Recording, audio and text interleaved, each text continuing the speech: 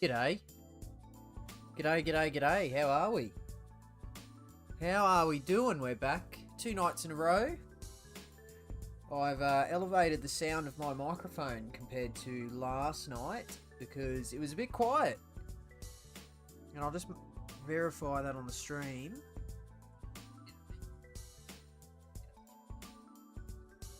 I think it's okay. I might just turn it up a little bit more.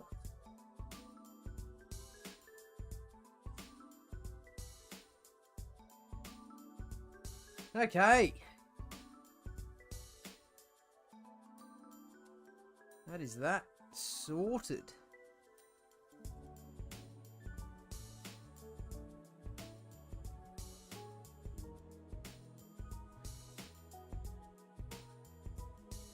Alright, we're finally doing these second lot of license tests. Hang on, we'll get the...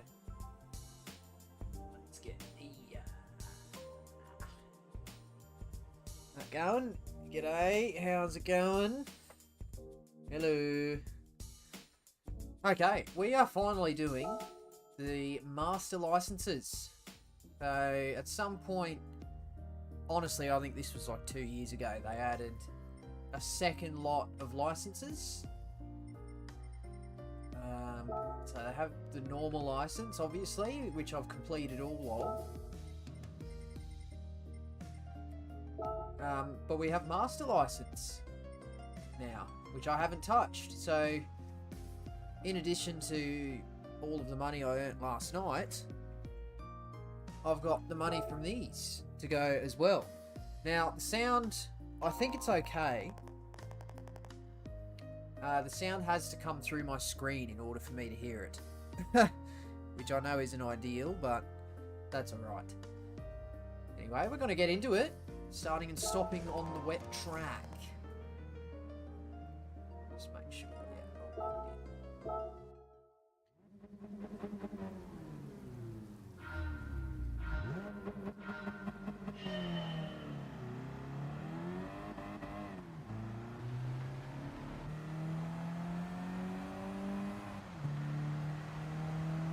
See how we go here.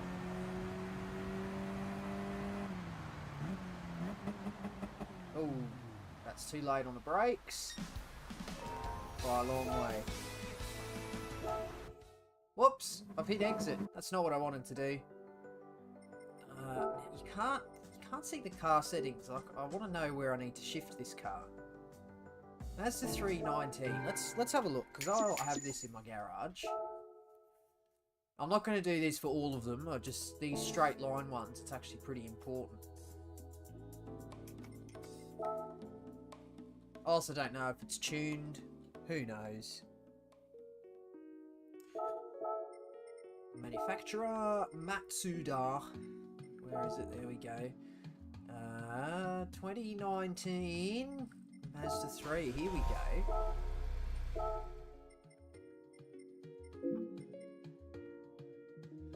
Maybe a slight short shift. Maybe it's 6,000 RPM.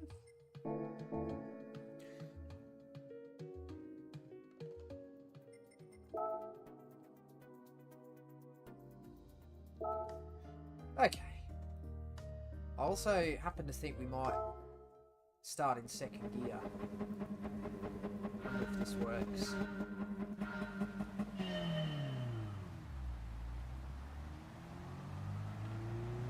I don't know.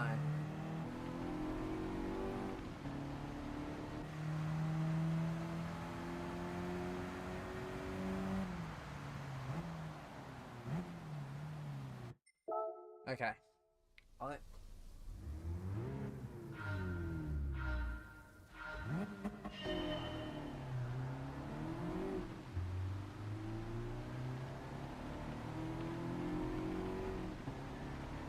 Is a bit of a short shift actually. Anyway.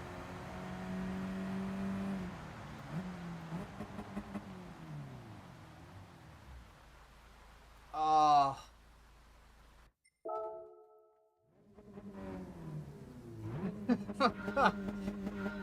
Right out loud, is this going to be a very long night?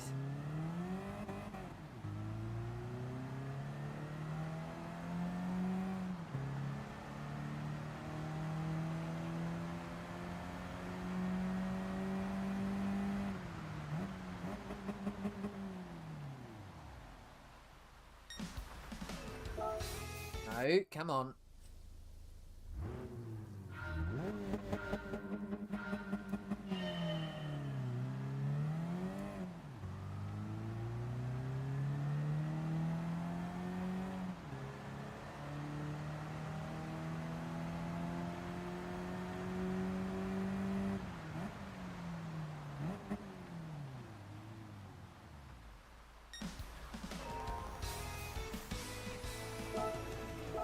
It's hard, gotta get it exact. Turn on.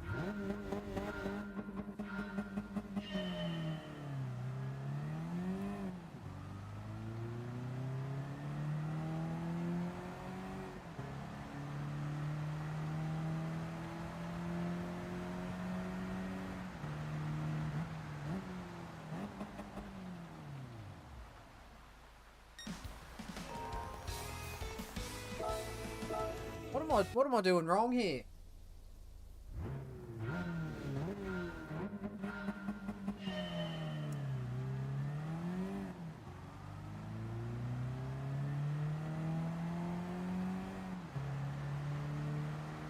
Might keep it in third.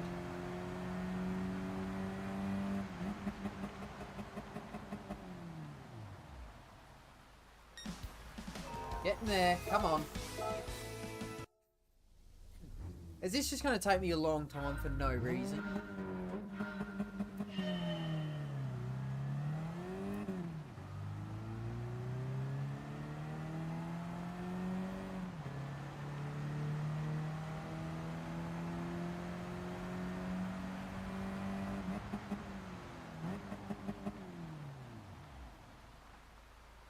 Oh, come on.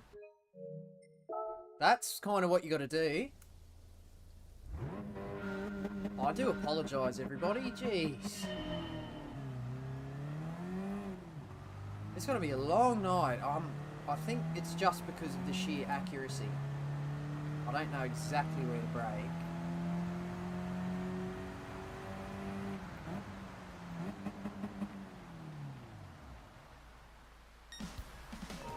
Oh, what? I'm a tenth away.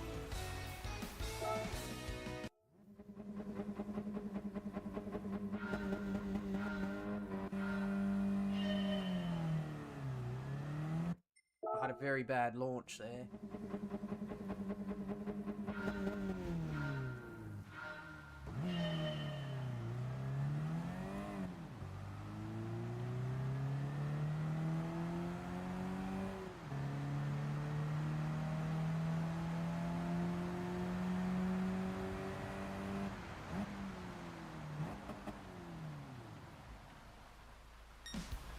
Oh.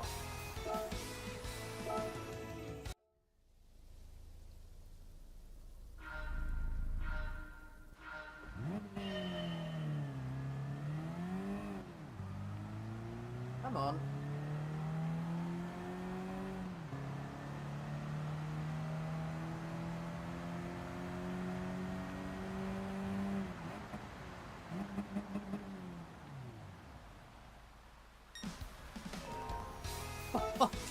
Come on, we're getting there. Alright, you know what? Maybe I'm trying to be too clever with the short shift. Maybe it's just not faster.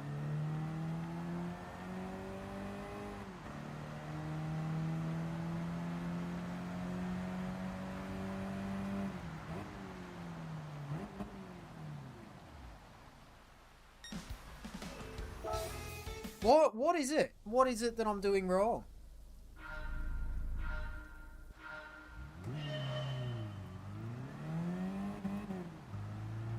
Smoke! Smitty! How's it going? How's it going, Smitty? Welcome! How are you?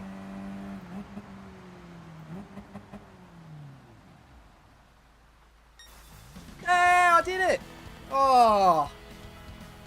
How do I beat it by 2/10 all of a sudden? Ah. What did I do there? Did I nail the launch or something?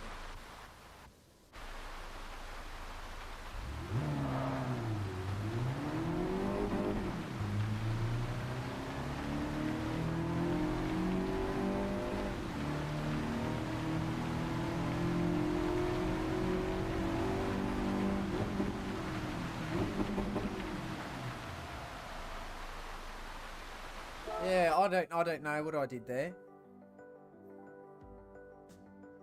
Yeah, how are you, Smitty? Good to see ya. Alright. Get rid of that.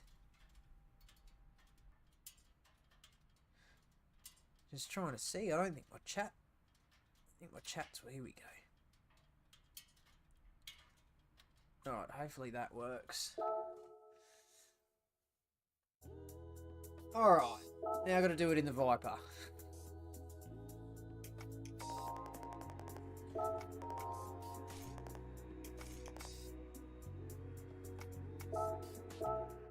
Right, we'll use TCS. I think this one will start in second gear.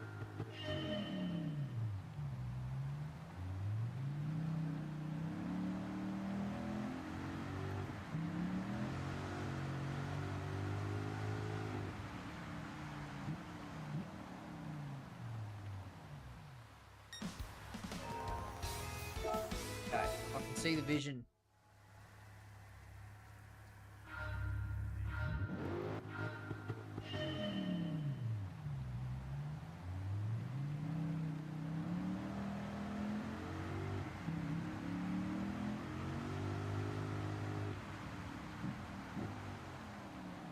Is that too short? Yes. Okay. Try and push to the 100. Been good. Legit just got home after the supercars today at Barbagallo. Very nice. Yeah, supercars over in Perth this weekend, obviously. I hope you had a good time, but do not divulge any results because I haven't watched it yet, and I wish to.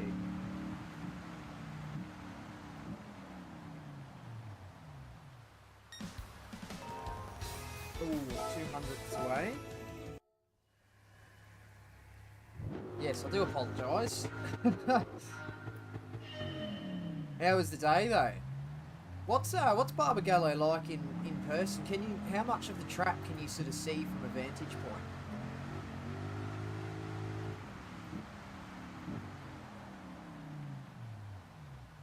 Because I know somewhere like Ipswich, you can virtually see the entire track.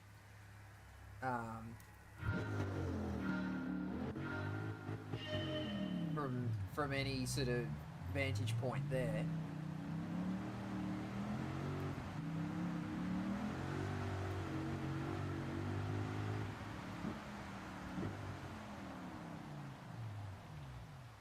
Whoops. Ah.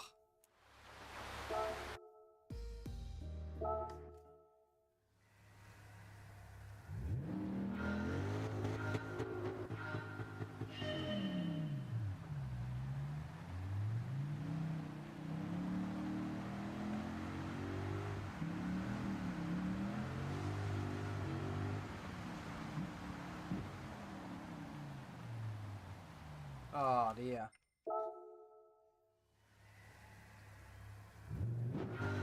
Yeah, the supercar season's actually been decent this year, I think.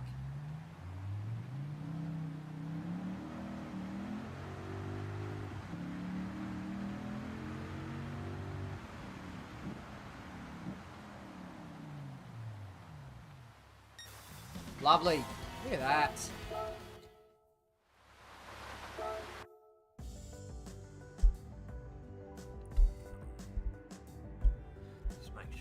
In the right spot. There we go. Yeah. Wow, that's quick. What's the 15.5? I don't know how. 2/10 faster than P2. I really wish you could see the replays.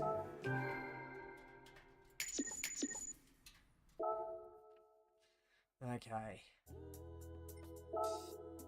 Right. I have a feeling this might be flat. I'll have a go.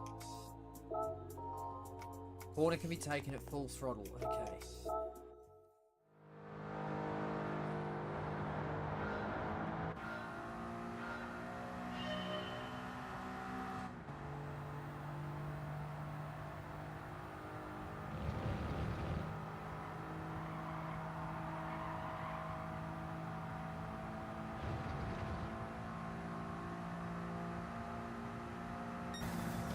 Good. Moving on. Yes. Now that we're not essentially playing target practice,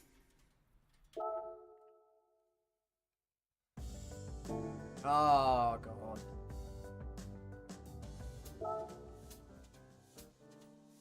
Yeah, those first two, they're actually deceptively difficult because, you know, it's reliant on your ability to brake at precisely the right point. Which isn't always, it's not easy to be consistent trying to do that. Right, now this is probably going to be a brush of the brakes.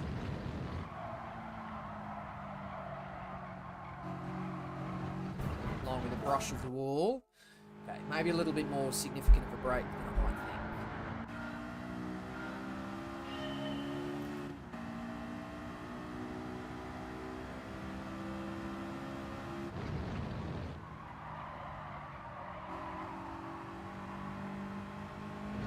Might have been a little bit too deep. Yeah, a bit too deep. That's okay. Just gonna make sure this microphone's in the right place. Is my sound all okay?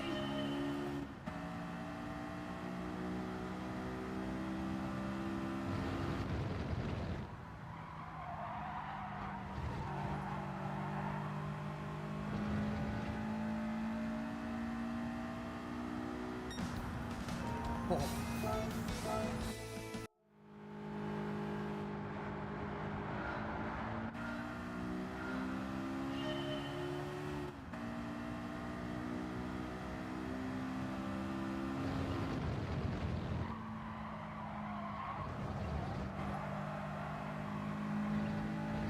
Yeah, that is, you know, definitely cut the inside a little bit. Oh, yep, that's gold. Beautiful.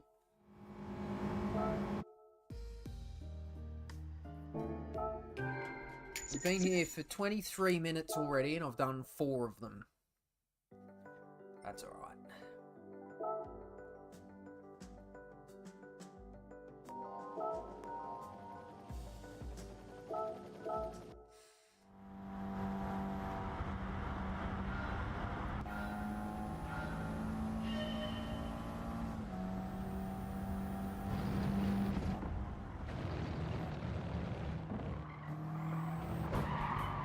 Okay, a bit too early on the brakes.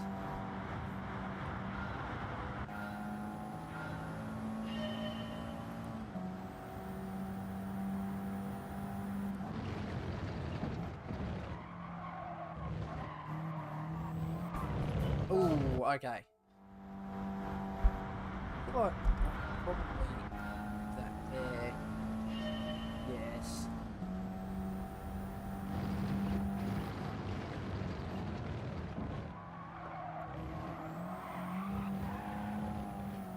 Woo! Bit of a kick of oversteer. But it's gold. Good as gold.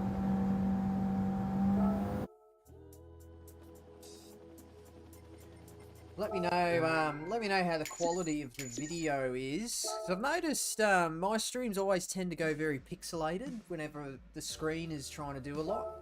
And I think I had the bitrate too low. So I've turned that up. Hopefully it's a bit better.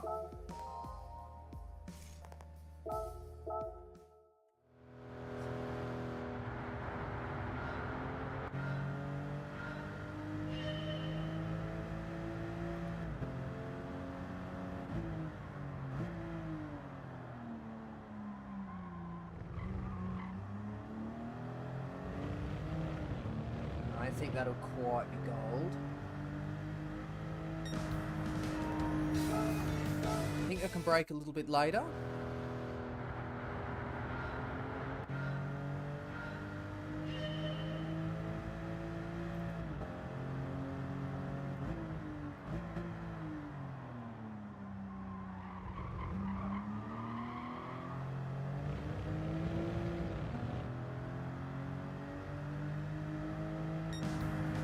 Oh, nearly. Try again.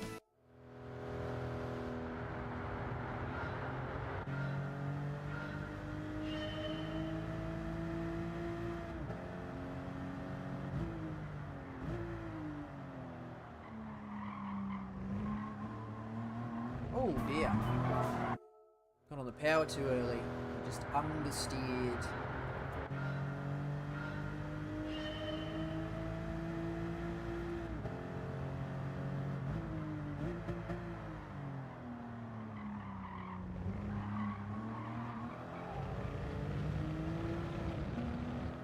Right, see how that goes. Yep, beautiful. Beautiful car, this one.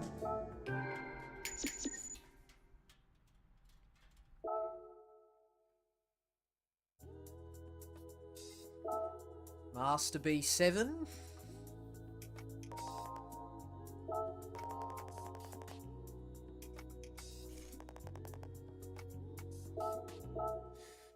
Okay. Don't know where to brake.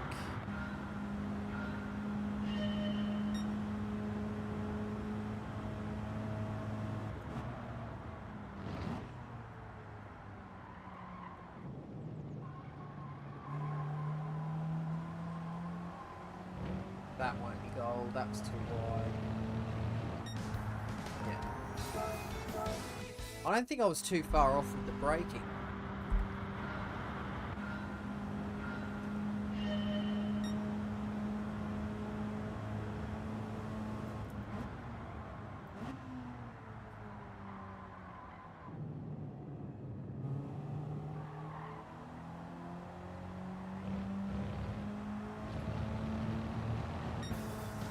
Beautiful. Moving on. Time to do Master B8. Master, yeah. I won't enunciate that anymore, I don't think.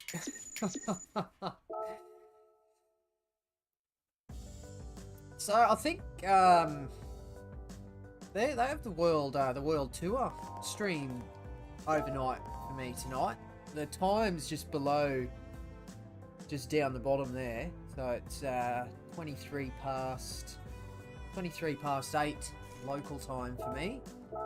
And yeah, I think the stream's in about the stream starts in about 4 hours, I think. All the world tour drivers in London.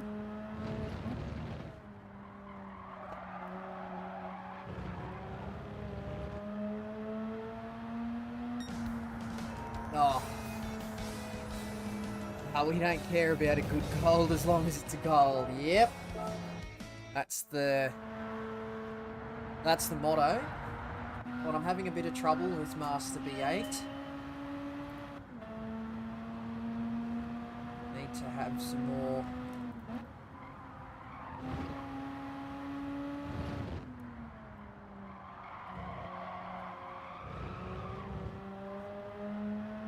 God, a bit slippery. God, I'm trying to do Master B8 and it's so slippery.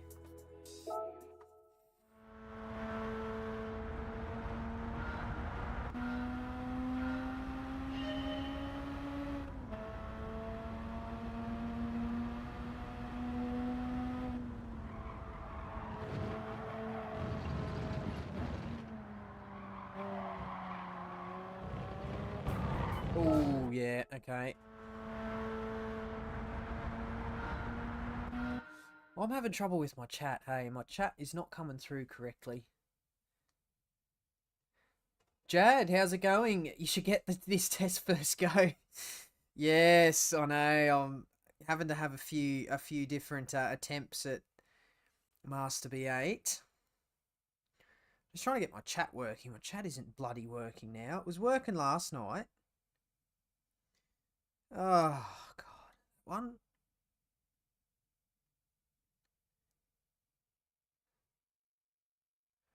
All messages. Come on. Get with the program. Just get a grip on it. Yeah, I got to get a grip on Master B8.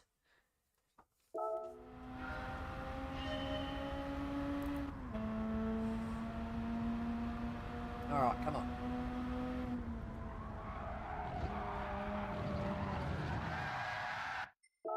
I've overcooked it. Try again, okay, if I must. Yes, well, I'm hoping we can get through all the golds tonight. know, we'll see. I've done the same bloody thing. Come on.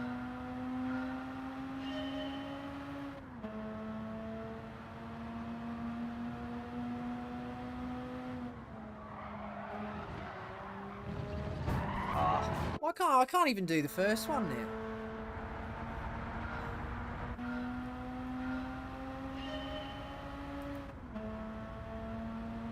Nice to see you gentlemen in the chat.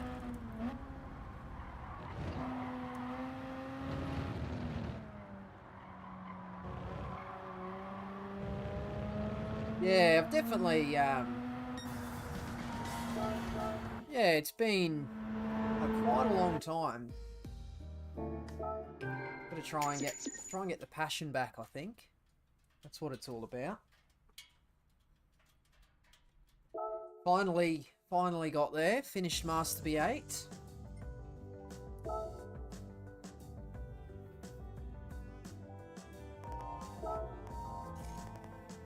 Okay.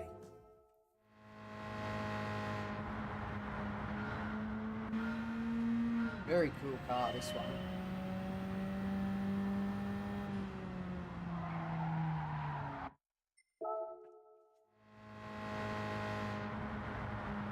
Good to hear you, mate. It's been a minute. Yeah, I know. Oh, 2023 and 2024. Yeah, we're not... Oh, at the end of them, they weren't that kind to me. But, you know, I just got to try and keep moving on. But, you know, we're all good. Oh, dear. Come on. Come on. Don't drive off the track. Don't do that.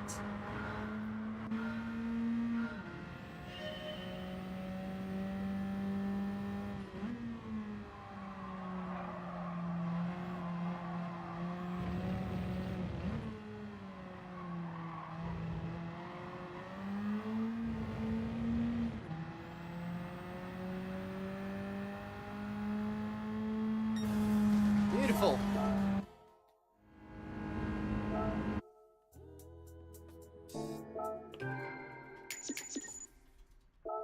Right, getting there, getting there. What's next? Oh, is it?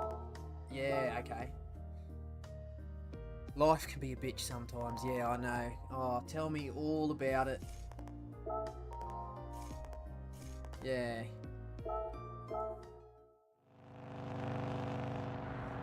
But look, there is the potential here of being able to stream a little bit more often.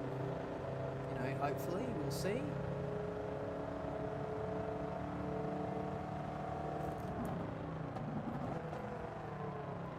Oh, there is no grip. No grip in this thing. Ford Roadster.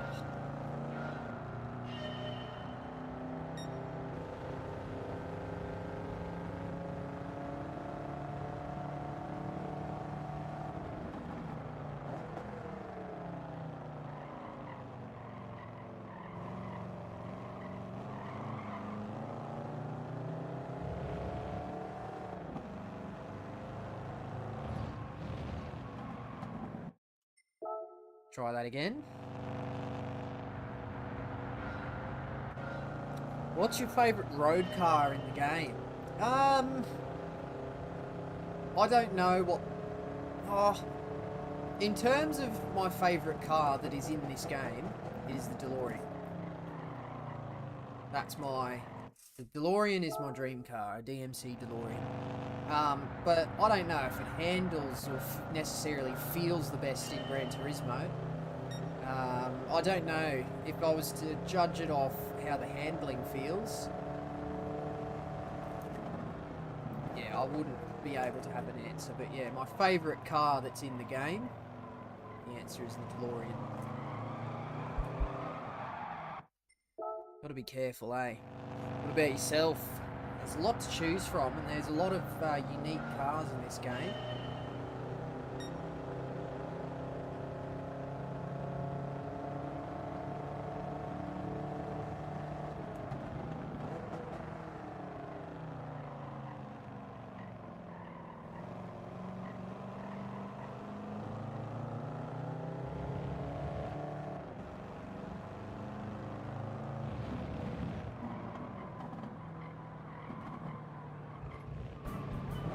understeer is horrific.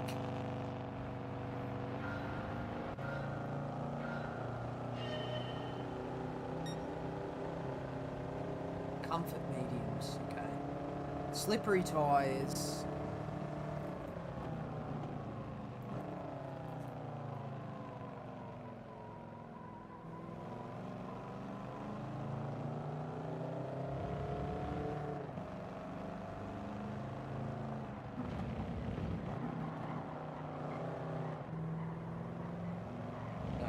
Short shift was any good there. Okay, we're 10th away. We'll try again. I've had the most fun in a stock Porsche RSC S95. Ah, yes. I know that one.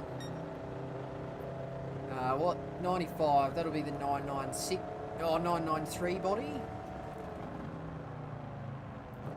And it's got a big flowy spoiler on it, doesn't it?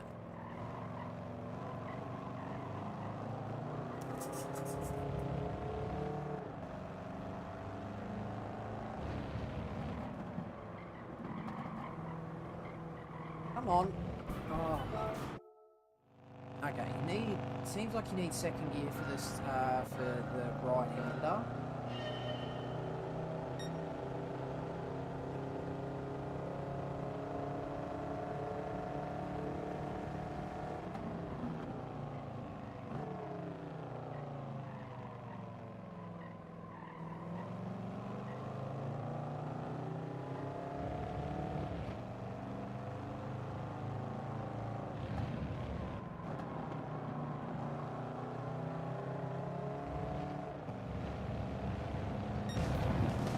So close, so close.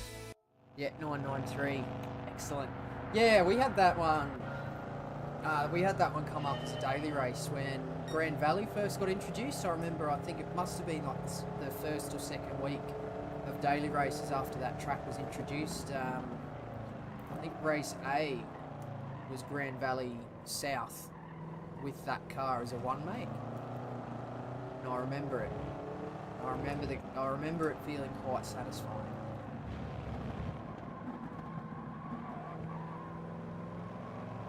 Ooh, okay, that was alright. Yes, I did it. Very good. It's the Roadster, not an off-roadster. Oh, didn't. Smitty with the dad jokes. Putting the, oh, I don't know. Putting the road from Roadster into off-road. That was terrible. I should just be quiet.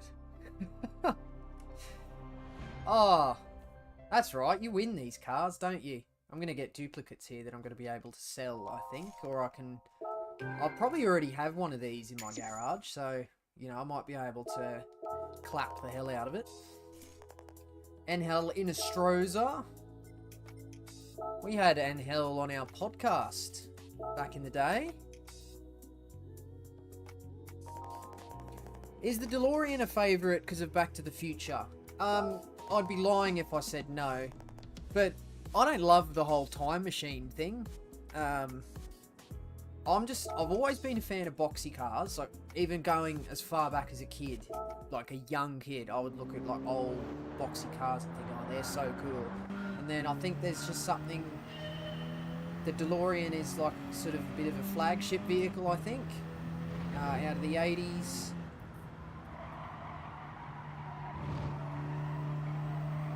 It just personifies the 80s. It personifies that era that I'm such a huge fan of. And then, yeah, Back to the Future was obviously quite a good movie, so I think that begun the positive associations with it. But yeah, it's a tough one because, yeah, if I were to buy a DeLorean in real life, I would not be interested in modifying it to represent a time machine whatsoever. But look, it's interesting because there is a good like, it's not over the top, but there's a present DeLorean ownership sort of club or ownership group in Australia here. They're obviously never sold here. But yeah, there's a good number over here in Australia, and there's a DeLorean restoration business in South Australia. The only one in the country, of course, but you know, they're not stupid out of this world to own.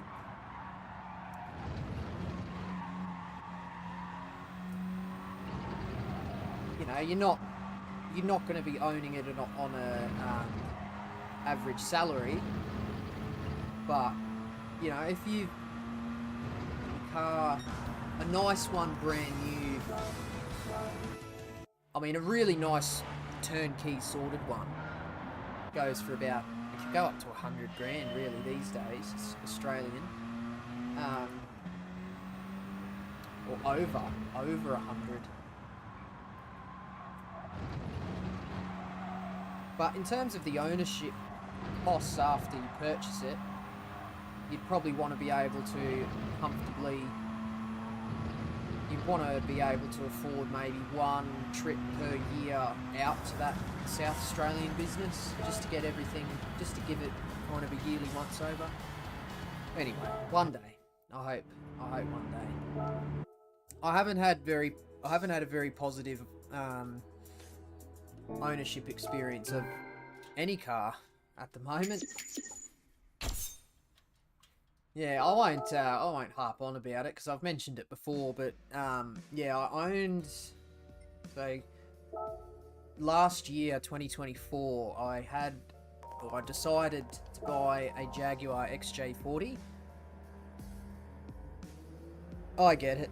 I was in the FTO Australia Club, bought one IRL because of Gran Turismo. That's cool. Do you want to know something funny? I've just moved within the last 2 months, and in my street parked, is a Mitsubishi FTO. You know, it looks a bit rough around the edges. It's clearly been used, but yeah, it's funny because I consider that on the enthusiast spectrum. Yeah, it's funny you mention it. I've just moved somewhere where I get to see one regularly.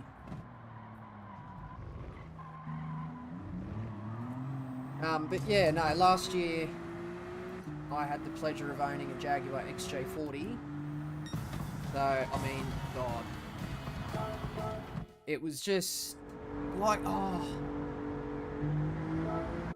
I have a lot of feelings about it. I really dearly miss that car. I don't have it anymore. It was, in terms of presentation, it wasn't concours. Like, the paint had rock chips and scratches and that sort of thing, but, like, the interior was immaculate. Immaculate. Absolutely immaculate interior. I would take it to car shows, and by far it was always the best XJ40 there, and it was red and it glistened in the sun, but it just had a lot of problems. So it had the classic, you know, when you buy an old car, the aircon doesn't work, this doesn't work, this doesn't work, this doesn't work, and you're like, yeah, okay, I'll do it as the ownership, you know, I'll get to that list gradually. But then I'd sort of save up a bit of money to get a round of repairs done, and then something additional would break, and it's like, oh, well, you know, this is more urgent now. So, you know, I owned it for a year, and I never got the aircon fixed, because I never got around to being able to afford it at the same time that something else wasn't broken. And then, yeah, it was just a whole thing. And then, at the very end, the ignition system failed, and I spent, I think my final bill was $1,700, and with the mechanic, and he wasn't able to track down the cause, so I had to sell it non-running to another one of his customers that likes those cars. So yeah, copped a bit of a loss on it. But yeah, it was a very, bittersweet. Oh, yeah. I would have done anything to keep that car, but it would have bankrupted me eventually.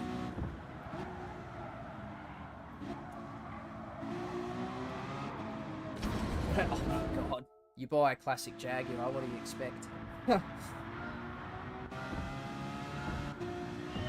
So yeah, that was my life last year. Well, parts were pleasant, parts were not pleasant.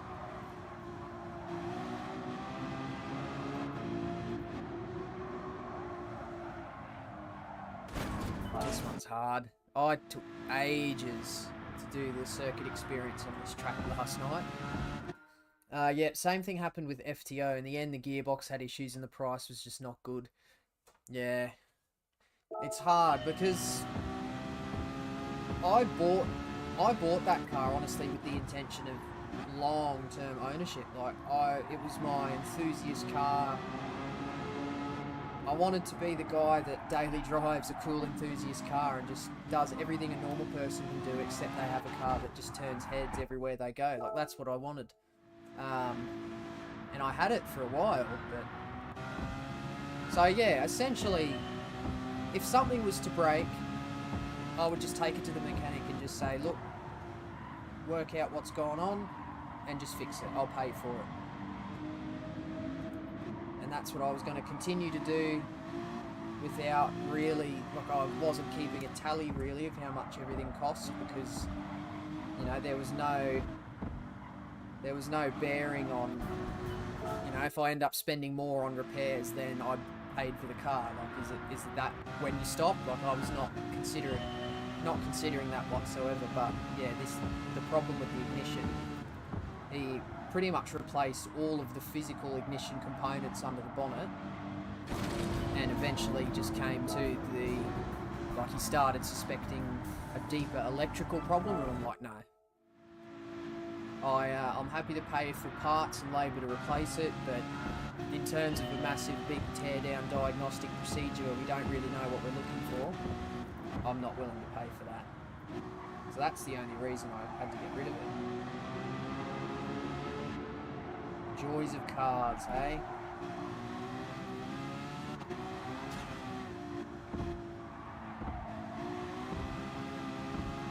But yeah, it's just something I think back about now, and I just get sad about it because I don't have it anymore, and I just wish that I did. Wow, this is going to take a while. At least you can say you've owned one in real life. Yes, that's true. It's a good story to be able to tell. It was also my first car, so I think sort of adds a bit of wow factor for anybody that's into cars. Be like, what was your first car? It was a Jaguar XJ40. And I'll be like, oh wow. You know, the way I talk about it, it sounds like a lot that I cared about what other people thought of it, and truth be told, I didn't really. It made me happy, and it made me the person, made me somebody I wanted to be. And that's what was important about it for me. But anyway, that's the Jag story. Or the Reader's Digest version anyway.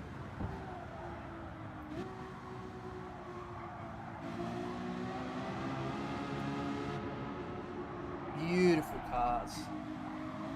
You know, mechanical problems aside, gorgeous car.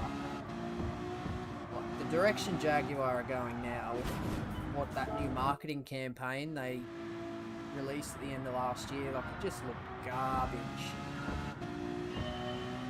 And the Type 0, Double Zero, however you say it, Type 00 concept, like, yeah, it looks cool, but that's not Jag. That's not Jag. But, you know, I guess you can say all you want, being a bit of an armchair expert about it, but maybe in reality at the end of the day, it's either the brand tries to take a new direction or they end up going under. And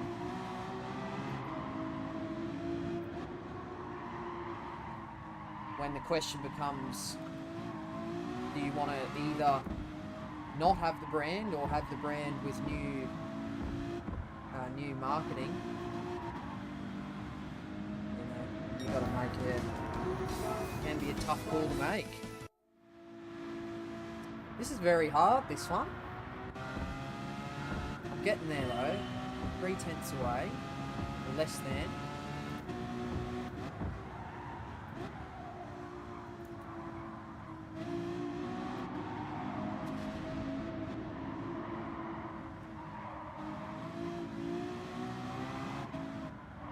But yeah, I will say it has kind of put me off classic car ownership a little bit, which is unfortunate because I'm such a strong enthusiast. It's just, you can pay so much and it may not work. Because I love, like old classic Euros are my thing. Old Mercedes, old BMW, old Jags, old Volvos, like that. That's my bread and butter. That's the cars I love. Which, unfortunately, overlaps the same bracket of cars that can be absolutely exorbitantly expensive to try and own.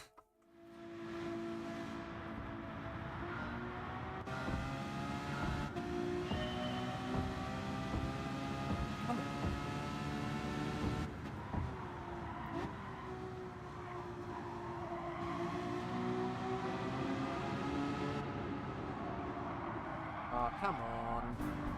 That first corner was alright. What are you driving now? I had settled for an i45. I never liked it, but it's been the most reliable car I've owned. Yes, the trouble is that Jag was my only car. And I, you know, perhaps being young and silly, I kind of put all my eggs in the basket, so to speak. I'd worked through... You know, worked all my sort of late teen, early adolescence to try and save up to buy a car, and then that's the car I chose, so I don't really have the money there anymore to buy another car. So the answer's nothing at the moment, but I'm definitely going to buy something a bit more rational once that time comes. Still going to try and work out what that is, because I still want... I don't know. Deep down inside me, I know that I want a car that sort of excites the enthusiast in me. But there isn't much out there that is sort of modern enough where it won't be a basket case, and that is also affordable.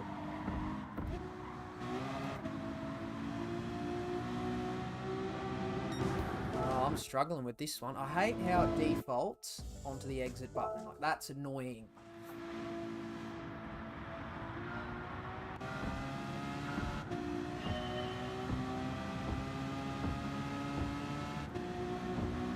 But yeah, I was looking... I like the new... sorry, not the new one anymore, because there was a new generation at the beginning of the year. But, I think it was the third generation Suzuki Swift, the one that just went out of production. I don't mind those, and that was honestly in the realm of affordability to buy brand new for me. But the only thing is that it would have been a big boy car payment for a compact car. And it's just as someone that got a lot of pleasure from driving my friends around or driving my family around in the Jag, I don't really want a compact car that can't fit anybody in it. So, I don't know, some shortlist ones, I'd say the one that probably does it the most for me is a ZB Holden Commodore wagon. You know, the newest Commodore, but there are only a couple of things. Obviously, Holden doesn't exist anymore, so what's parts going to be like for that? And they're also known to have gearbox faults.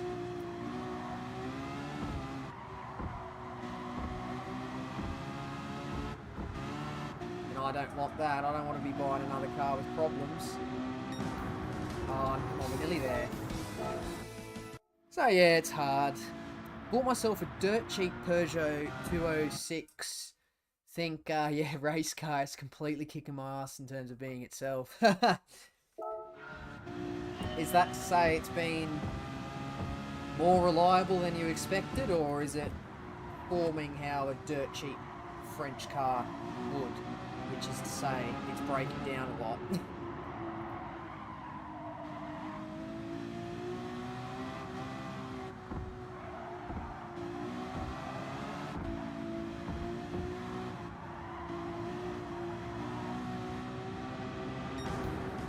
Oh, come on. This is...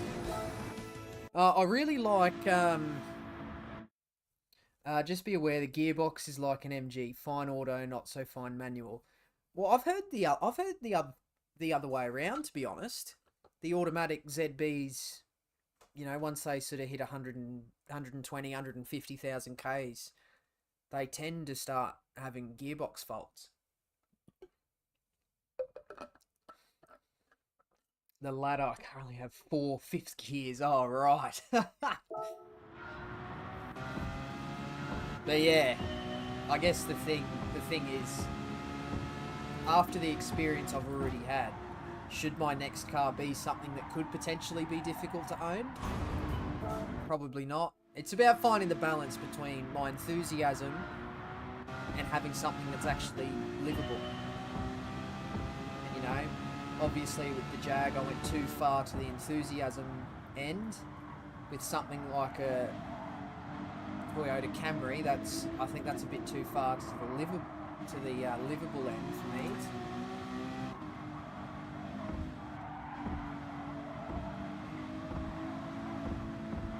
Yeah, it's hard. Come on. I've done it again. Hit the exit button.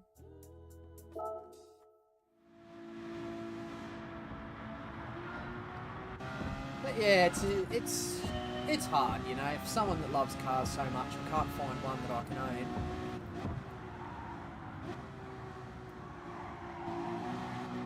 I can't find one that ticks all the boxes for me.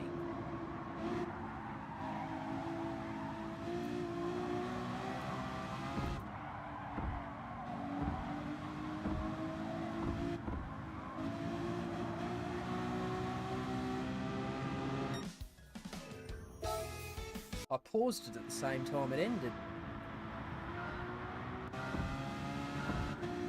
Alright, I'm just gonna try and focus. I want to get past this.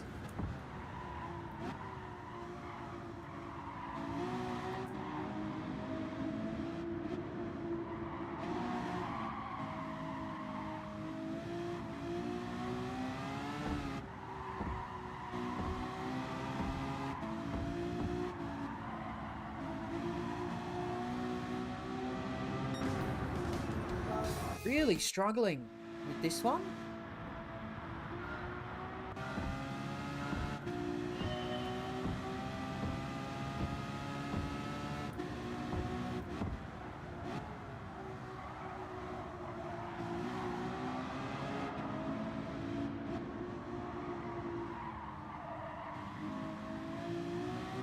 Oh.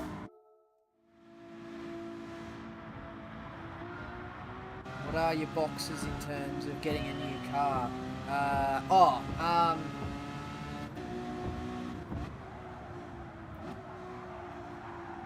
Affordable, like relatively cheap to buy. Like I can't go out. I don't have $50,000 to go and buy a brand new car. So, you know, maybe something for 20 grand or less.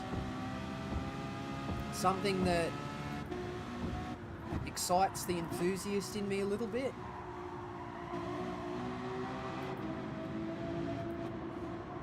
But still something that's known to be reliable with easy parts supply.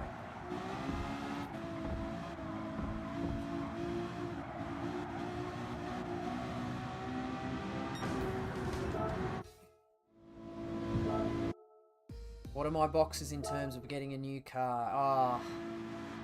Something from the 90s, with a leaping cat on the bonnet, 4 doors, sheepskin seats.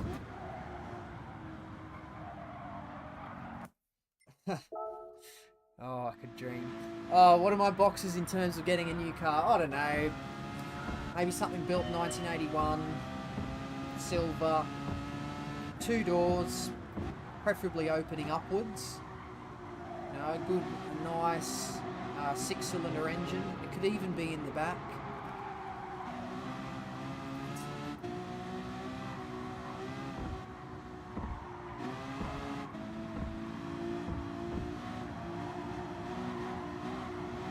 Oh, come on. This is getting painful. Reliable with a bit of zip in its step and newish. Yeah, I'd say so.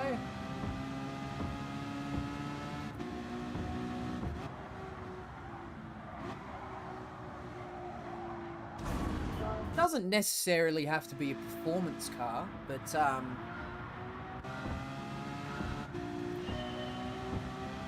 just something that has a little something for the car enthusiasts. So like when I said before, the ZB Commodore wagon is probably the thing that fits the best. It's you know, it's spacious, but it's got the wagon body style, which is very attractive. It's got the Holden badge, which people like. I like it, you know. There is the whole argument, is the ZB a real Commodore or not? It's got the Commodore on the back, so as far as I'm concerned, it is.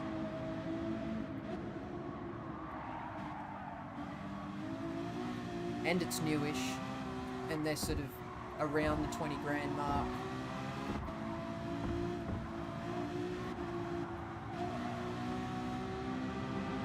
This is getting incredibly painful, this one.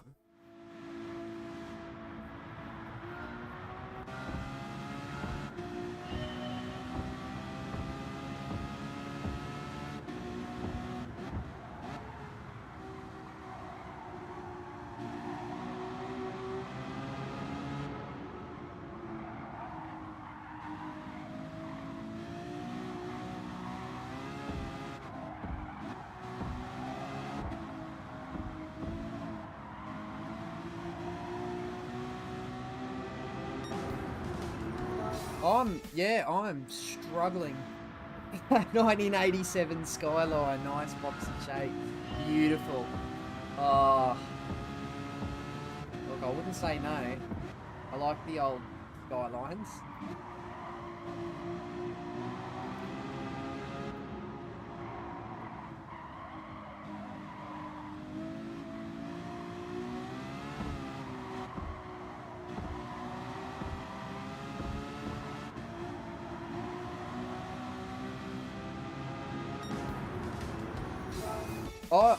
I've hit a bit of a wall with this one. Mazda 3 hatch, my first thought. ZB sedan is a good shout too. Yes, definitely. The Mazda 3 is very popular.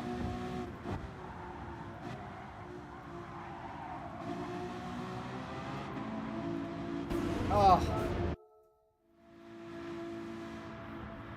Yeah, look, out of those two, the ZB appeals to me a bit more, but the Mazda's probably the more sensible choice out of those two.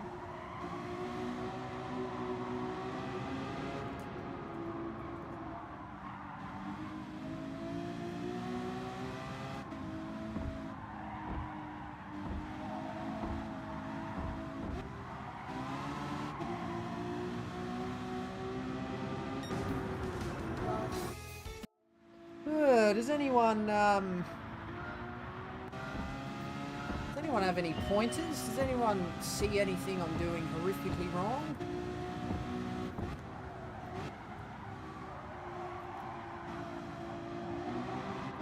And don't say something like, oh, you broke too late on that attempt.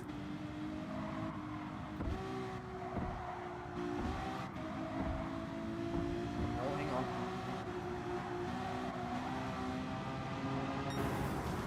Yes! Oh, finally.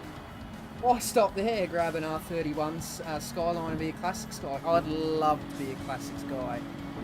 Smitty, like that is actually the dream. Well, let me put it this way. Dream car garage, right? DeLorean would be the holy grail, I think. You know, people...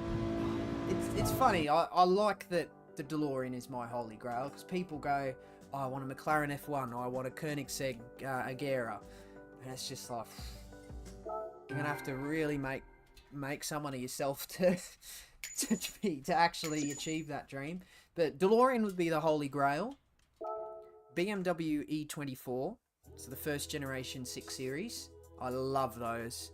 Love those so much. And actually, when I bought the Jag, I was actually looking at BMW E23s. That was actually what I was going to buy. But yeah, incredibly hard to come by a nice one. And that's just because I love the shark nose BMW styling so much. And I mean, the dream would be an E24, but they're like 50 grand plus for nice ones. But the E23, the sedan, the 7 Series, is a lot more affordable. It's priced similarly to the XJ40 in terms of used market. But yeah, DeLorean, BMW E24. I really like the new Supra, the latest generation. That would probably be on there. Aston Martin.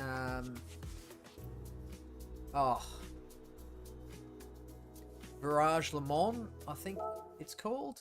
So many different variants of it. First generation Aston Martin Virage, I think.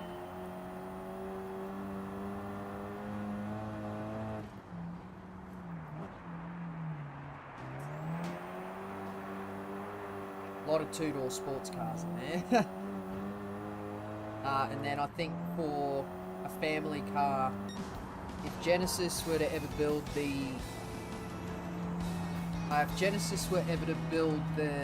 X Speedium Coupe shooting brake, that would be my family car. What sold the Jag for you over the Beamer? The very fact that, well, the fact that I happened to see the ad for that Jag and it was better than the BMW that I was looking at the time. That's why. So the E23s, they're really hard to come by these days. They're just not, they just don't come up for sale that often. So there weren't many, but there was one up there that I think stood out from the rest. I'm talking car sales. There was 4 E23s up when I was looking, and 3 of them were, yeah, you know, a bit rough around the edges, clearly used. But one of them was low mileage, more expensive than the other 3, but I thought, oh, you know, that's the one. And then, yeah, I just so happened to find an ad for this Jag on Facebook Marketplace in my scrolling. I went, gee, that looks good, and it was local to me, so I just went and had a look at it, and that was it. I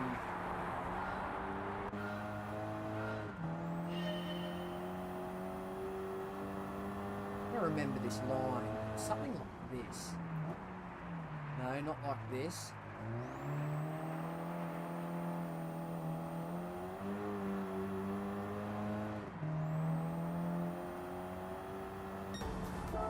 Oh, God.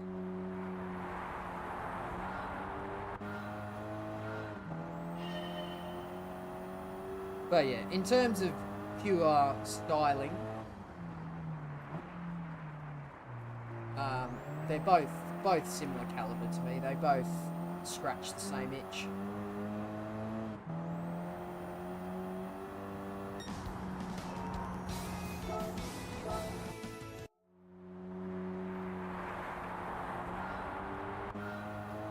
But yeah, as you can tell from my dream car garage, I would love to be a classics guy.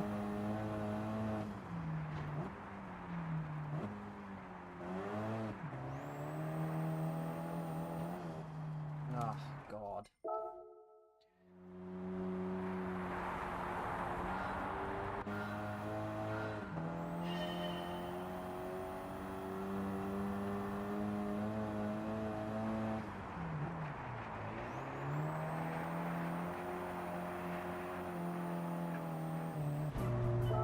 I think that's a little bit more.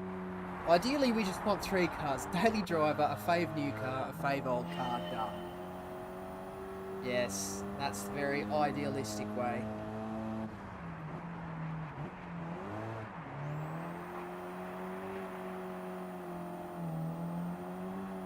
Well, my fave new car for the moment would be the latest Supra. I just think it looks so good. So good.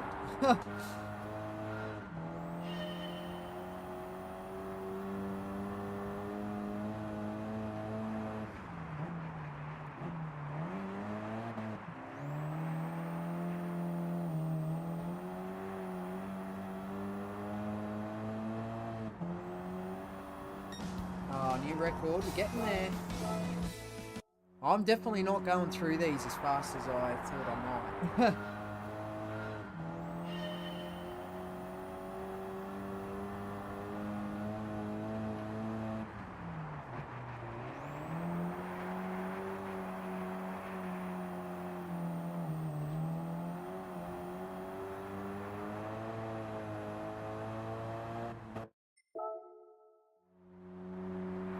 Yeah, I'm with you on that. Love the new Super shape. Yeah, yeah. I mean, talk to Super purists from the 80s and 90s and they'll look at you like you're silly, but yeah. They'll be like, oh, it's got nothing. It's got nothing on the A60. Got nothing on the A70. And it's like, the A90, that does it for me.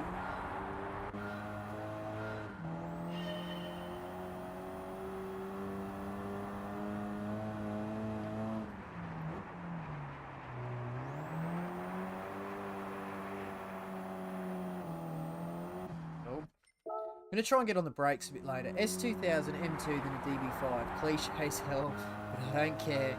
Oh, look, fair enough. So, DB5, fave old car. S2000, daily driver. Or M2. And then your M2, fave new car. I think you could daily drive an S2000. That's not... You know, and then when you've got to take people out with you... I mean, God, the DB5. Is that a 4-seater? I don't remember off the top of my head. Is it a 2+2? Or the M2? I've been watching a lot of Hoovie's Garage the last 12 months or so. He's got just... He's got a bit of a dream life, I think. He makes enough... Oh, he does, So he hosts the Barrett Jackson auctions on TV, so he'll get paid for that. But... His day job is making YouTube videos. And he earns enough money on that to be able to go and buy all these stupid broken down cars. To then go and make more videos on it. I mean, it's genius, really. And I had that in my head with the Jag, to be honest. I mean, I didn't have my own garage or anything, but I thought, you know what, I could make videos on this car. There's not a great deal of content about it out on the internet. So, you know, I could have changed that. Could have been my own. Smokes Garage. Sub. Get yourself subbed.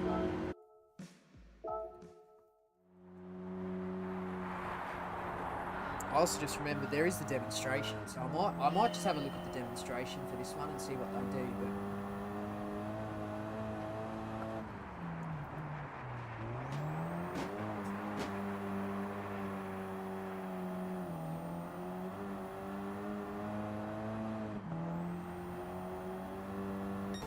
yeah, that's no good. Whatever I tried then.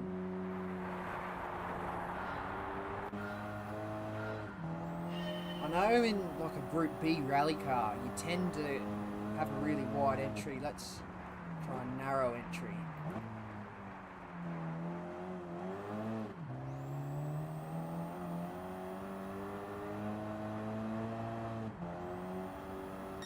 Oh. I do apologise, eh? This must be quite frustrating to watch. I genuinely didn't think I would, struggle so much with some of these.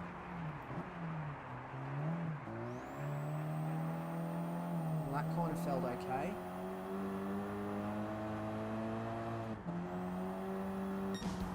Oh, new record. Getting closer. About another 10th to go. Okay, I think... Get closer to the inside. I think that was too late.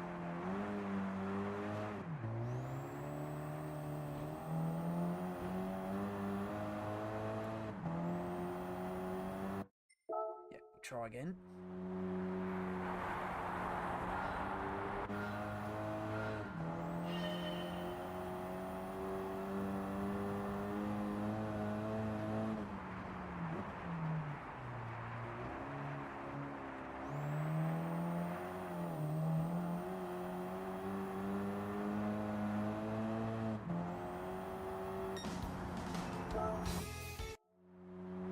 Does short shifting help with traction on this one? Potentially. I'll have a go.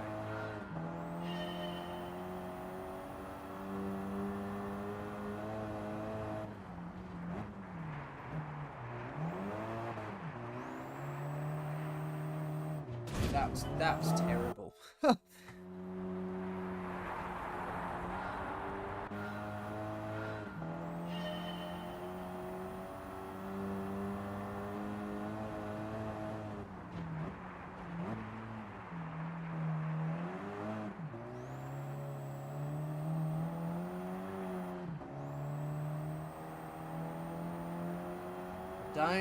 I don't think so. Didn't feel like it did. The thing is, after I sort of hit the apex, I don't feel as though I'm wheel spinning as I exit. It's about carrying the speed on the entry. That was actually okay. I thought I was going to hit the wall, so I half gave up, but... Oh! My bad. Oh! God, it's all good. I appreciate the suggestion.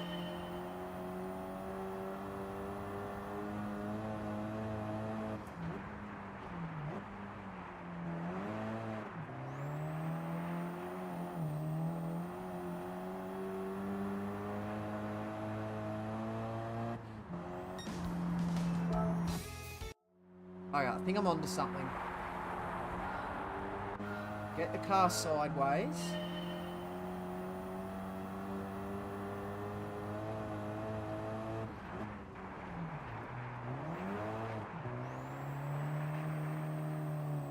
Maybe not that sideways, but we'll continue. Nah.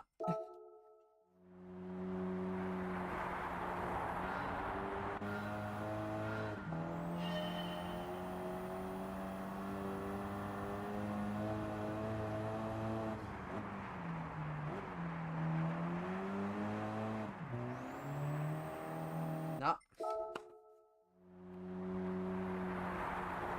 Fish, how's it going? G'day, yes. Thank you for joining, welcome. Welcome to the Lake Louise struggle. You know what?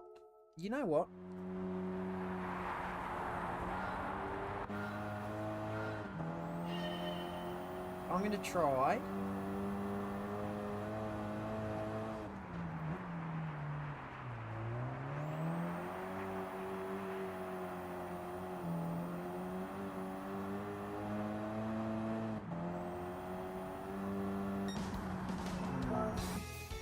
Gonna skedaddle for tonight, doing the whole day from 5 AM to 5 PM. Got me shattered, doing the same again tomorrow. Yeah, all good, Smitty. Enjoy. Oh yeah. Whenever I do the Gold Coast round, seriously, just a whole day outside in the sun. Oh, it is exhausting. Oh, come on. It's exhausting, so yeah. Have a nice shower, wipe the sunscreen off. So refreshing. Alright.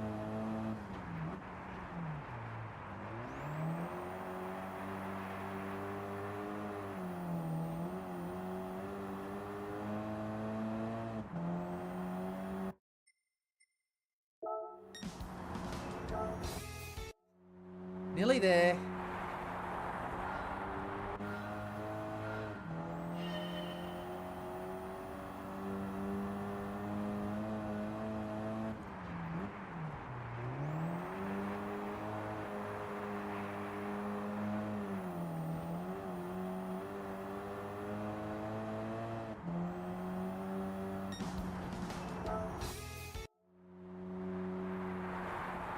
I can do it. I know I can do it.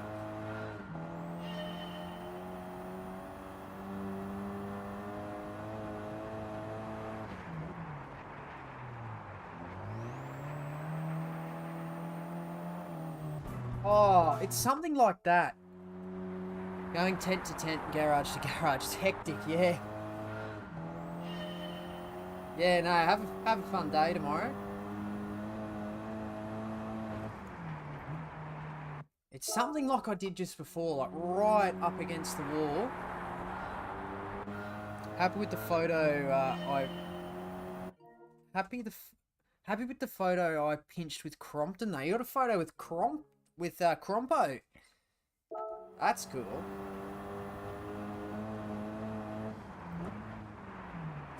Oh, God. Till next time, boss man. Thanks for dropping by, Smitty. It's good to talk to you again.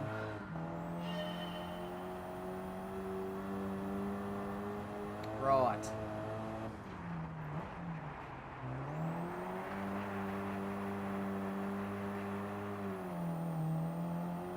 I don't think that's it. I'm seriously struggling, eh?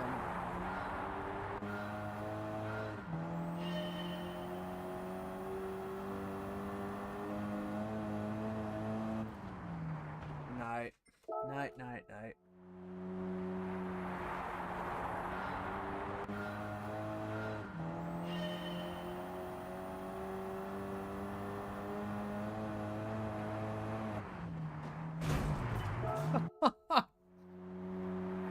I might go and look at the demonstration in a second.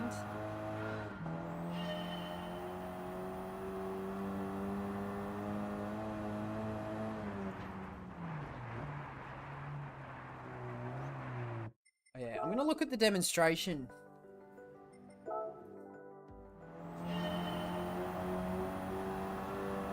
Where are they breaking?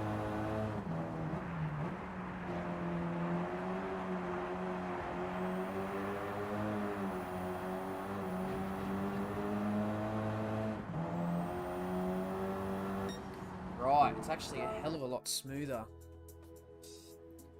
I think the test circuit experience has gotten harder after the last major physics update. Yeah, I remember watching Super GT. He did like speed runs of these master license tests. Pardon me. Oh, excuse me. And yeah, I didn't feel as though he was getting much quicker than the gold time. Like, I thought the gold time was kind of okay, kind of acceptable. I was doing circuit experience last night, and that felt maybe a tad easy.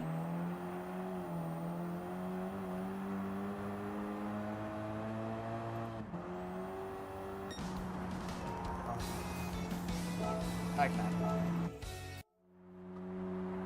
But yeah, I feel as though these master licenses are actually moderately difficult.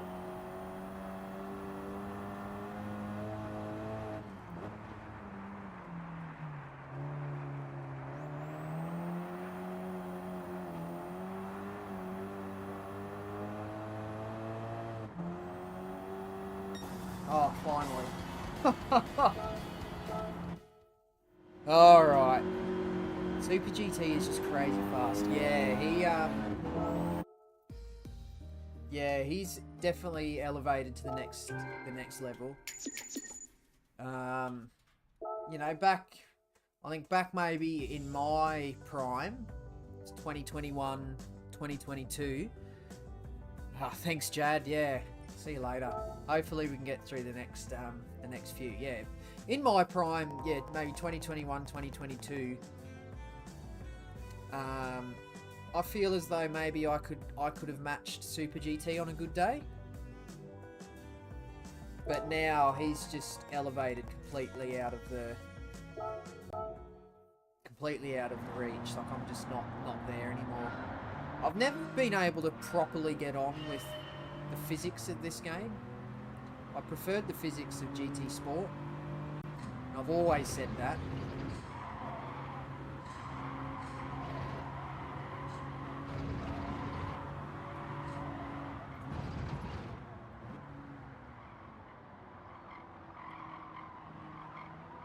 Right. Second gear for that. He makes it look easy too. I know.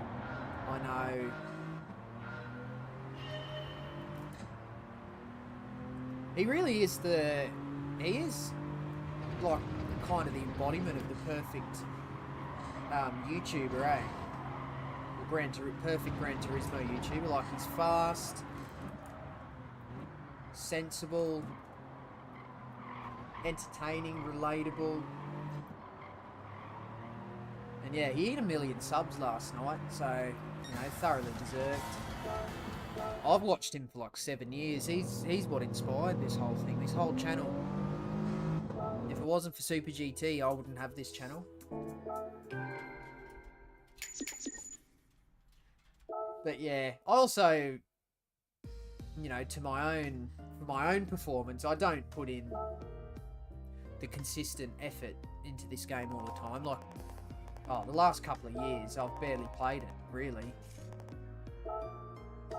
Hence why I'm doing these master license tests now, like 2 years after they came out, or a year and a half.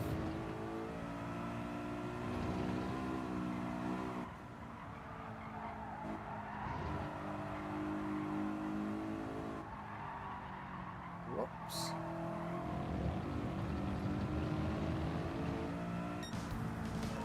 It's okay, try that again.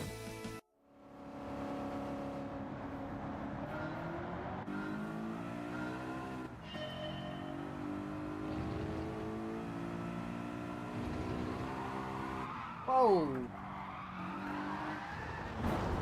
that was weird. Yeah, Super GT and Eerie is the most professional GT YouTubers. Yeah, I agree. I agree. I tune into Eerie's a little bit. I don't watch all of his stuff. Like, Super GT's my number one. You know, I watch most of his stuff. Like, probably 85-90% of his content I'll end up watching. 400's away.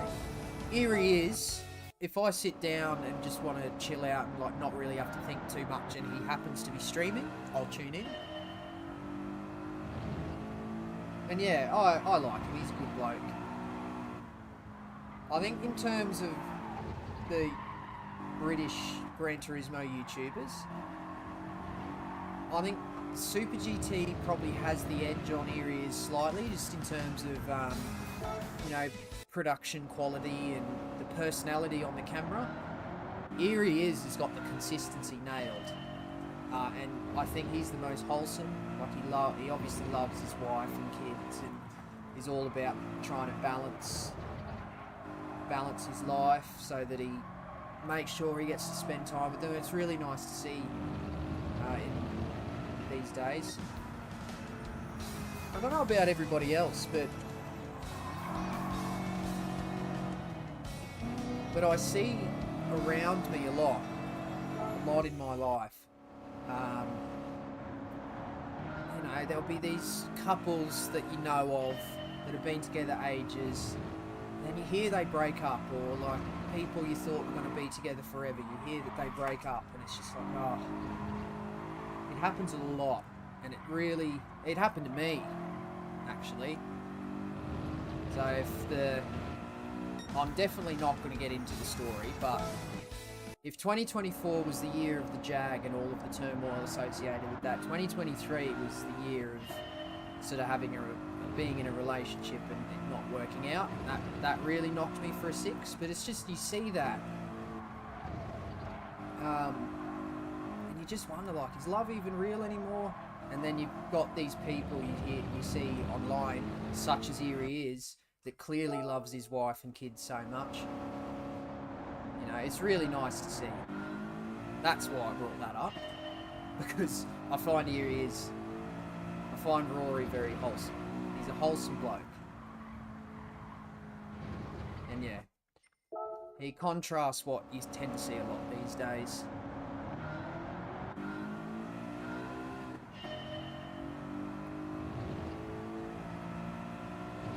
And then sometimes I click on Key 25, but I'm not gonna sit here and get into it all. But you know, Key's a little bit more rougher around the edges, I think, compared to Super GT and Eerie is.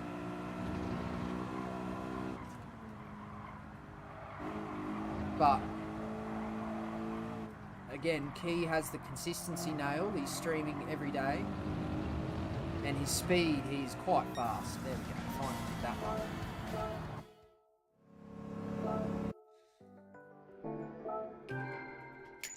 But yeah, you tend to see Key wrapped up in a bit of controversy every now and then. And you know, that's fine. That's all good.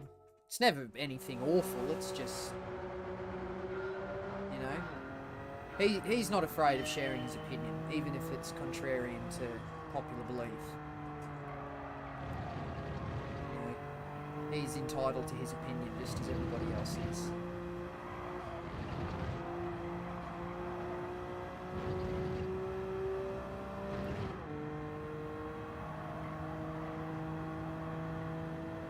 There's others. There's other... That was good. That was nice. Yeah, there's other British YouTubers. You know, they're obviously big ones. You've got like Kirith. He definitely gets into more the news and hot topics kind of thing. Sparks, I know, is a new one. Not new, but relatively new on the scene. He's fast. But I tuned into his stream once and... Oh, here's your car. Jad, was that you that said 911 Carrera RS? Oh, RS CS. It's not this one, is it? The CS has the bigger wing on the back, yeah. Yeah, there's Sparks. He streams now. His stream, I clicked on it a couple of times. His stream looks quite professional, but his personality doesn't do much in terms of entertaining me. And that's nothing. I'm not making a judgment on Sparks, I'm making a judgment on what I find entertaining.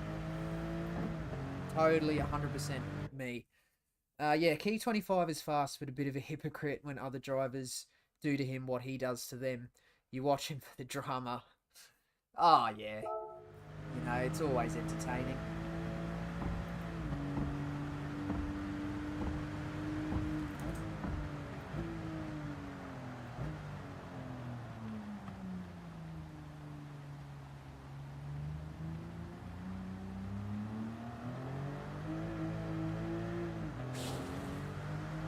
Oh, keep it, keep it. There we go. Good. Here's clickbait, yeah. Oh, God. You know. Oh. Yeah, I'm not going to get into it. I know I don't really have the exposure or the traffic on here where I have to be too worried about any potential drama I might stir, but, you know, I'm not making... It's not how I would go about it. That's what I'm going to say. But everybody can go about their own channel however they like. Right, final exam. Come on.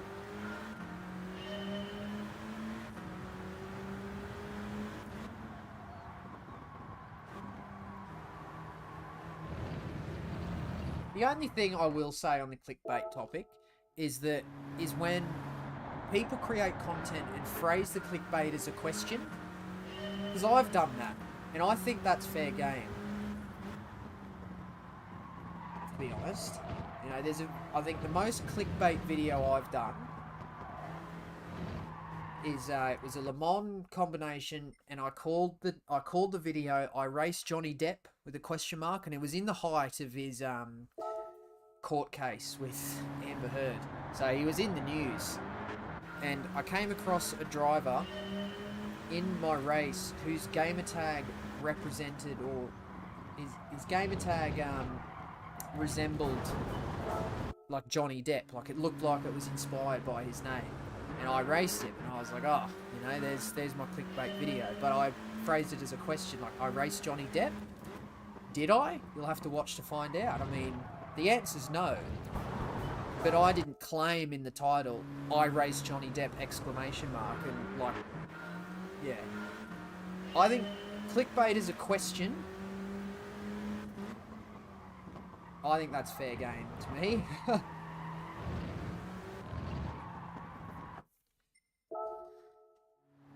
That's my opinion on that. But yeah, then you've obviously got real clickbait that's just out of this world ridiculous, and then clickbait that's just not even related at all. That's no good. There's no point in doing that. I'll never understand doing that on YouTube anyway, because YouTube well, maybe not back then, but I've heard these days, YouTube rewards average watch time way more than actual number of clicks or number of views. Because when you clickbait, you're probably going to get people clicking off the video very quickly, whereas it's in your best interest to have people watching as much of your content as possible. Like, if there's one view, you want them to be watching as much as possible. You don't want them to... Or you'd rather have 5 people watch for 20 minutes than 500 people watch for 1 second. And clickbait causes a lot of the latter. So I don't really understand. Don't really understand, like, the hardcore clickbait. It just is not good long term.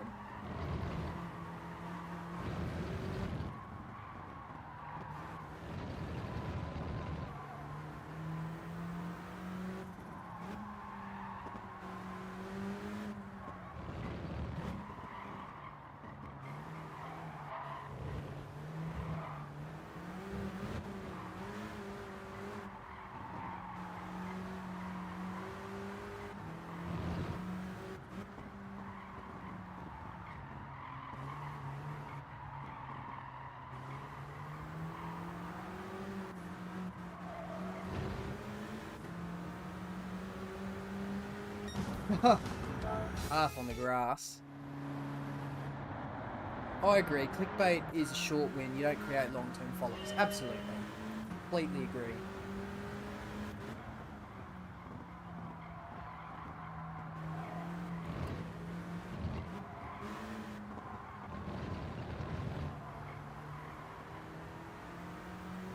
You know, my content creation has always been about long-term vision.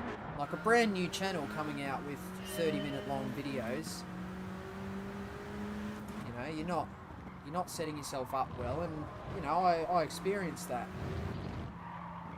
You know, I don't really make videos anymore, but I always thought it was disheartening. Put out a long video and then only a couple of people watched it. But you know, you want to build the long term. I always invested in the long term. It's a bit of a shame that it never worked out the long term, but that's okay. I know that within myself, I'm happy that I did it that way.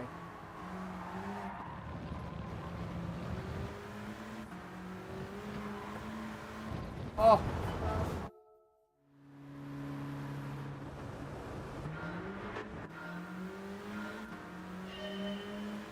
The long-term goals are always so much more rewarding.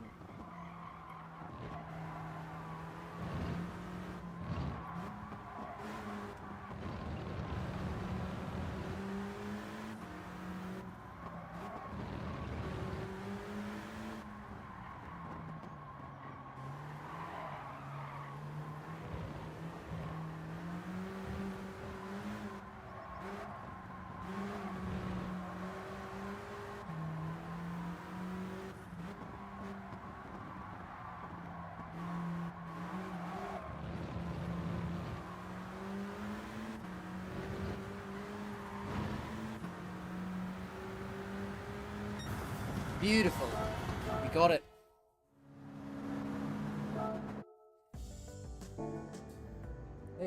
There he is. Here he is. All right, beautiful.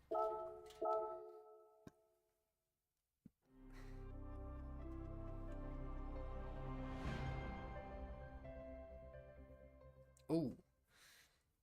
Had a bit of a drop in frame rate there.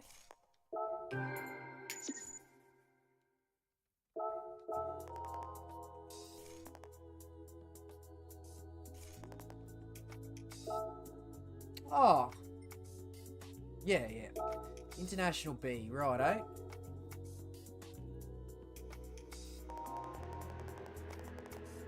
I enjoyed your long vids, but alas, this generation has a shorter attention span than the last. Yeah. I know. Oh, look, I'm guilty of that myself. My attention span's definitely dropped. You know, I was going through a bit of a rough period in 2023, and yeah, I spent a lot of time just scrolling on my phone, just not doing anything. And yeah, I'm still feeling the damages of that, eh? I'm actually, what I want to try and build to is perhaps like maybe 24 hours or 48 hours without my phone, to try and break the habit I have of just picking it up. You'll be a bit more careful, because yeah, I've definitely, the attention span's gotten pretty poor. It's better in recent months than it has been. But yeah, I completely agree with what you're saying. I've started to get into movies a bit more. I've never been a movie person, but you know, I've got friends that I know and they always keep up with the latest movies, and it's just like, well, you know, I want to be able to get a part of that conversation, so you know, I'm trying to keep up with the big releases that are coming out. Weird how this one, the gold is 22.020, like why is it not just 22 flat? But yeah, I think going and seeing movies is good for your attention span. You've got to stay engaged for 2 hours.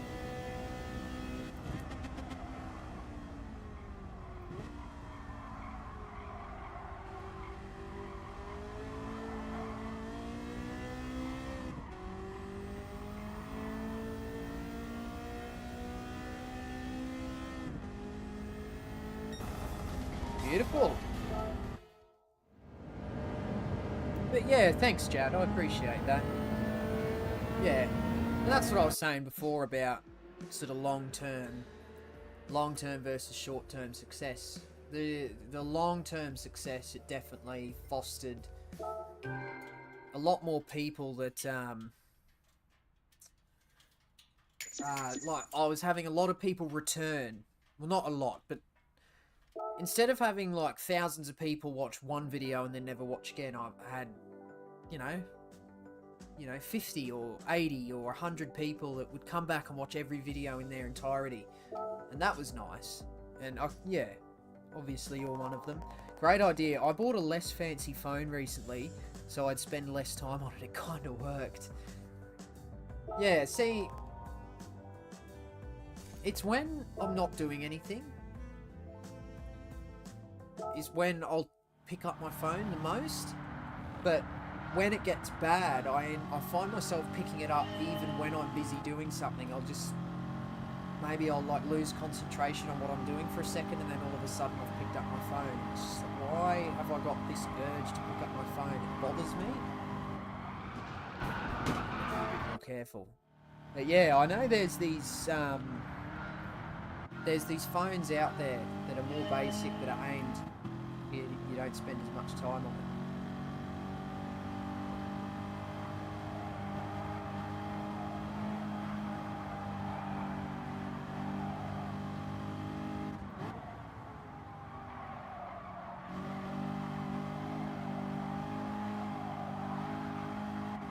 But yeah, I think I'll have to do some research about it, but I guess they would call it a dopamine detox. That's what I need to do, a dopamine detox.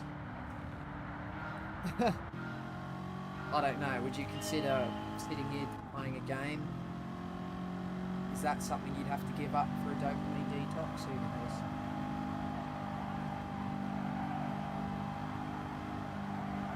I think you're better off sitting playing a video game than sitting just watching, better off sitting here playing a game, keeping the mind active, than I am just scrolling on TikTok or something.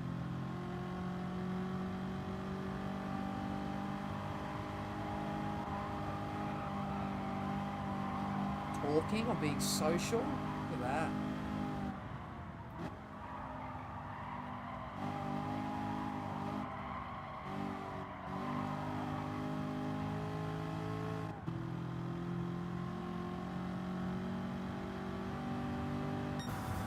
Beauty.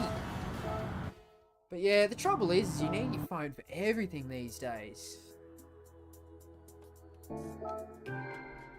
I do also think that is a bit of an illusion, because back before mobiles were a big thing, you know, you didn't hear from anybody unless you picked up a landline and called them. So, like, I don't know, I feel like people would go multiple days or, you know, a week or more without communicating with one another back in those times. And then you'd be like, oh, I'll see what John's up to, and you'd just pick up the phone and ring him. And that's how it was. But then I feel like these days, because of mobile phones, there's the illusion that people have the illusion that you need to be in contact with your friends multiple times a day, every day.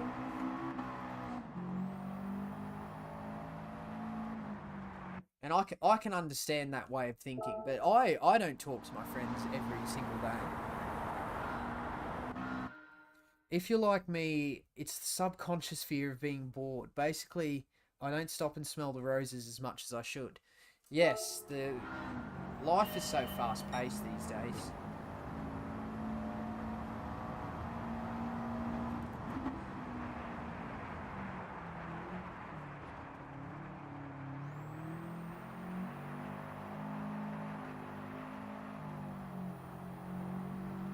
But for me, like, it's not like I've run out of things. I run out of things to do. I don't know if you know, Jad, but I have a Car Spot Instagram page. So cars I see, I mean, the origin of it was cars that I see out on the street. But well, I'll let you know what I do with the page. It's I'm creating like a bit of a encyclopedia archive. So I'll find a photo or find a car out on the street, take a photo of it, and then I'll post it in the format of a feature post. So in the caption it has all like the details about the car, and that's for me really, because I want to have a deep knowledge about cars. So, you know, the cars that interest me, I take a photo of it, and I'm like, well, you know, I want to compile the information in a way that's easy for me to refer back to and understand. Well, where can I keep it? Well, I may as well put it on Instagram. So anyway, I have that, and I've been maintaining that. I still do that to this day, but those posts take multiple hours for each one to do. And that, I like doing that. Oh. So, I can always be doing something like that, but then I'll go and pick up my phone instead, and it's like, oh, come on, we've got to be more productive.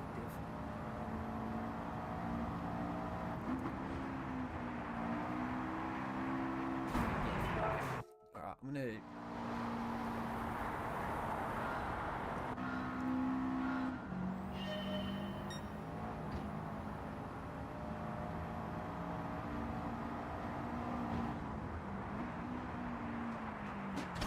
bit too late, but you start on the outside.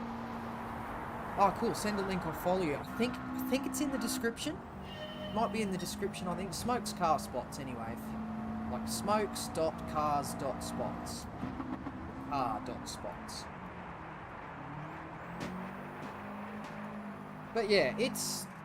like, it's nerdy. It's nerdy. I completely see that. But... you know, it's what I like to do.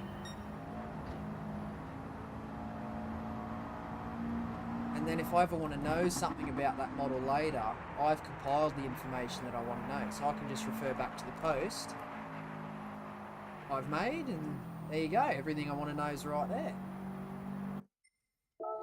Why do I want to know? No idea. No idea. 9899 STI, another old fave, yes. Cult classic, this car.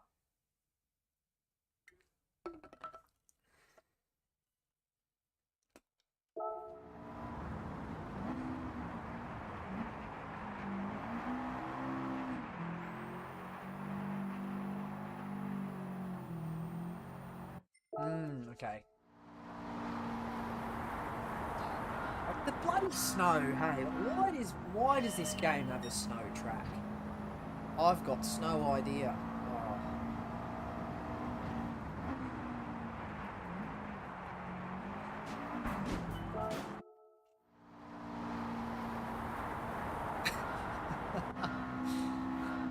Oh dear. There's the dad joke coming out. Not that I'm a dad, but... Oh.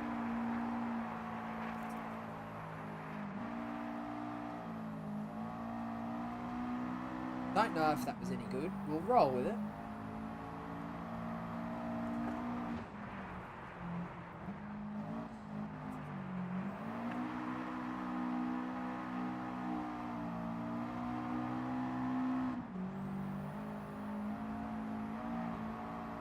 Wasn't any good. Whoops.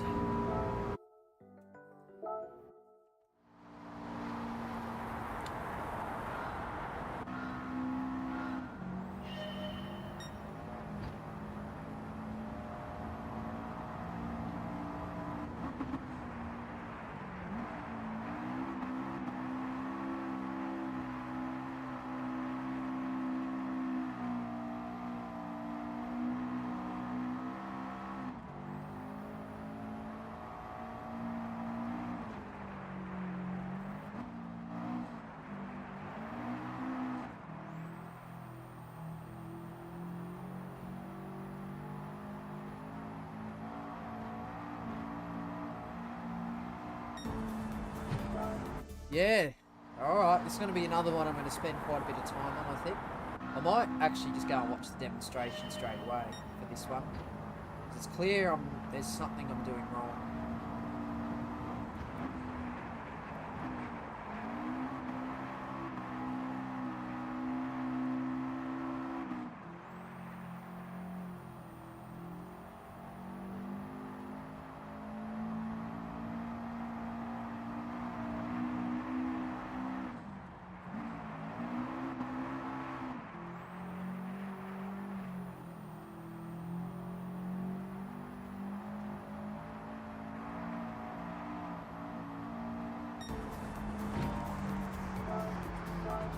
Try one more.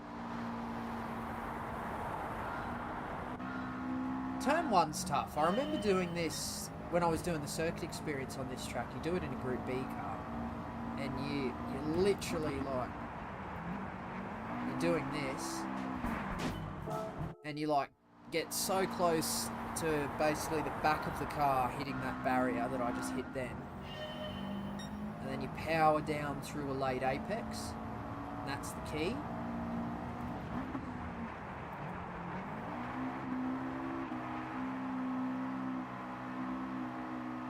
Like that.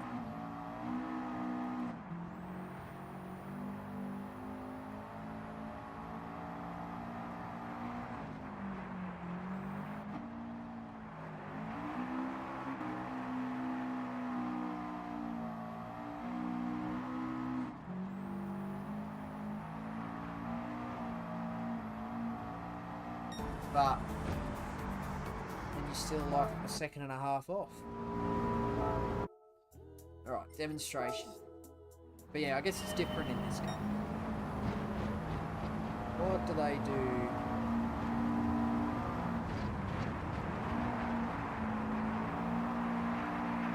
Oh, right around the outside.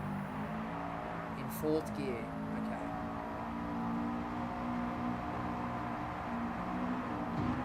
Flat out.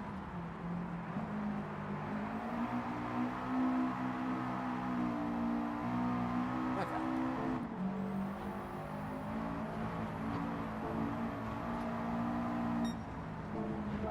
Yeah, okay. I don't feel like I'm too far away from being able to do that. Right around the outside in fourth gear. Okay.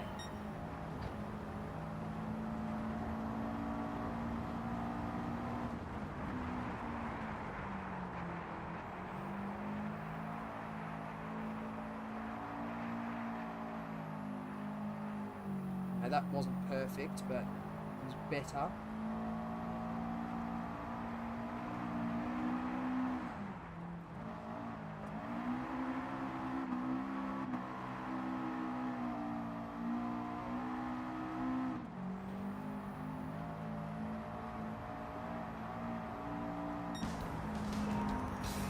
Yeah, new record.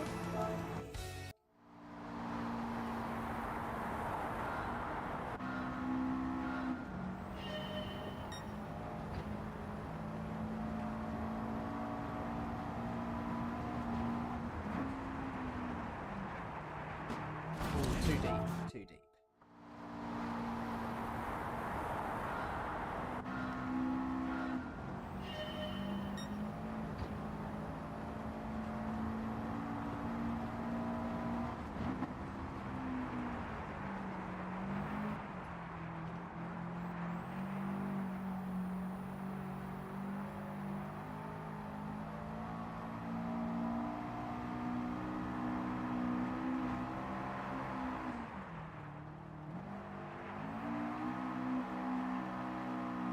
I don't think that was very good.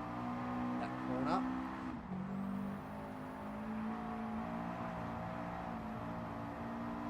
But it's an improvement. Okay. Nice, yeah, thank you. Getting the hang of this turn one.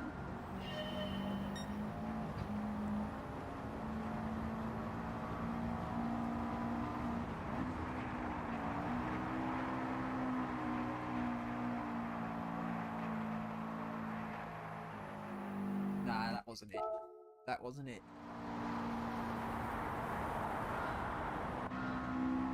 Gotta keep the turbo engaged.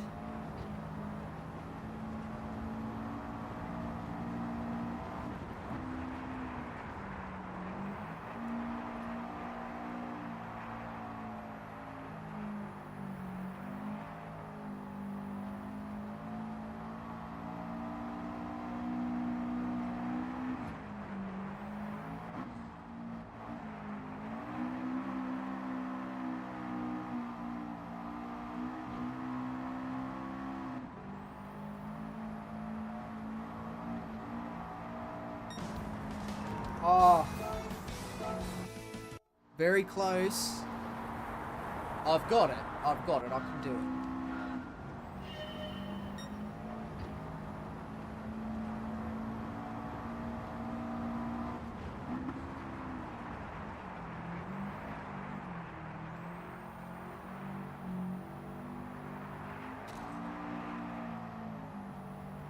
That wasn't perfect, but you know, we'll keep the run alive.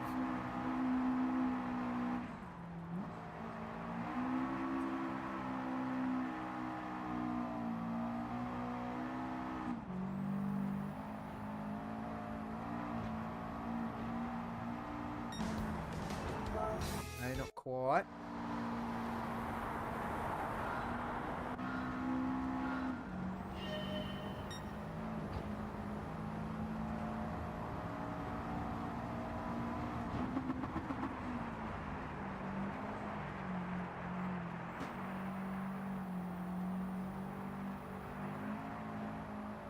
Touch the wall. Oh.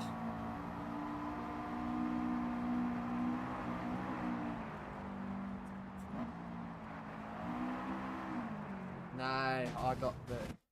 Oh. Surprised I didn't end my attempt. That was a very hard hit.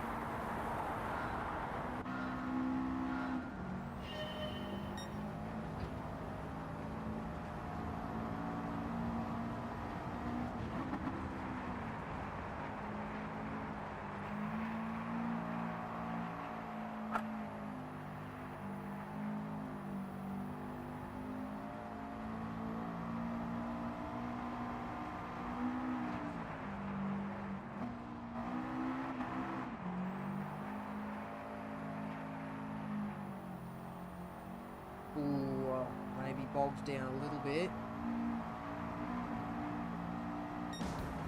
Oh, come on, come on.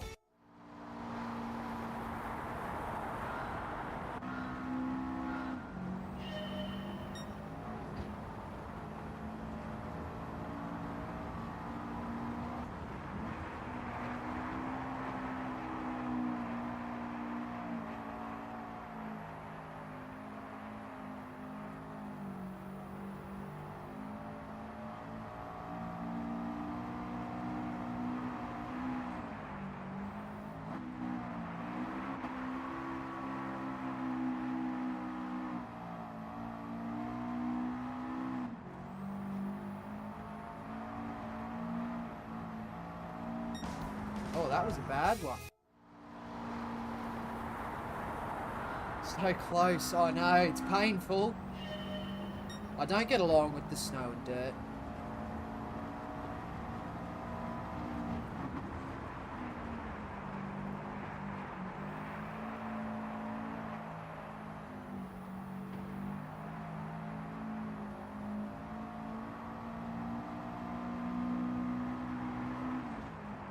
Oh, a bit wide. Nah, that'll be no good. Come on. So close. It's like half a tenth, basically.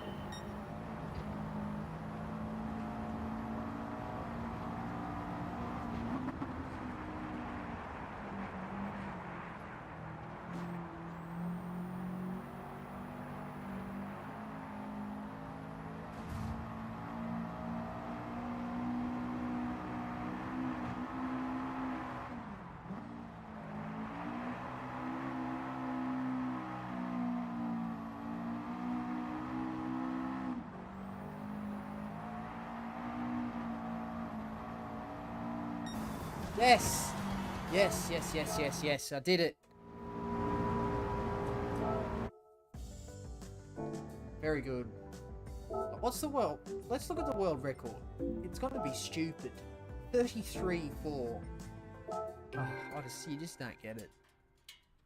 You just fail to comprehend.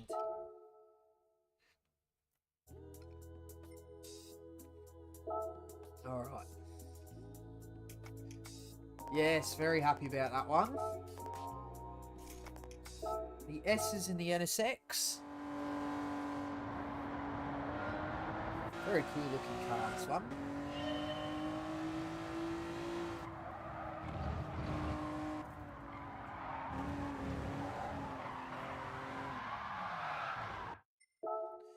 Make sure we don't keep doing that.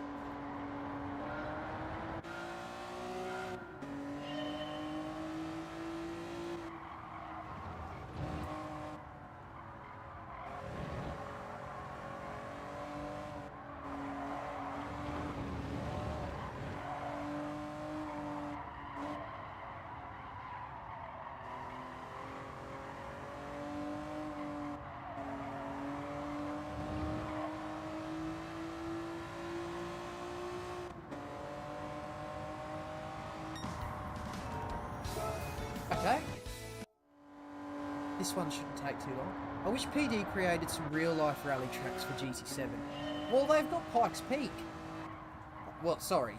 They have their rights, or Polyphony Digital have the rights for Pikes Peak, but they don't use it, and it's frustrating because no other game can use it. Because PD have the rights. Like, just right. They're rights hogging. If you had asked me 2 years ago whether I... Well, when did the game come out? 2022? If you'd asked me at the end of 2022 whether I thought Pikes Peak would appear in this game, I probably would have told you yes, because PD have the rights. They added the Escudo this game, which is a notable Pikes Peak rally car. They added the VW IDR, which is a notable electric Pikes Peak rally car. I was like, for sure, they're adding the Pikes Peak cars that raced there, or drove there, but they're not adding the track. Like, that doesn't make sense to me, but you know, as time's gone on, it's become quite clear that PD do a lot of things that don't make sense to many people. And, you know, with absolutely utmost respect to the Polyphony Digital team and Kaz, it really is hard to understand sometimes. For a game that is like this, that's so polished, you know, just to have a lack of feedback taken from the people that make the game. You know, the people that play the game's nothing without the players. So, makes you wish they sort of listen to them. Because there would be a load of people, I think, that would have preferred if, instead of spending however long they did developing Lake Louise, they were working, oh god, they were working on a version of adding Pikes Peak. You know, I feel like most people probably would have preferred that.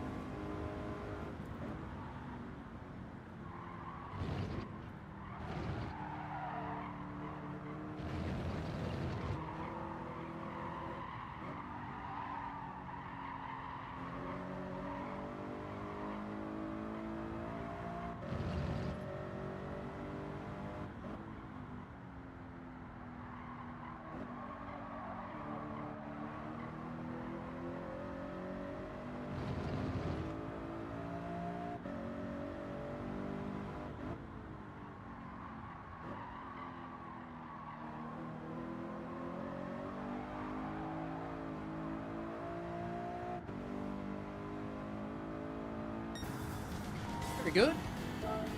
Alright, hopefully we can get through some of these. I think Pikes will come, if not now, GT8. I don't think it'll be added to GT7. Not this late. GT8 has a shout, I think. It's been a while since we got a new real-life track. Yeah, the last real-life track, I think, was Road Atlanta.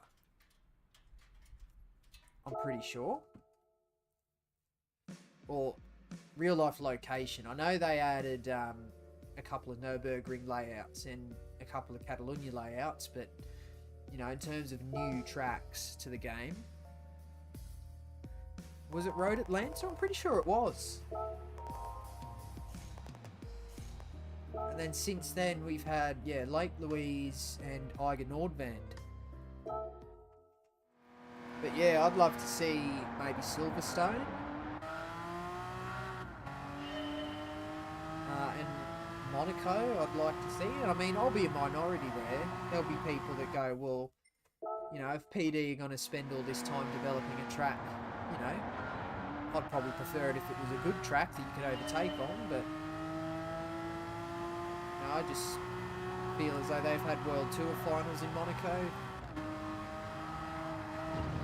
It's just felt, I don't know, a bit strange. Imagine World Tour finals in Monaco and then they unveil their latest track and it's Monaco, at Monaco. What are some other tracks we'd like to see? The other thing we can think about too is there are more tracks we want to see rain on. I mean, they never use it. Never use the rain conditions that often, but, you know, for example, there's no American track in this game that has weather effects.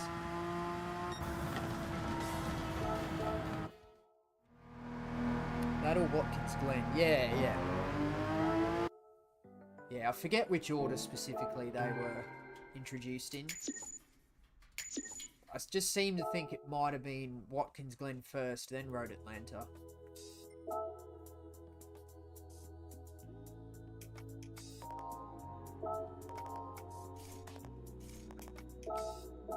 But yeah, I found the Eiger Nordvand quite disappointing. Because there's obviously multiple long rally layouts.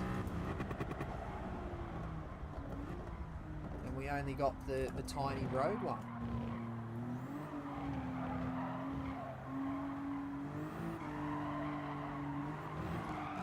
Oh dear. This car feels a little bit weird.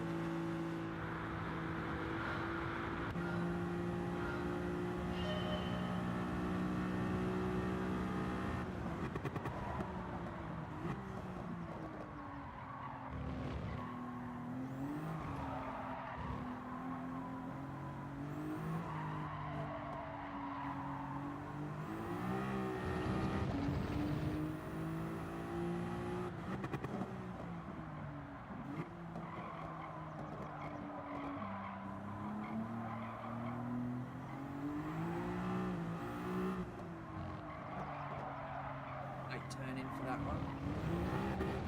Ah.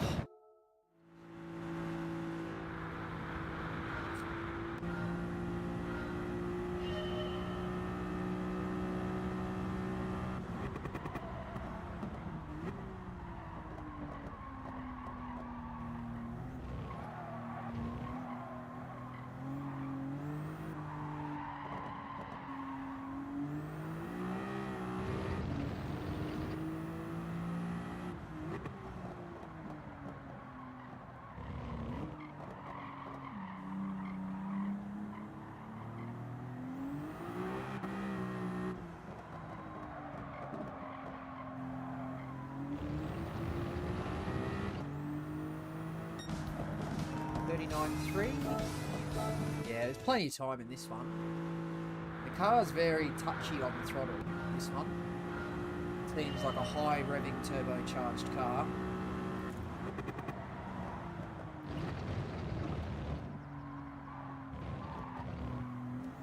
Turned in about 4 times for that corner.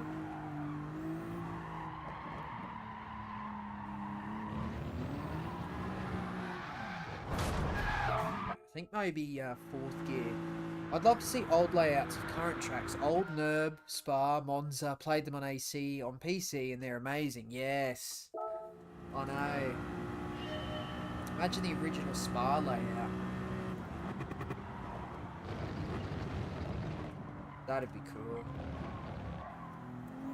Give us the Sudschleif for Nürburgring.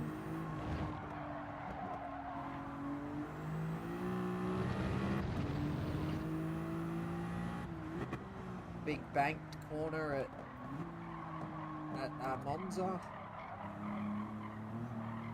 It's a cool concept.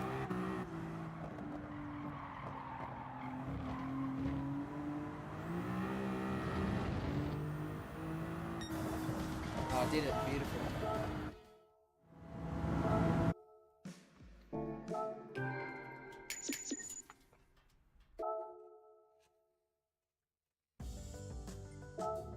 Alright. Spoon in the BMW. Oh, it's wet. Okay, right. Old countryside visuals, great for cruise day. Yeah, yeah.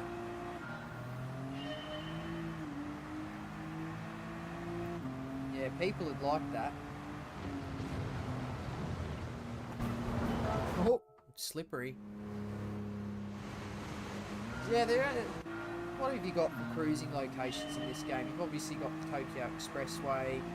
I think Sardinia Road Track.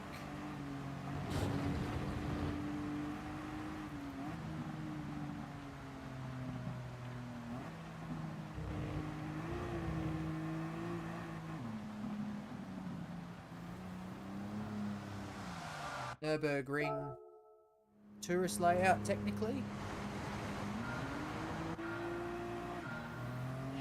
There is so much they could do with this game.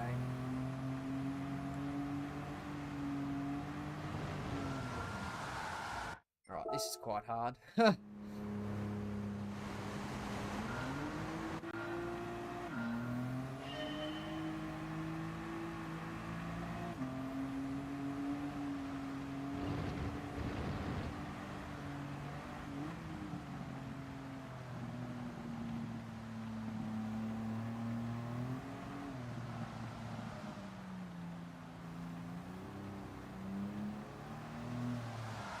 Oh wow, it's just so touchy. Old countryside visuals, and then you can race it in the Honda RA272 and fly off into someone's kitchen.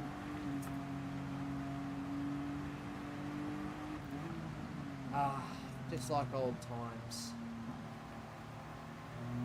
Eating breakfast and then you have a race car fall into your coffee.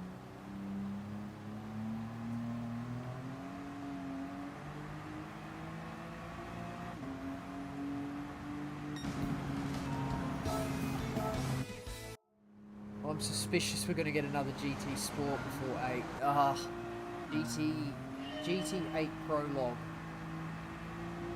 GT7 Swan Song.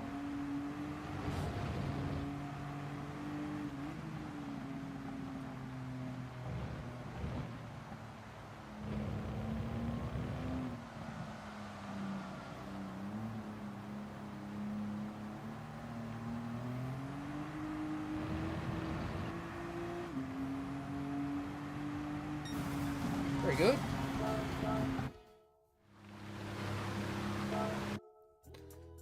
Yeah, we'll see. We'll see.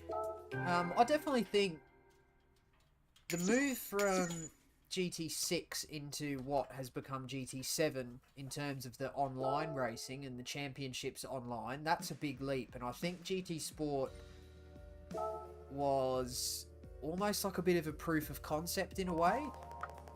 It was them going, we're not going to we're not going to call this a flagship game, but we're going to come out with this new thing and see if making Gran Turismo racing an actual live event. See if this works, and that's what Sport was, essentially testing whether that, and it's proven that it works. Depends who you ask, I suppose,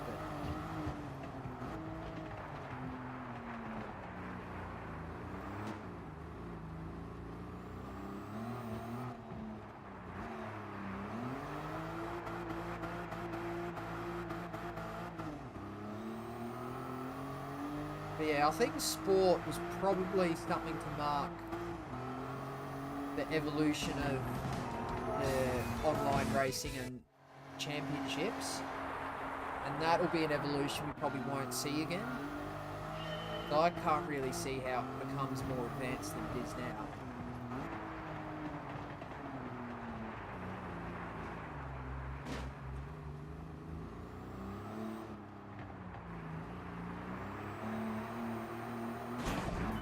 And I think the way they're treating Sophie in this game is probably a little bit of a teaser. I think maybe GT8 will have a lot more to do with Sophie. I mean, you can imagine the amount of development that has gone into Sophie, and it's, you know, it's got a lot more integration now. You can create your own custom races, but are they going to do more with it? You'd think so. So maybe GT8 will be a bit more of a Sophie showcase.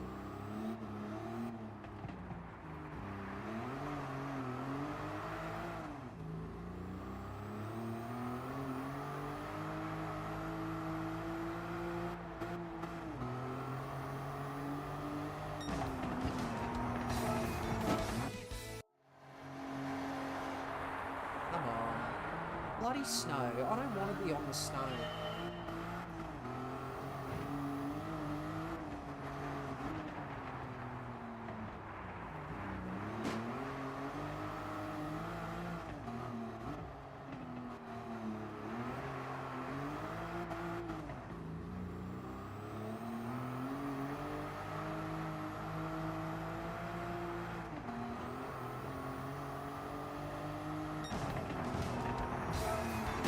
Nearly there.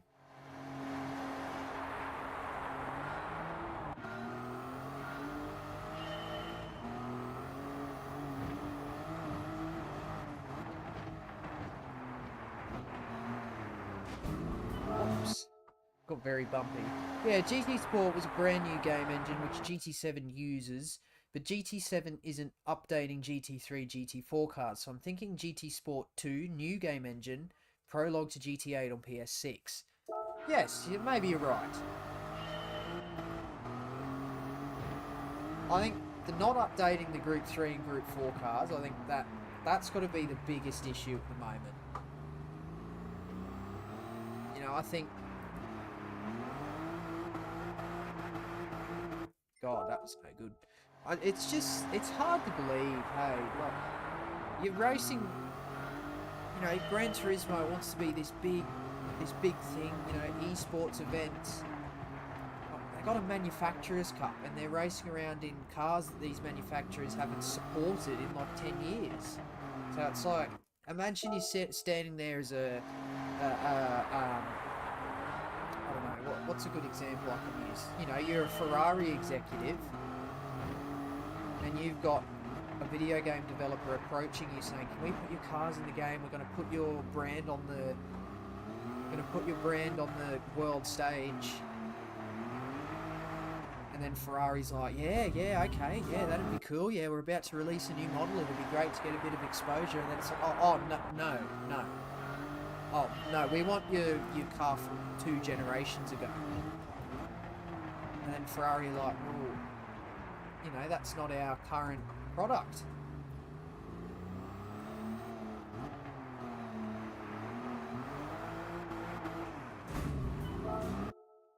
Yeah. I'm a massive fan of Sophie AI. It is the future. I'm confident GT8 single player will be all against Sophie drivers. Yes. Yeah, I actually tend to agree.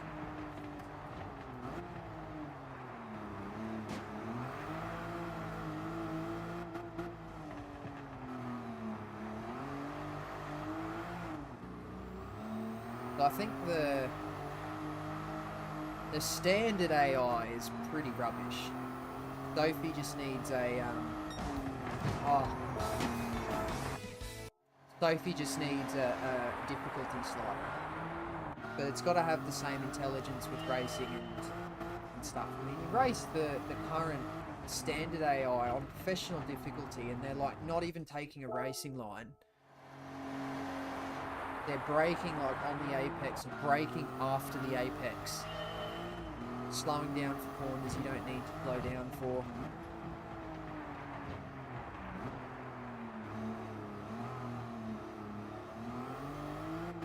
Sophie is such an obvious next step.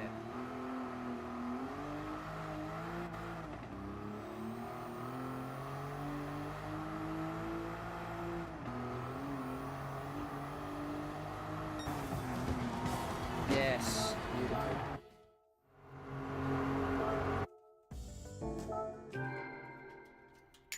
Final exam.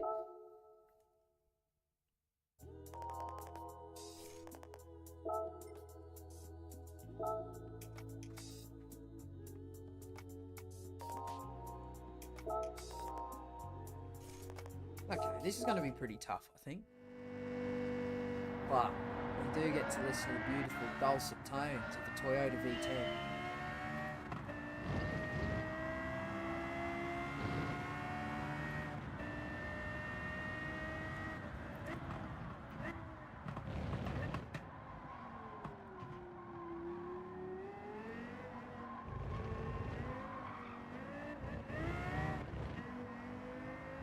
Squarely on the exit.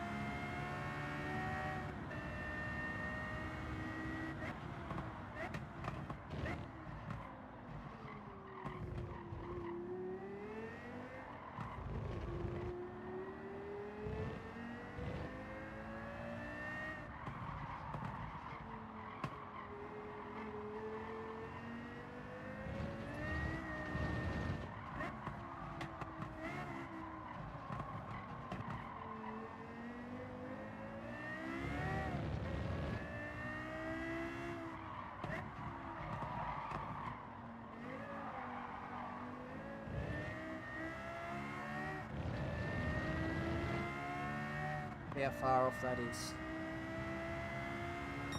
Oh, good. Good. Good, good, good, good.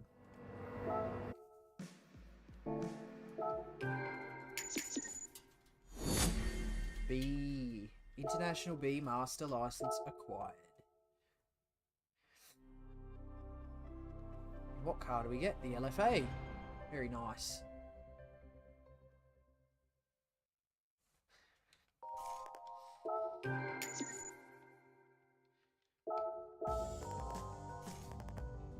Alright, International A. What have we got? 20 tests to go.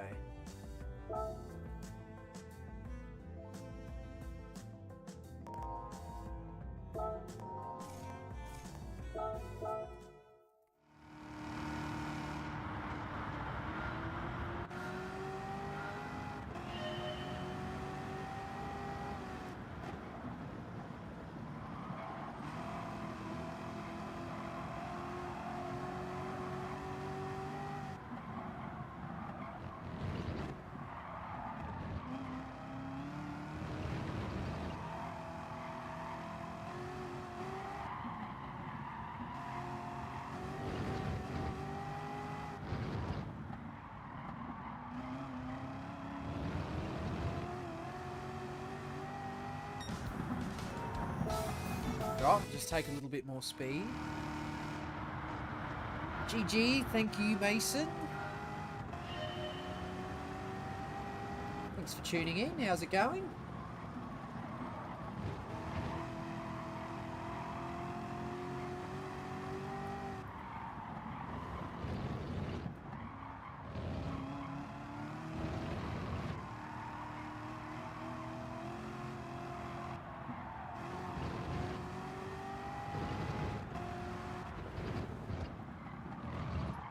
Oh.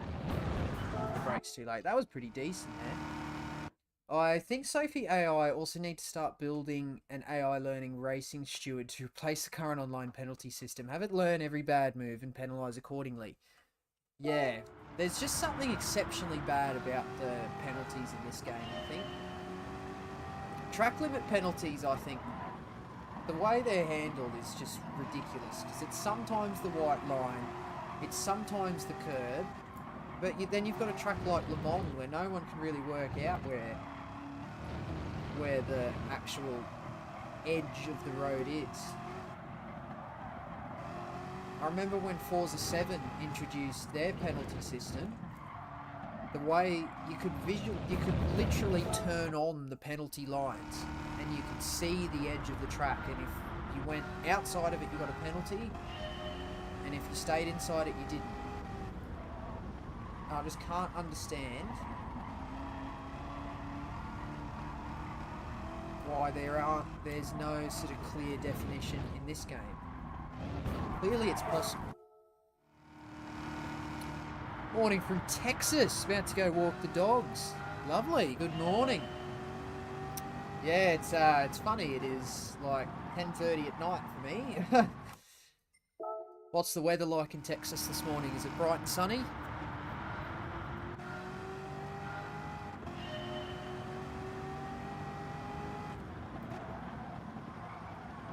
Cool that I've got viewers all over, literally all over the world.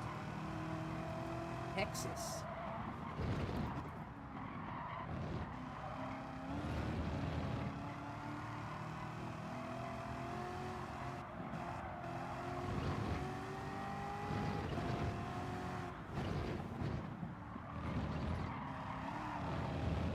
Oh, come on. Always.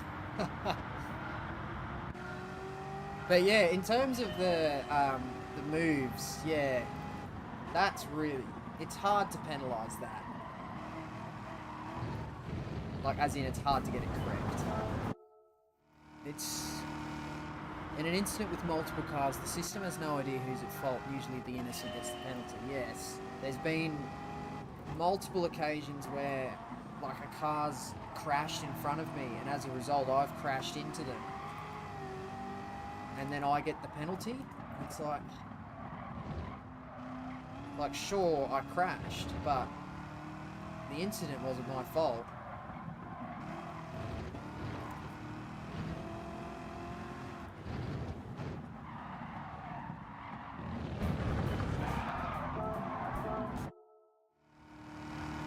Yeah, it is hard to create some sort of consistent automated penalty system for, you know, racing scenarios. But yeah.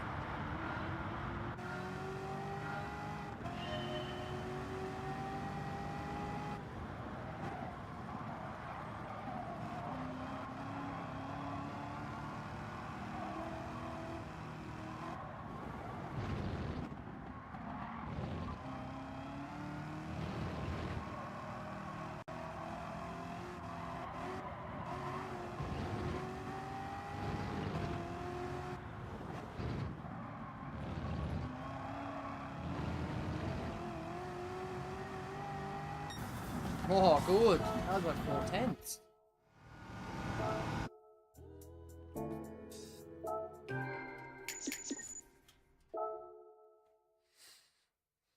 Okay.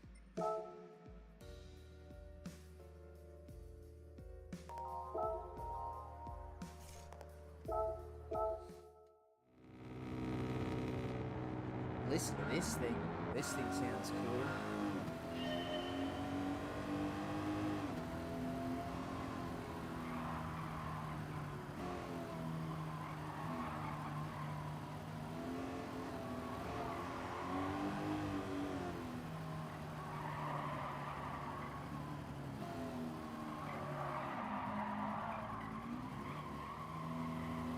Bit of American muscle there for you, Mason.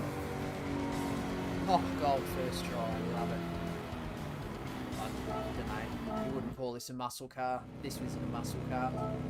Beautiful American luxury.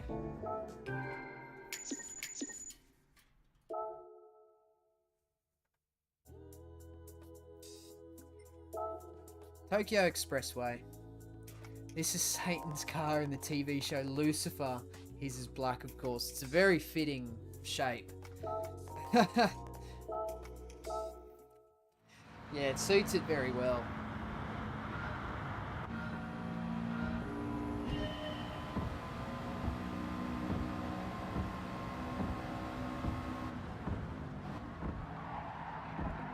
Whoops.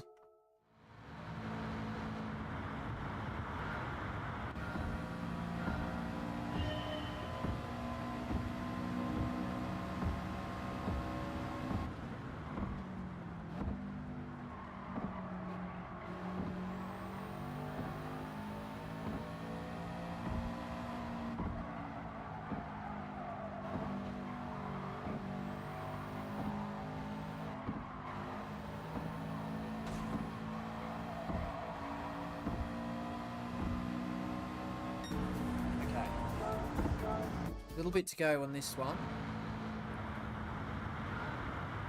Have you tried GT7 in VR yet? No, I haven't. I haven't, and I think I will eventually, but I can't. I haven't been able to. I can't justify the massive price to buy the headset. That said, though, they'll come down. They have been coming down steadily on like Facebook Marketplace or Gumtree or something like that. So, you know, they'll one will come up for a reasonable price, and I think that's how I'm going to buy it. Chevy gave all the astronauts vets back in the day. Good marketing move, yeah. Especially the like older Corvettes. They played into the sort of space age theme.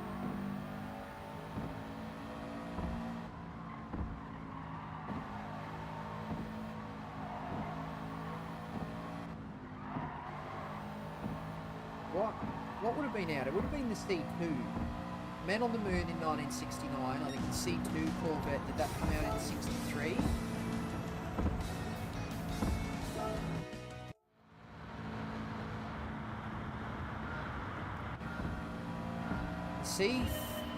The C3 Corvette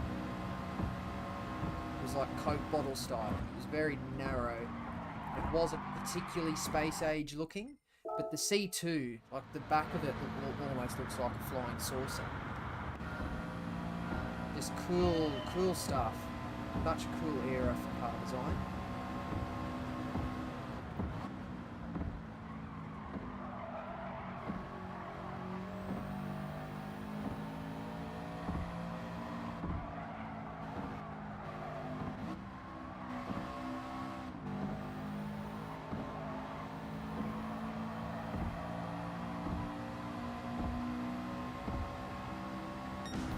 One's struggle. This car is handling a little bit strangely. C3 was 68 to 82 based from Wikipedia. Yeah, okay.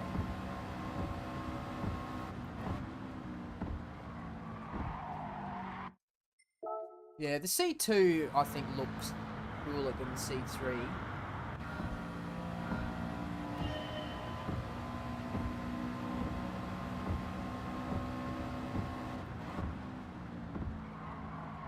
Yeah, so the C3 would have been around when the men went on the moon.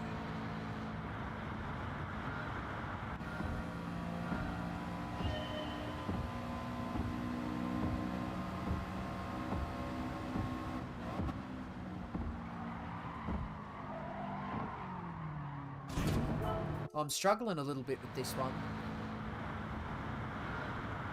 G'day Smokescreen, g'day Banana Josh, how are ya? Good to see you again. Thanks for dropping in. How's things?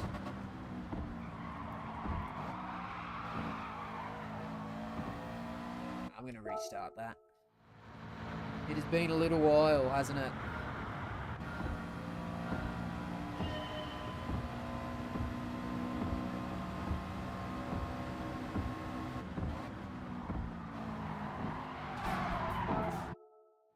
I'm not loving the handling of this thing.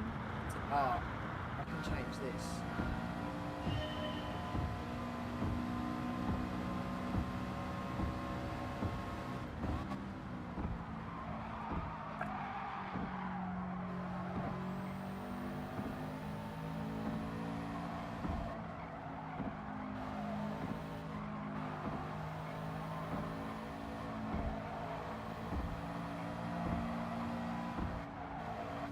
Oh, whoops. Good, just came back from the Supercars event in Perth. Cool stuff. Yeah, I had Smitty in the chat before who'd done the same thing.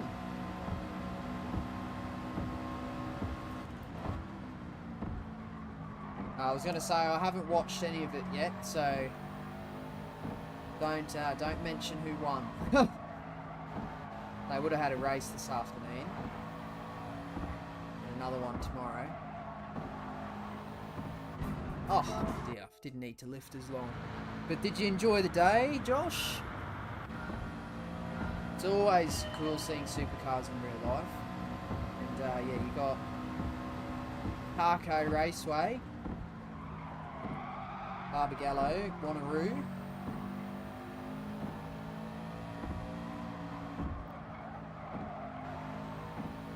Whereabouts, where was your vantage point?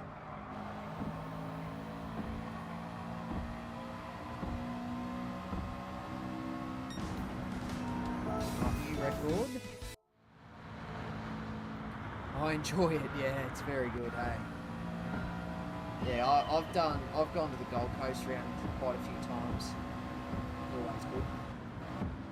You know, the last few years I've made a bit of an event out of it, you know, booked a hotel room for the weekend and everything, but this year I might just go down for the day, maybe. You know, it doesn't have to cost $1,000.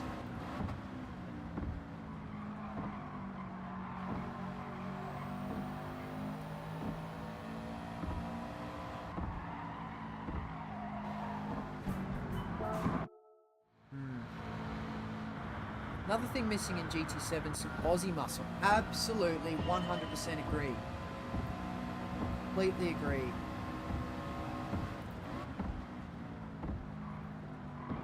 You know, I know it's a Japanese company that makes the game, but Japan and Australia, like, they're physically close to one another. A lot of the Japanese cars were made available in Australia. You just think there'd be something, but there's nothing. There's just nothing Aussie in the game at all. How cool would it be, like, ripping around in like a HQ or something?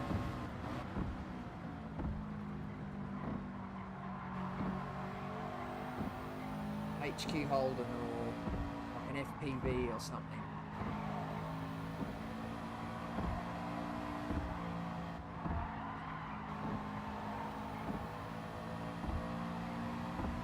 You know, Forza has some Aussie cars. Oh, come on, 1/10 away. They had an Aussie Ford and Holden in GT4. Yes, yeah. I haven't played GT4, but I've heard about this.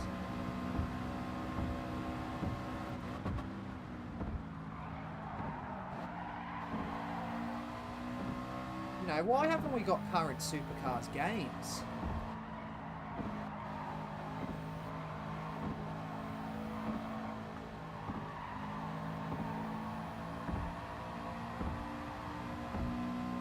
That's a big question.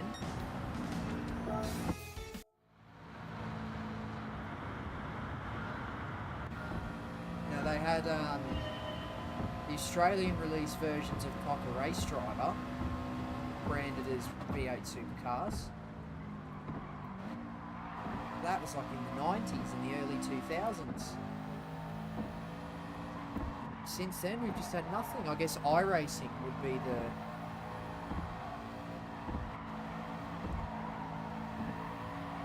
official video game partners.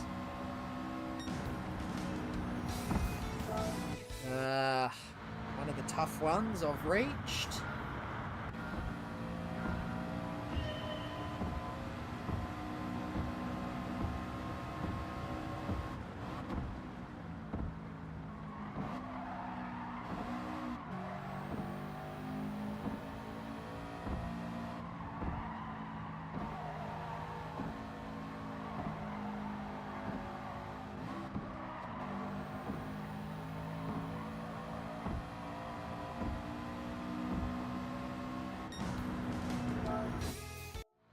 wasn't the best line through there. Last I heard, EA Sports have the rights to V8 supercars, and like PD and Pikes Peak, they aren't going to do anything with it. Ah, I didn't know that. That's good to know. EA Sports. It's in EA.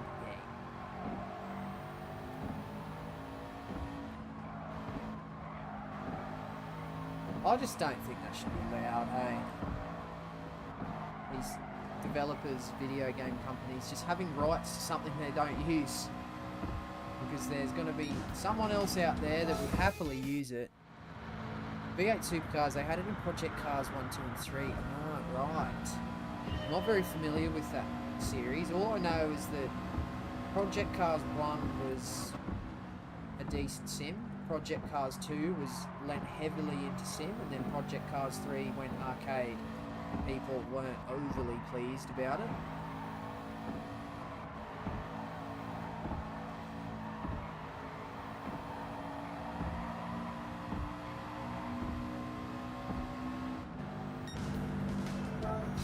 Oh, what am I doing wrong for this one? But it's Ford Falcon, yeah. They need to update.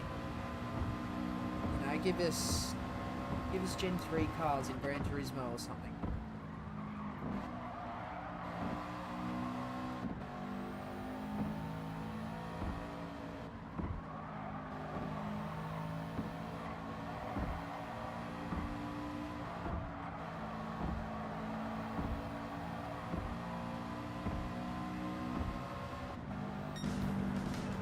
Oh, come on. That was 1,000th slower. Walking dogs, but leaving the stream going to trick the algorithm. Thanks, Mason. I appreciate that. Enjoy the walk.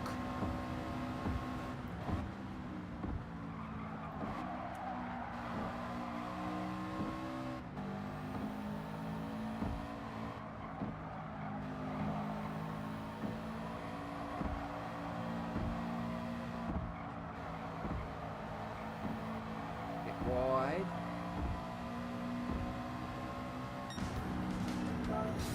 I feel like I'm close. Probably sitting on it waiting for a good price to sell the rights to the highest bidder, yeah. That's fair. Well, yeah, I guess fair from a business perspective if you have something people want. You know, name your price kind of thing.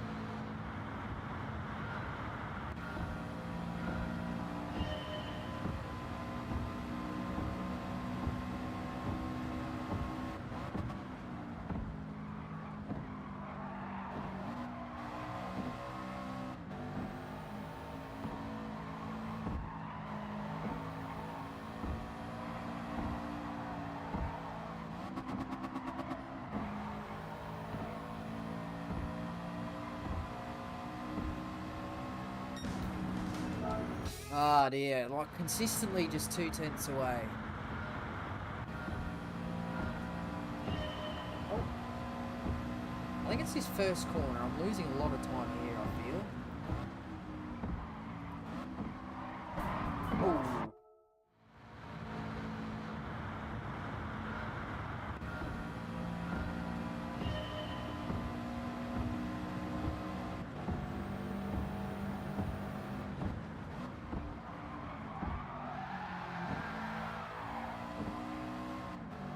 Wonder if that's any good.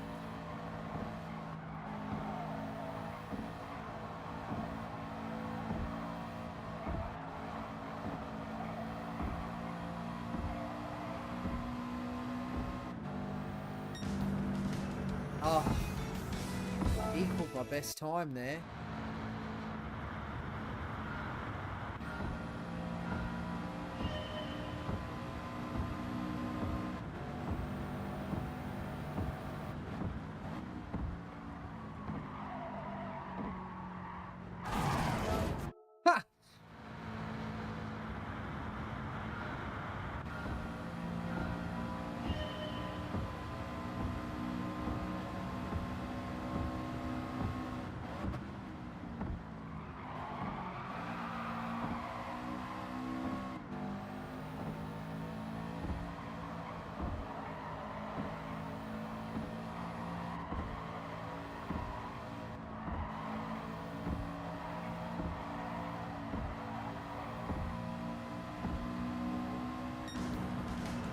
I might just watch the demonstration for this one.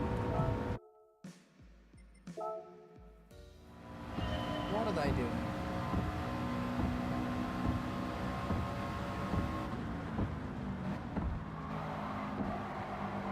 Fourth gear, right.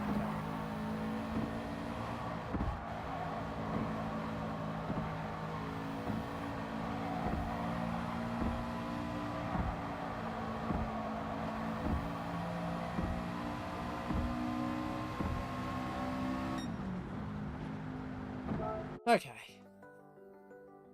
Might need to go to the demo for the last 100th millisecond, yes.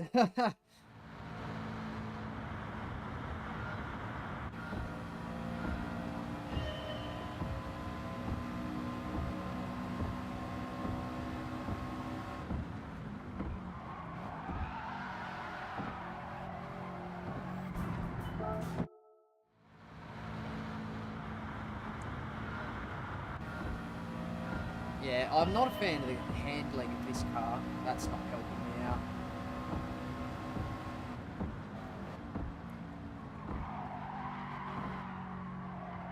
I just feel like as soon as I turn in, the car like jumps out from under me and just slides.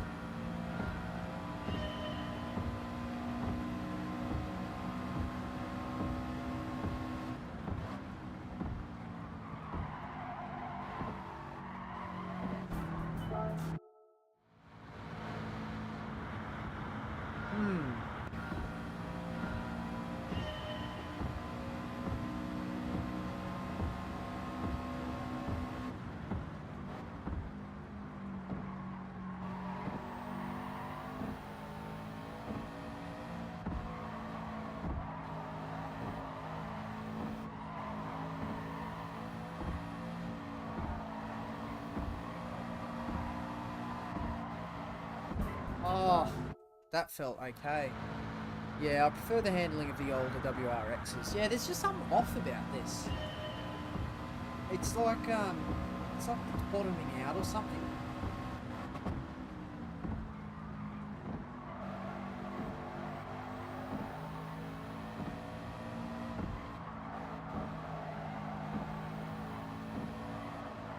Oh, whoops.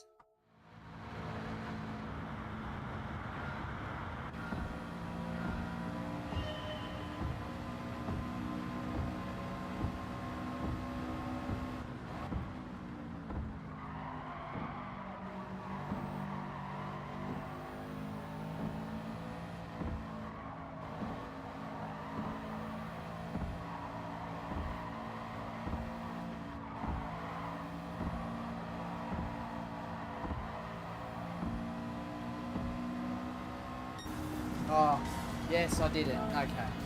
Very good.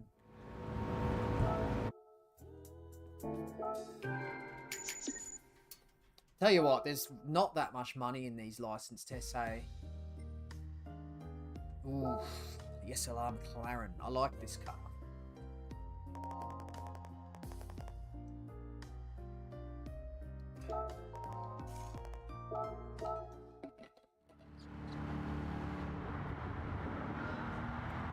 Yes, he's done it. He's done it. It is written in the stars.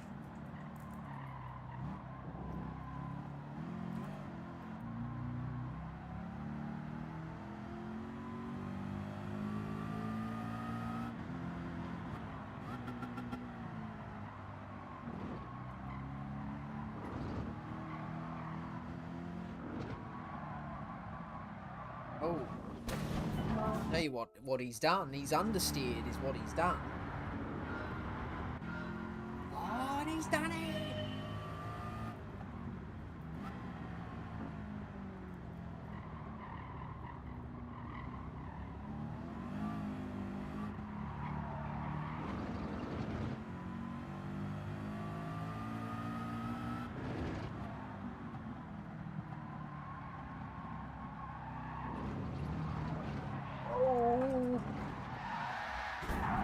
Crashed $1 million car. I think you get some nice cars and some credits for getting all gold. Okay, yes, we'll see at the end. You get nice cars.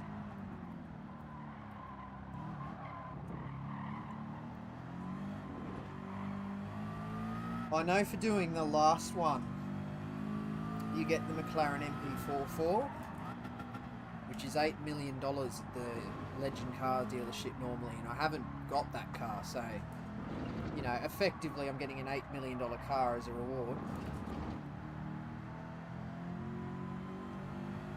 Don't think this has been particularly fast, but...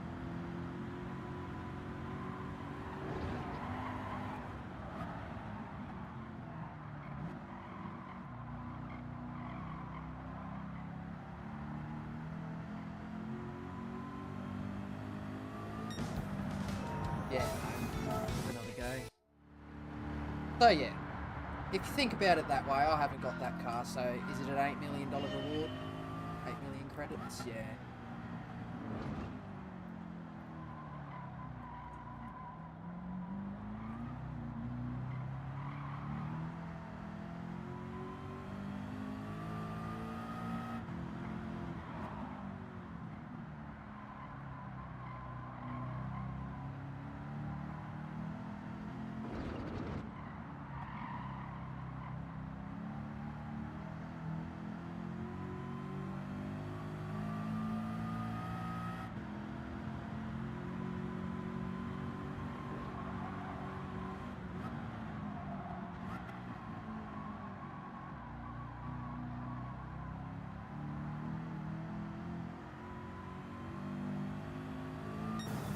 Beautiful, got that one.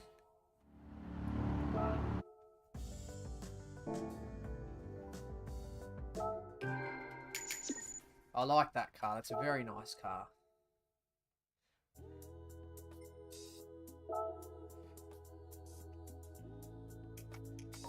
This is a cool one too. Now I should buy one of these. We were talking about what car I should buy earlier. There we go, a 73 Nissan Skyline. The Skyline on Skyline.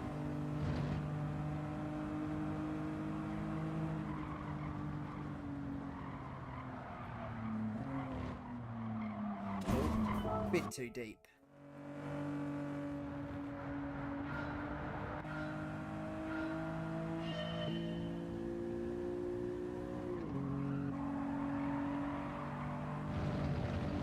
That wasn't the best.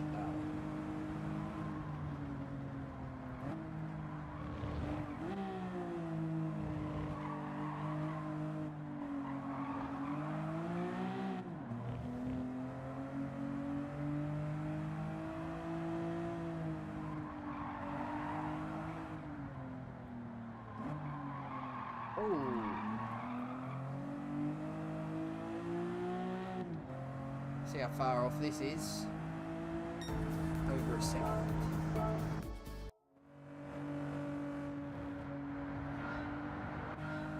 Yes, reminds me of the old 70s Celica. Yeah, it's cool, eh?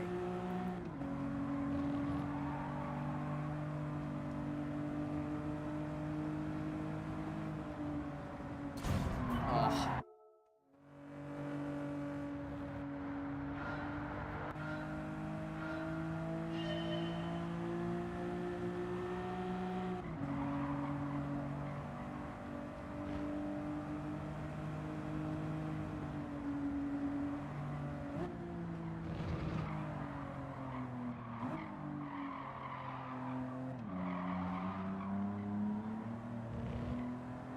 Bit unstable, but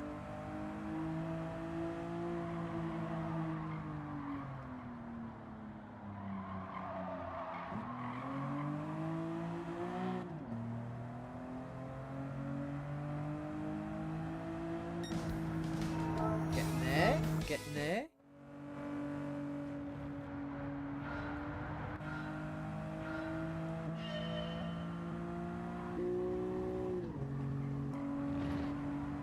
Looks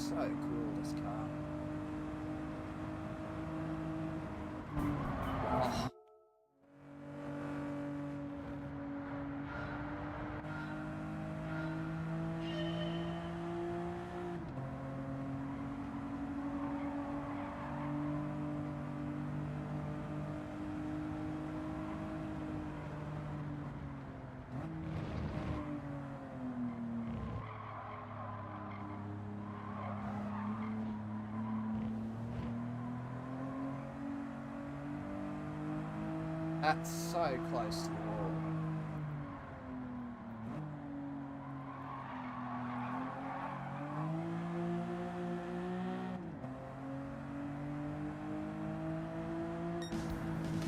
Oh, close, close. Just a tenth away. I'm going to head off. Talk to you later. No worries, Josh. Thanks for swinging by. It's good to see you again.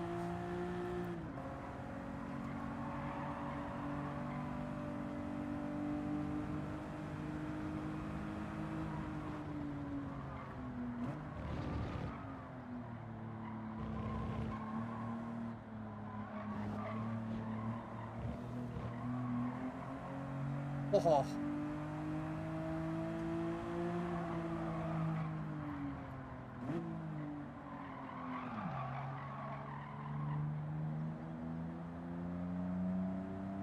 Fourth gear. I think I meant to hit fourth. Oh. I don't know how I ended up in fourth then.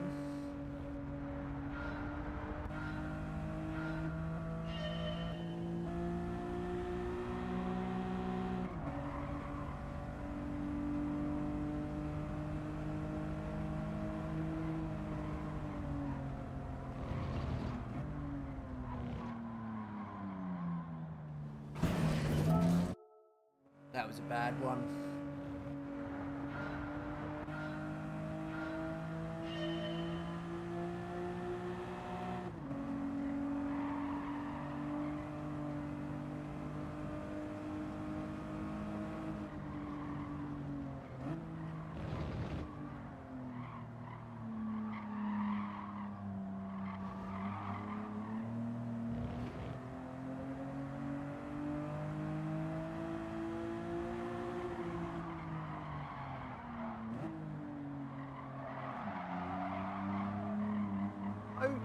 Oh.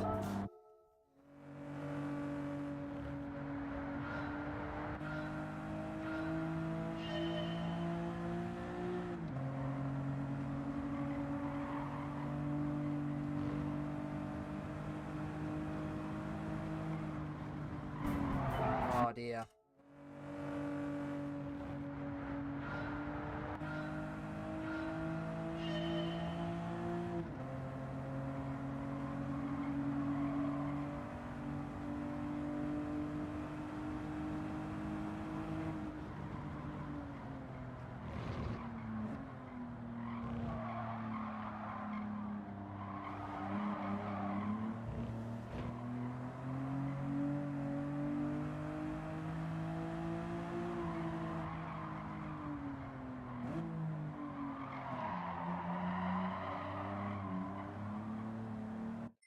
Be it.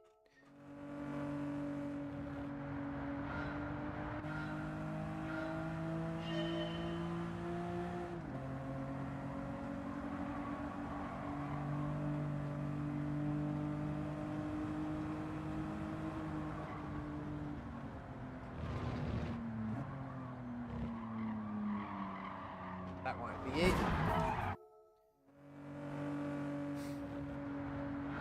This one's a bit tough. This one's a bit tough.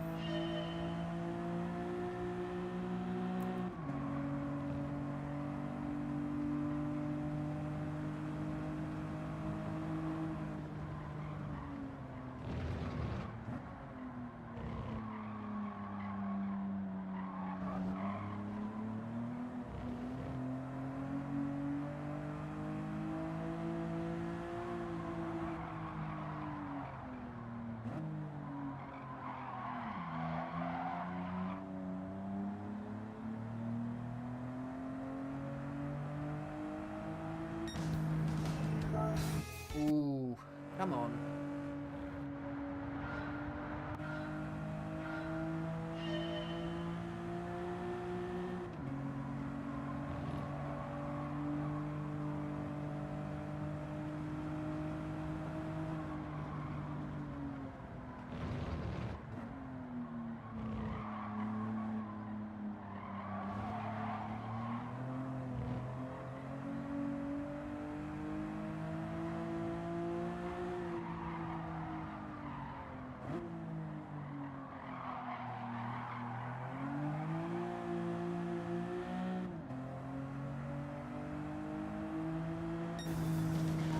Yes! Beautiful. Got there. Got there in the end. It's all about keeping... Oh. It's all about keeping it nice and tidy on the S's. Don't stray too far from the apexes.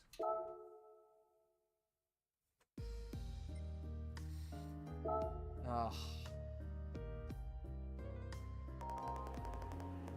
These cars make for really good wheel-to-wheel racing in Sophie races. Ah, right. That's good. Yeah, just like old school slippery. Probably quite a challenge for Sophie.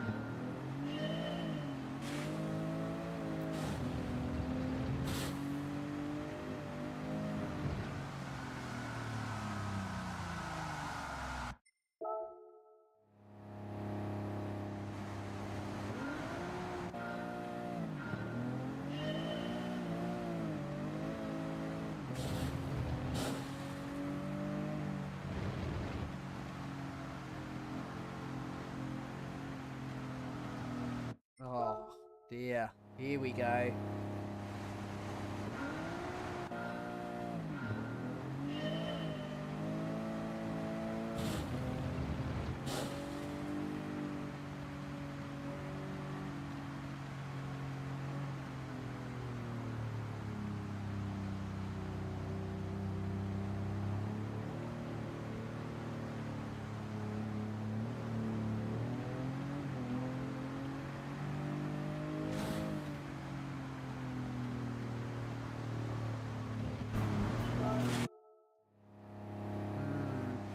See how long this one is going to take.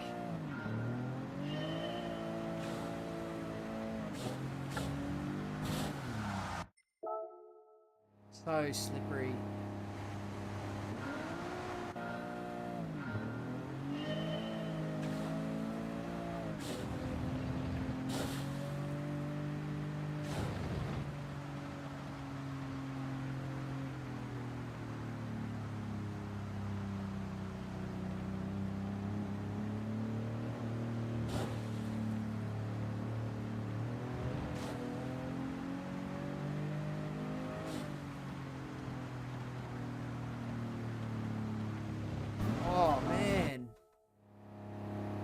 My secret to good challenging Sophie races is using completely stock cars straight off the showroom floor, yes.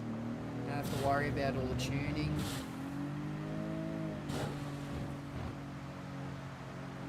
I would happen to think that Sophie are probably trained on stock cars as well, so, you know, you add tuning into the mix and maybe Sophie isn't quite as consistent.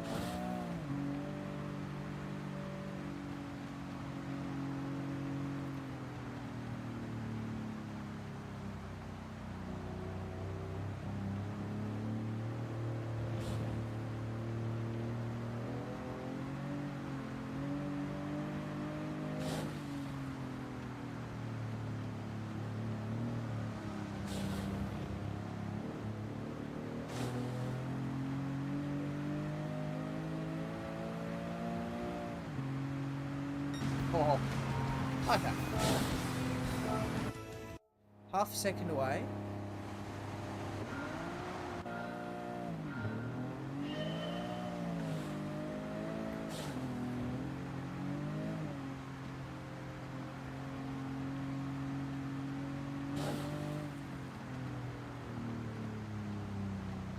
Why does the car just go so wide?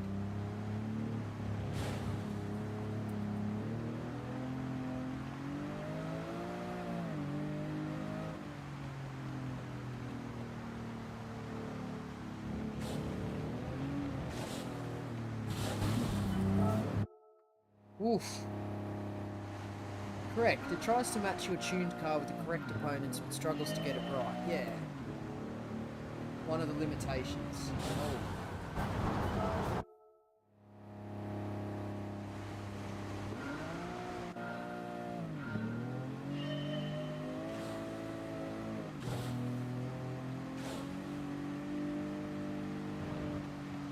Yeah, there's nothing wrong with a good old bog standard stock car race.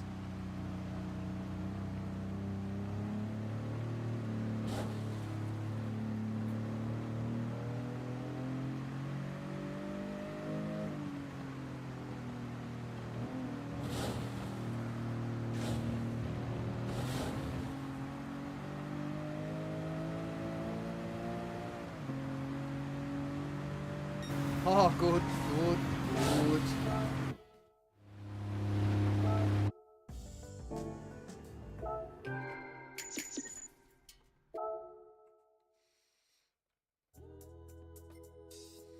Okay.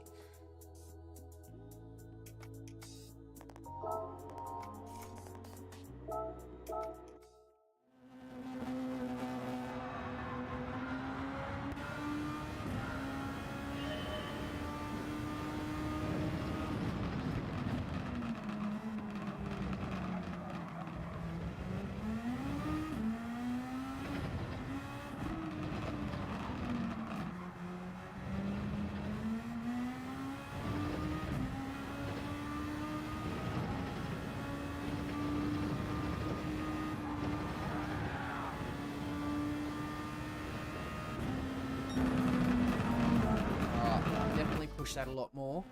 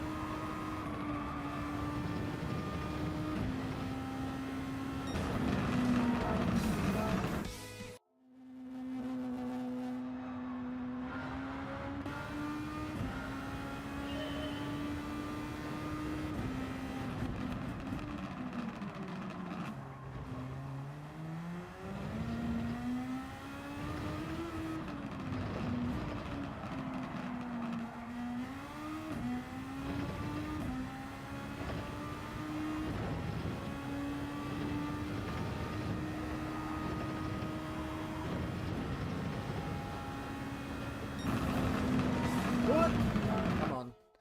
I want to try and get through these in this stream, just all together. I don't want to have to do a part 2.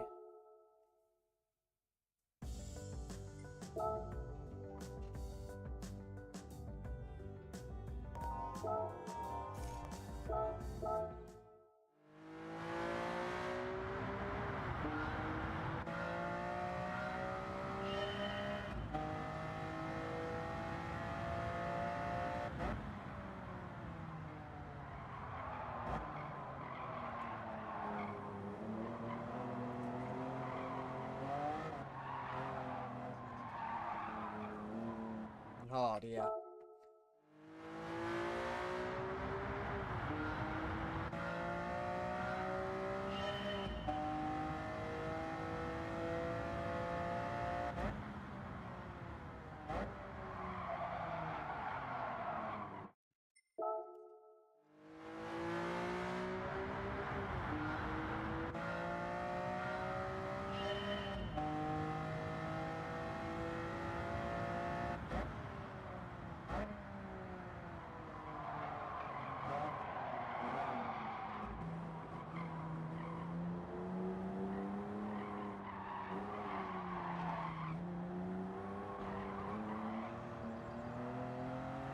We'll see what that's like.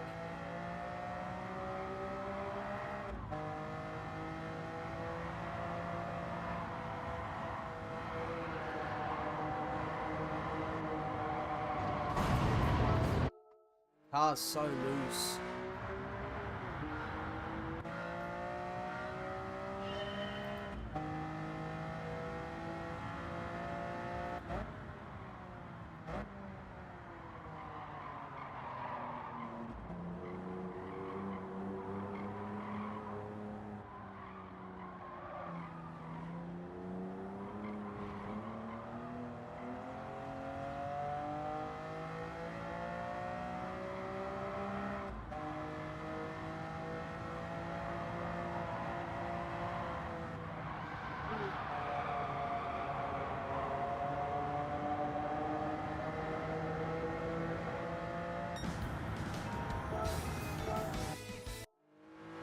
Careful coming through that tunnel.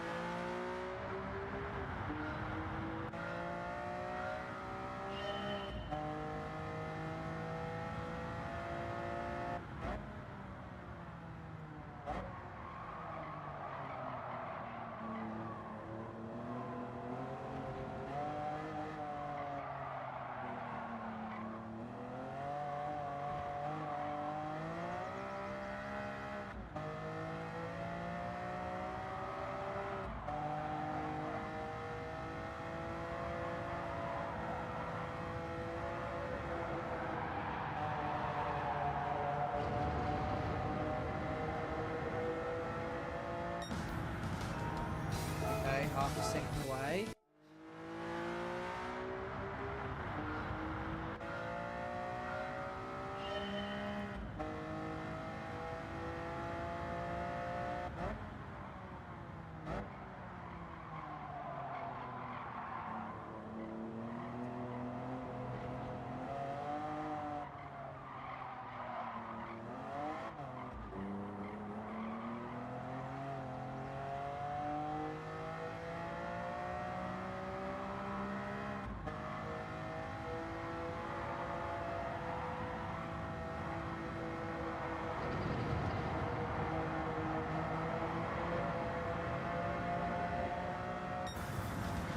Oh, I did it. That's it. Good. Good.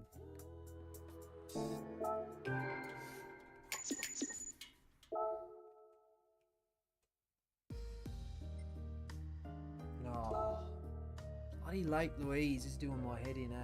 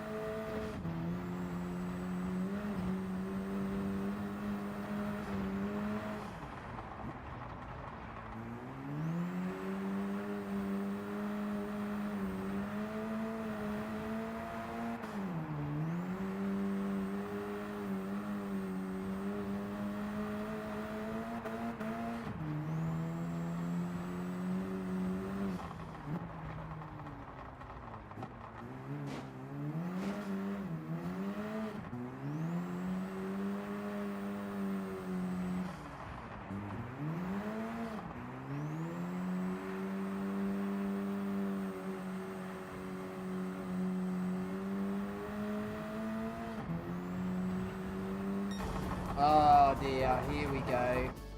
Here we go. Getting there, back with the gold.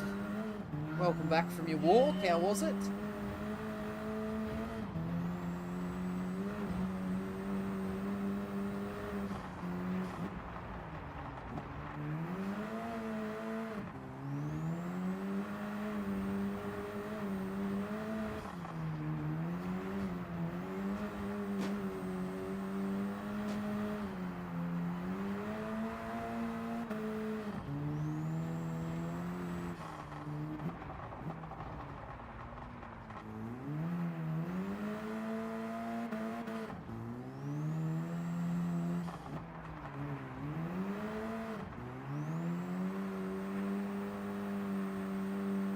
Yeah, we've joined back with another snow one. Alright, second away. Back with the gold. Hot and steamy cooked rice. 30 degrees at 8 AM. Wow. That's hot. That's like summer here in Australia. That's crazy.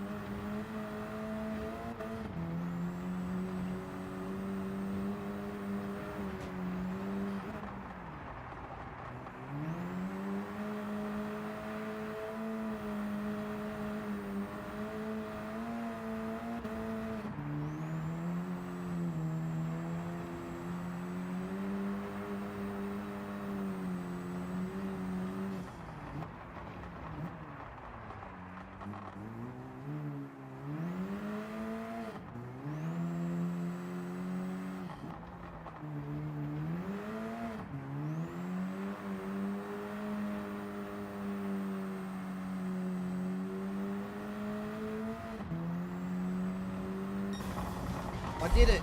Oh, yes. Houston was literally built in a swamp. Yeah, yeah. It's hot, hey. Like, I don't know, where I live. Yeah, where I live, the sort of hottest we'll see is high 30s. 38, 39. If it clicks over to 40, like that's a pretty significant weather event for the middle of summer. But yeah, it can be like high 20s, even 30 degrees by 8 AM on those days. What's the humidity like? Chunky soup. Yeah, that's really hot. Alright, let's see.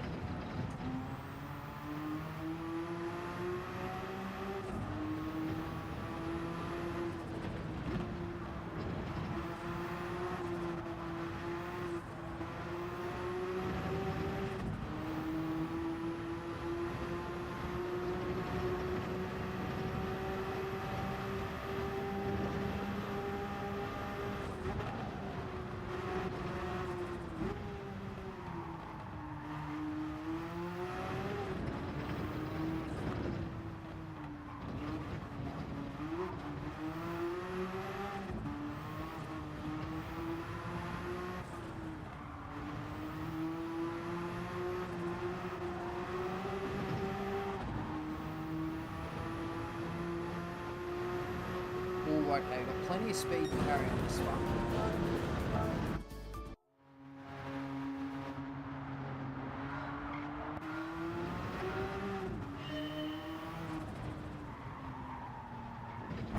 Well, that was too much.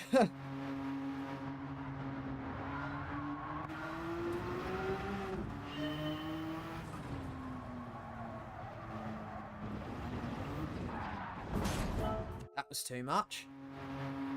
Here in Melbourne, the hot weather usually comes with sticky humidity, not one of my favourite things, no.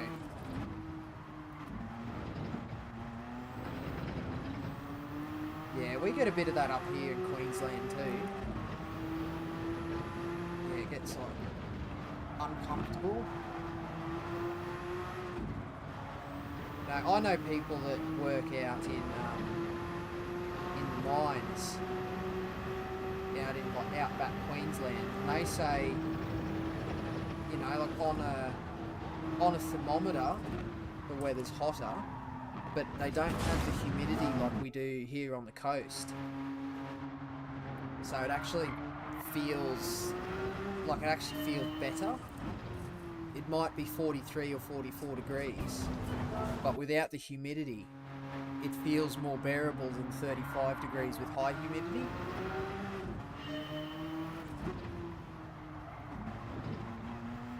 You know, I've never been to a place like that before, so I don't know.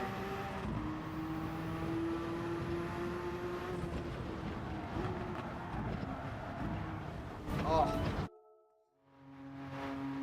Houston is close to the Gulf of Mexico, and we generally catch the humidity from the ocean. Yeah, yeah.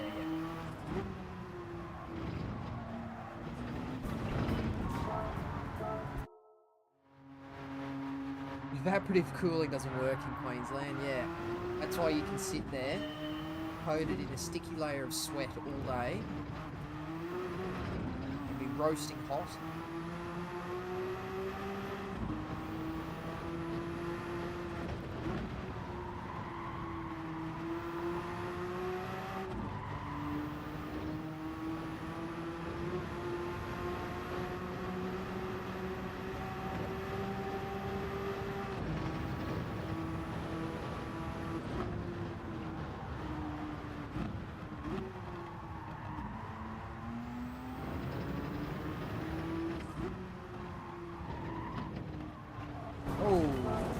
Too much speed.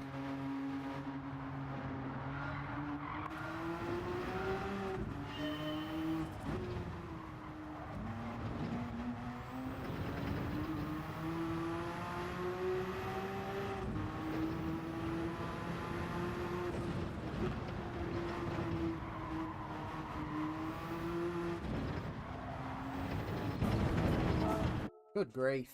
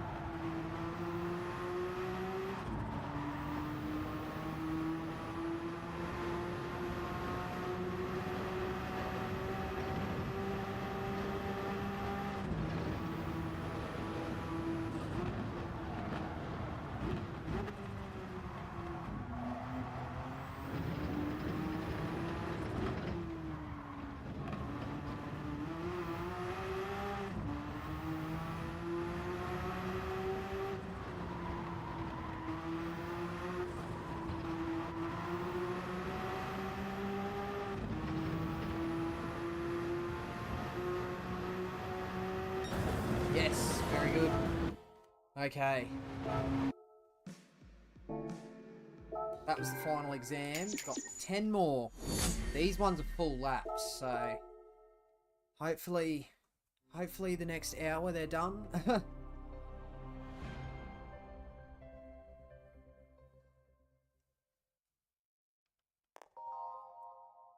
I went to Dubai once, 50 degrees and humid like a sauna. What did that feel like? A sauna, I suppose, would be the answer. That's crazy, they live like that.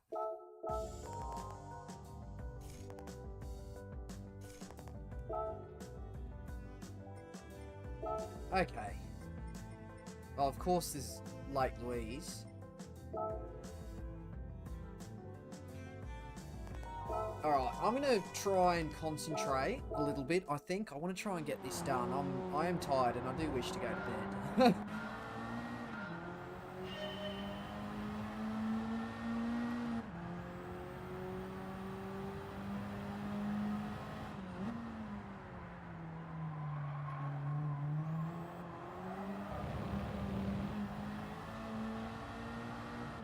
$2.27.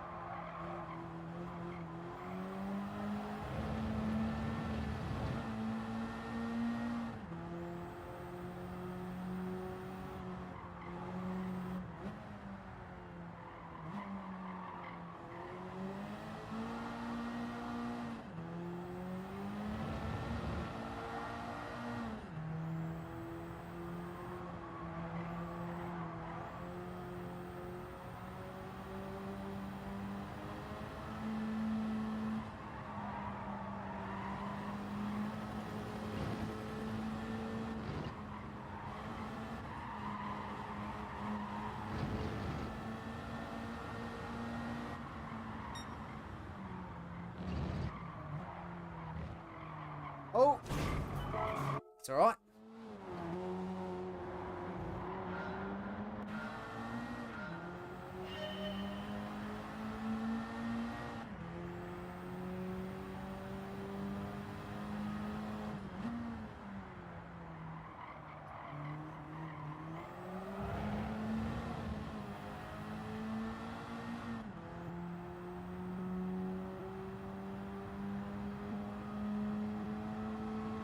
I don't think this is my favourite shape of the Civic.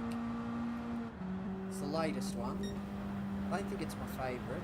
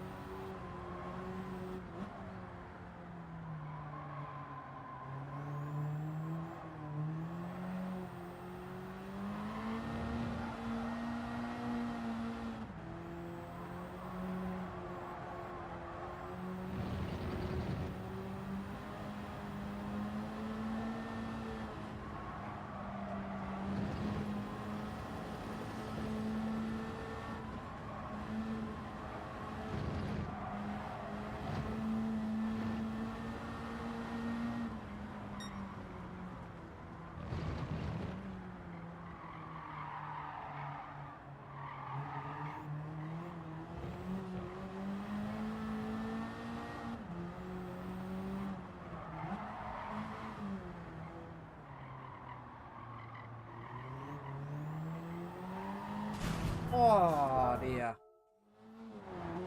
Yeah, sunglasses fog up, camera lenses can't focus, yet the women all wear full body black with jeans underneath. Human body is amazing. Yeah, I know.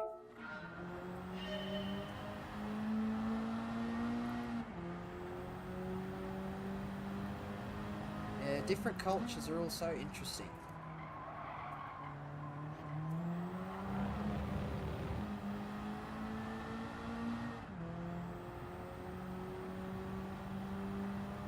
But yeah, the human body is very good at adapting. Like people with high altitude, people that live in high altitude, their bodies are slightly different based on the thin oxygen, and you know, it's interesting.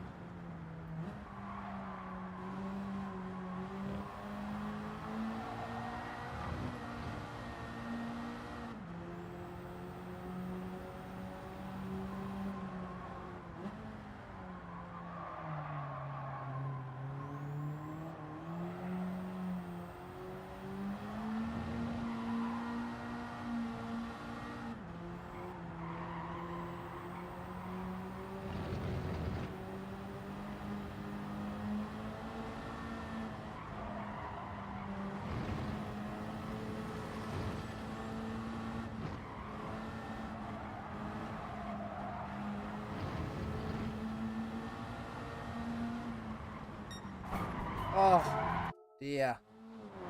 Forget underwear in that heat. The boys are swanging.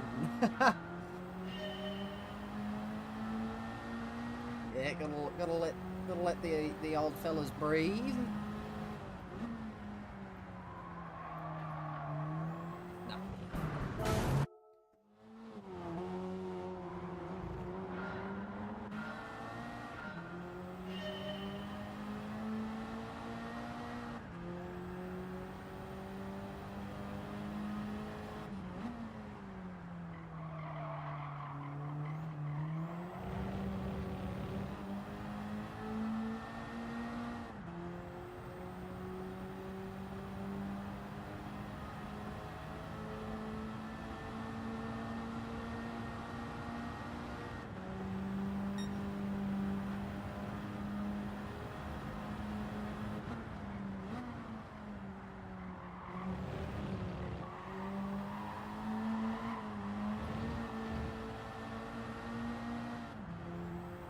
No idea if what I'm doing is fast enough, eh?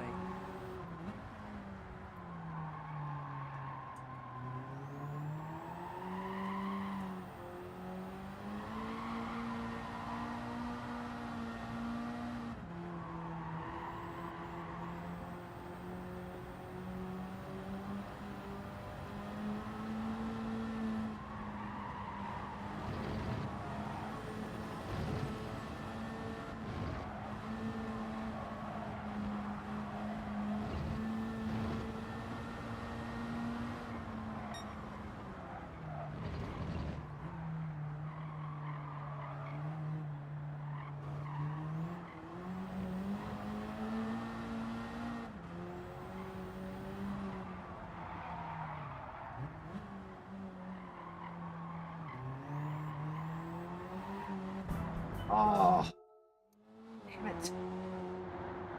I was on tour over there with some Canadians and they struggle from their normal everyday -5, yeah. Yeah. That would be so different trying to get used to and live with and learn how to function.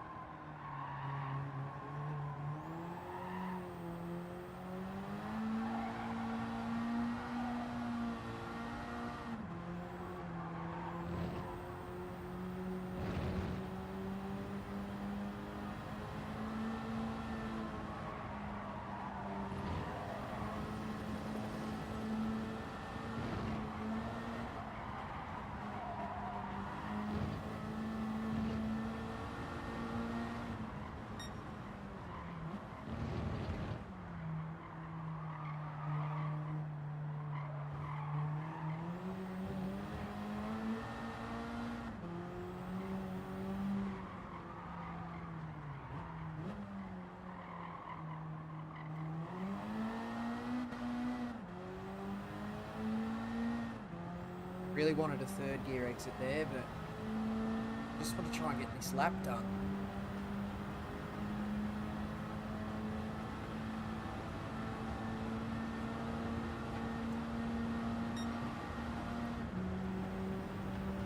No idea where I'm braking.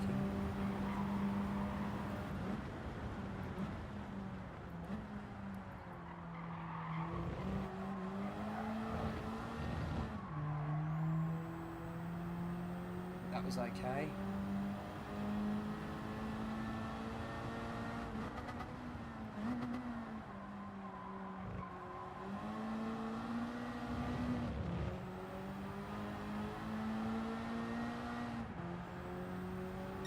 Yes, yes, yes. That's it. Okay, good, good, good. 1 down, 9 to go. Come on. Ended up being an okay lap too. Have you tried chasing the demo ghost? No, that's actually a very smart idea. Ah, yeah. That's an absolutely exceptional idea. I forgot that was even an option. Yeah, there we go.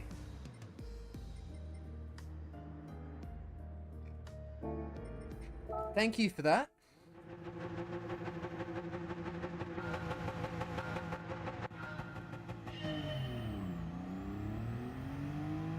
I don't know, I think I lost a bit of time there.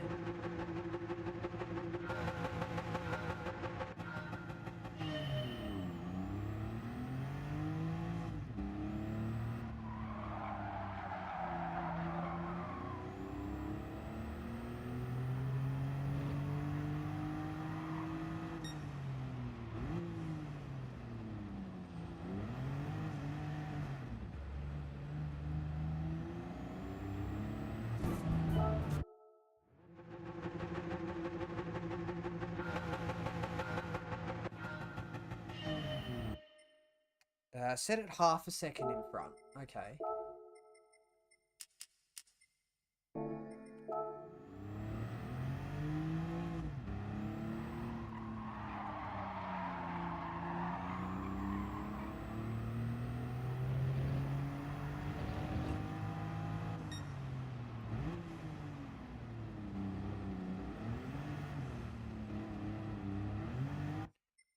Try that again.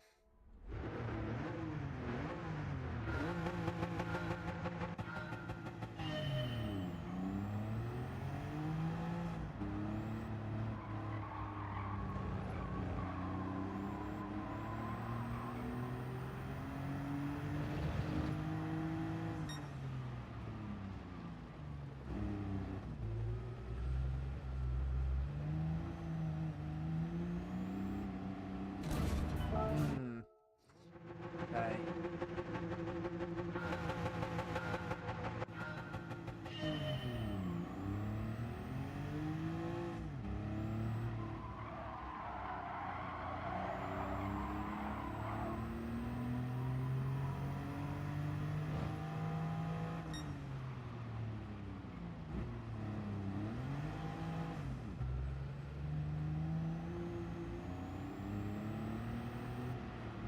Oh, jeez, this one's gonna be hard.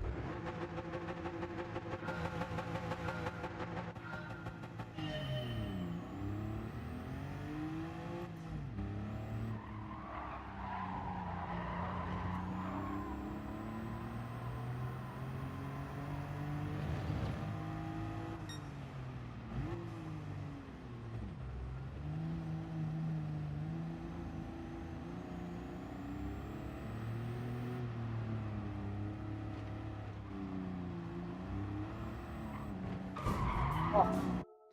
Huh.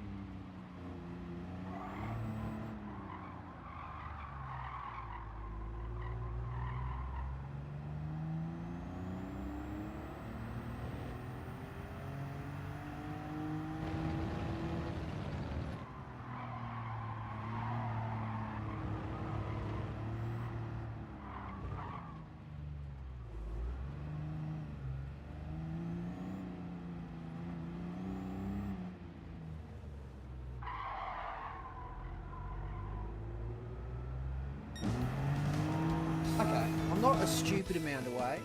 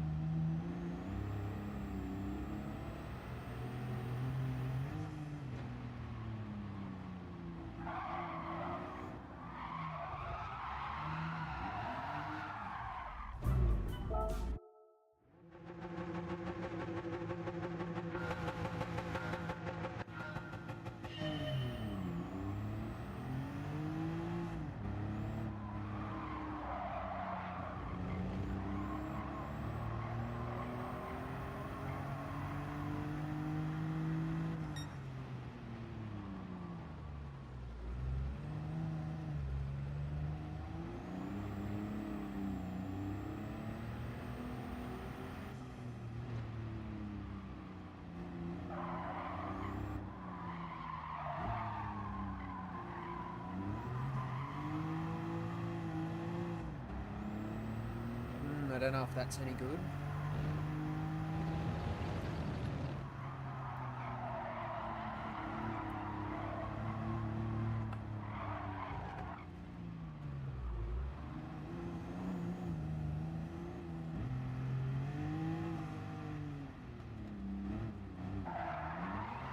Oh dear.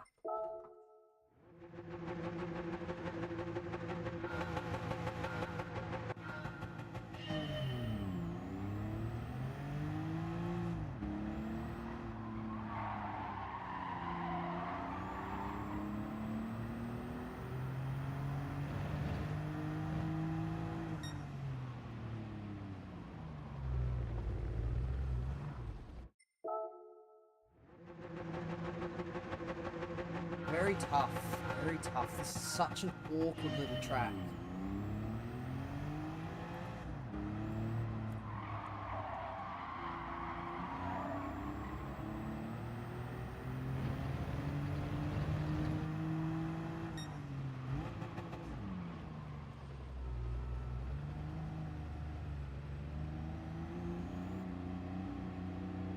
Oh, yeah.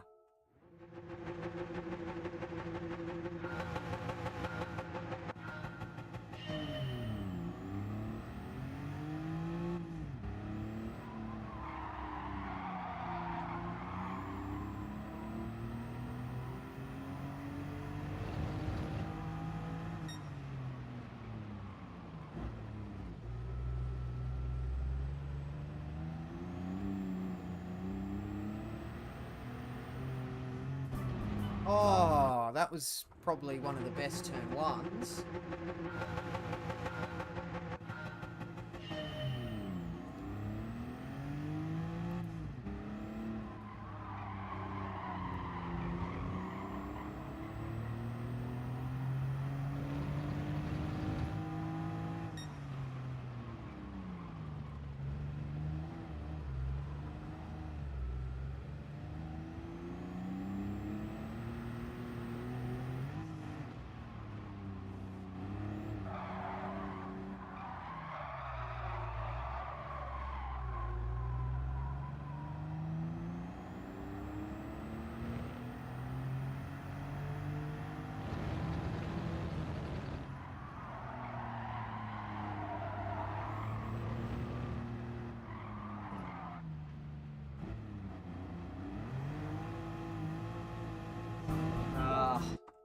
Really awkward at low speed. This is very tough.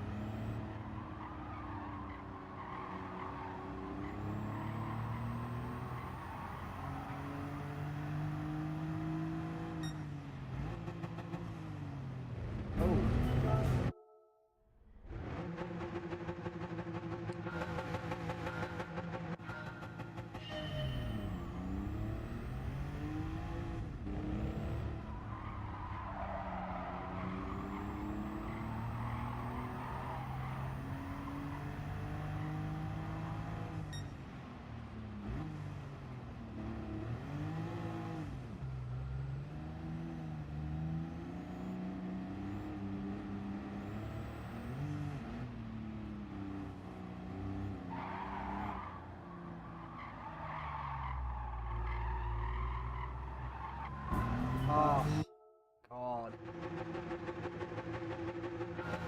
Oh, man. This is really hard.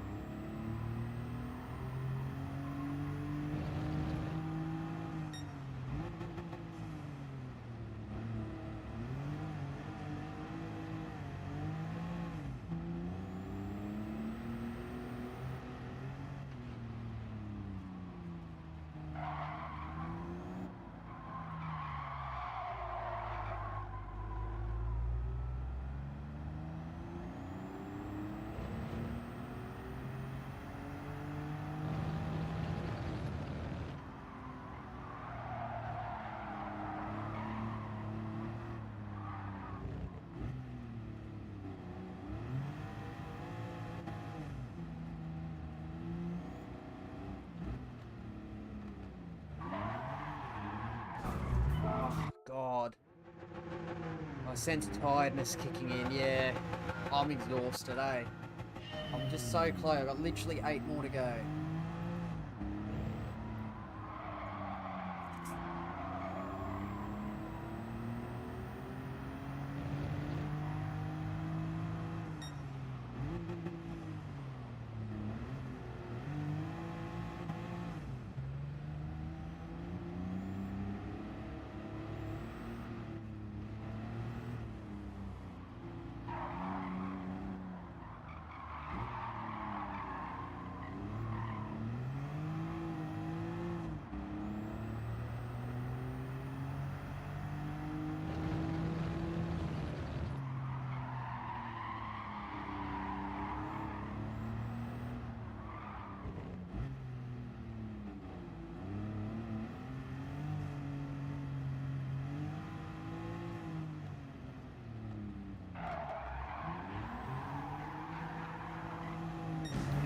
Oh man, so hard.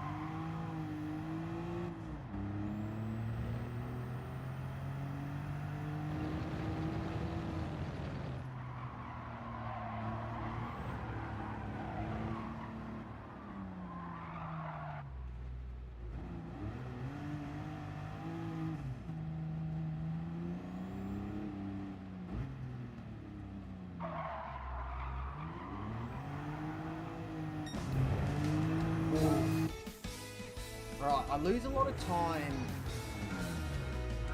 That back corner, that's not very helpful, is it? I don't know the corner numbers.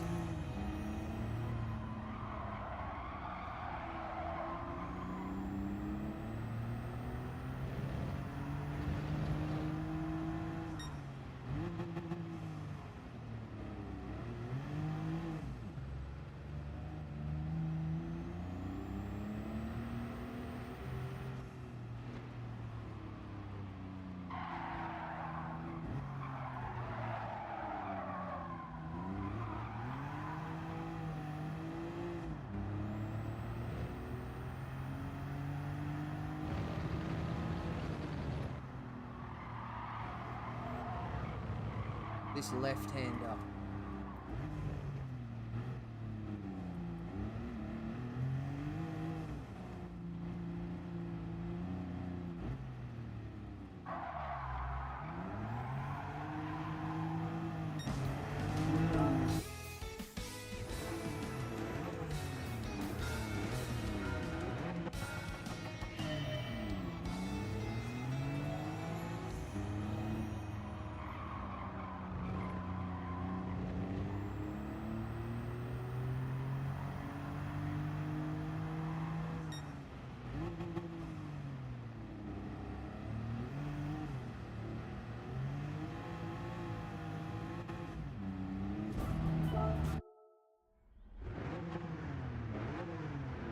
God, how many times have I tried this?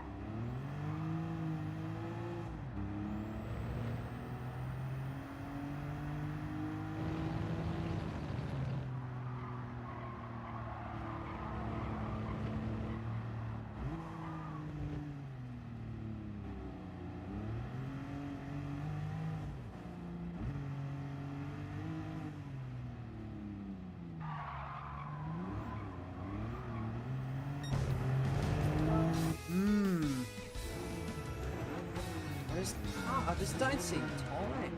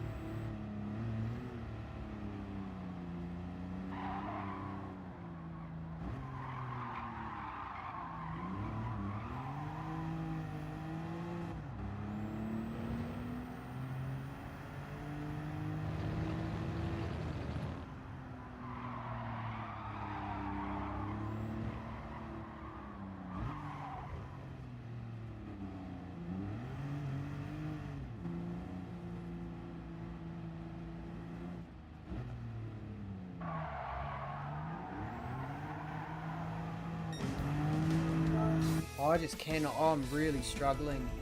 This is the hardest one yet.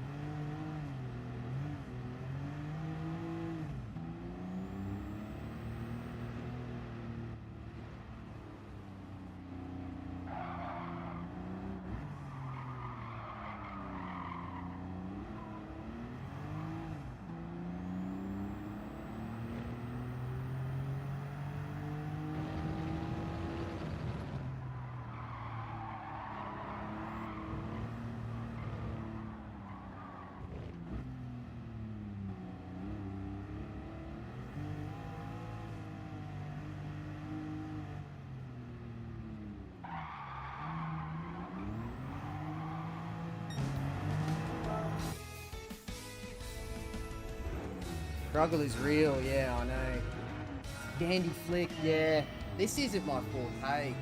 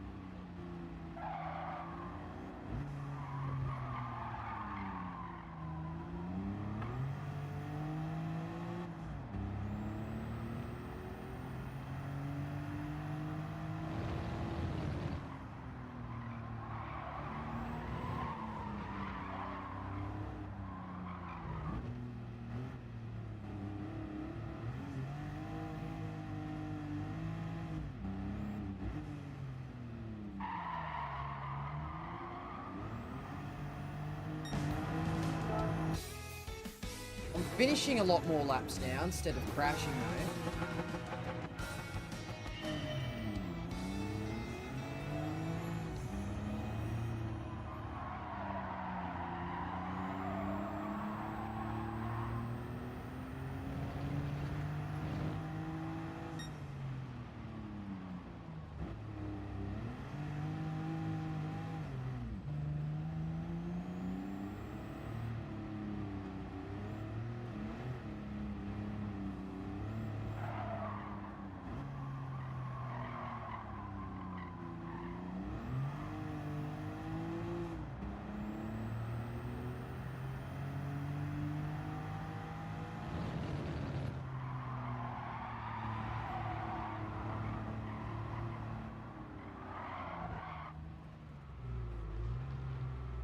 Oh.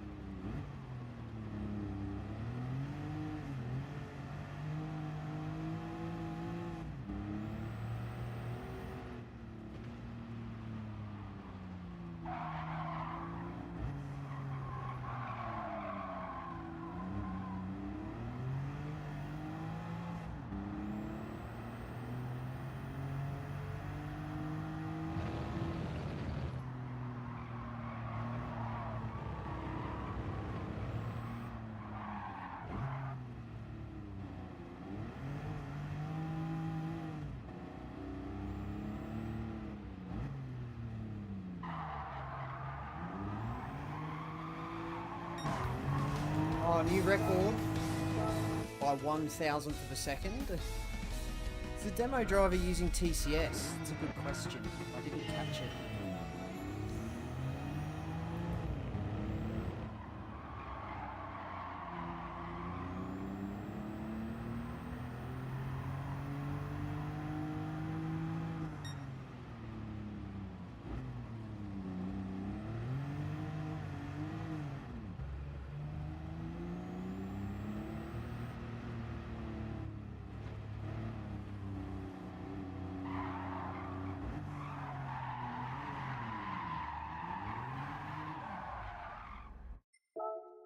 Ah, I might have to give this away for the night, I think, and come back. Because I just feel like I'm not making progress at the moment. I think my brain is done for the day.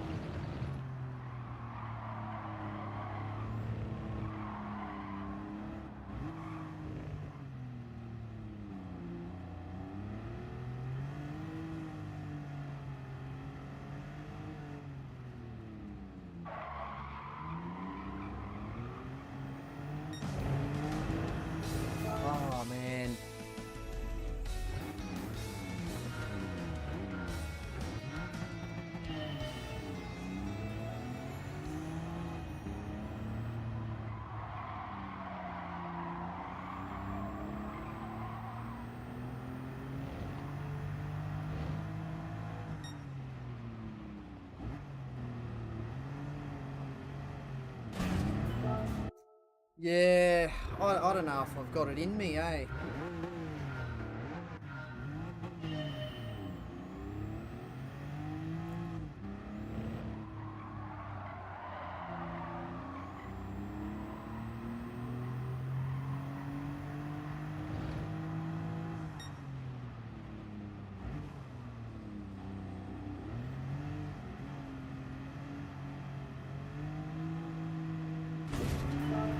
Oh dear.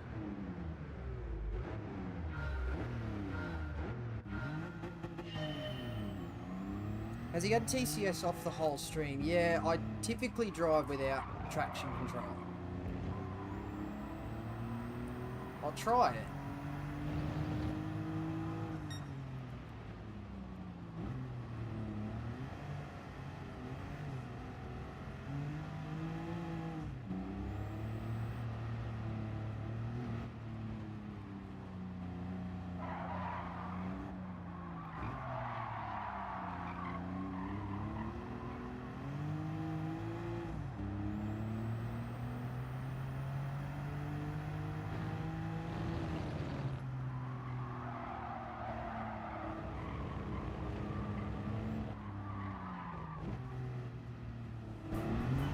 Oh, off track. Thanks. Yeah, I normally do.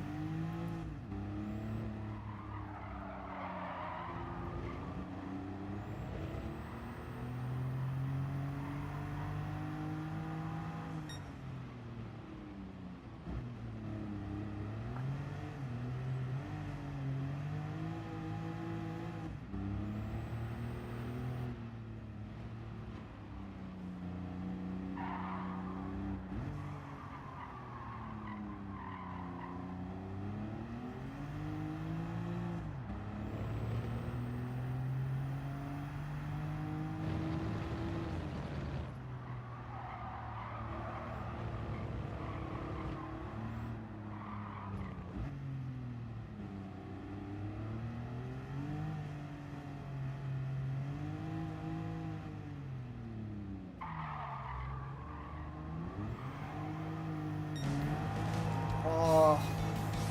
Oh my god.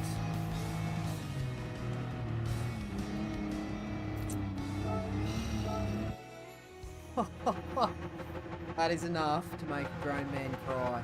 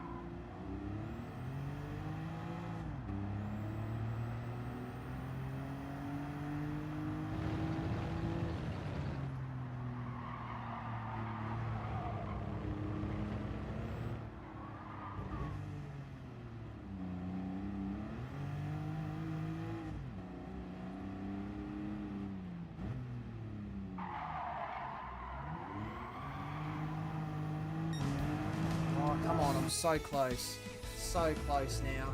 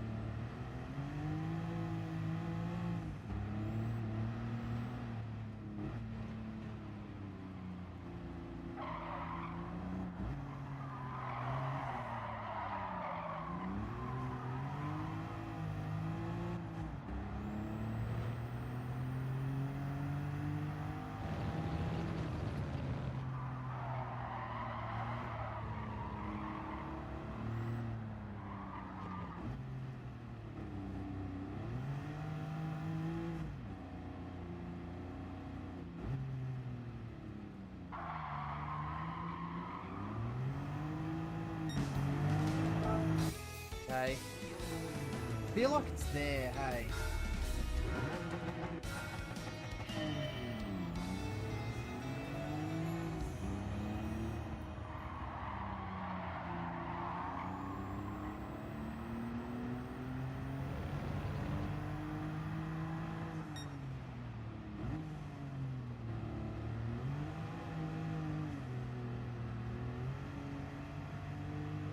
Oh, that was wrong. That's okay.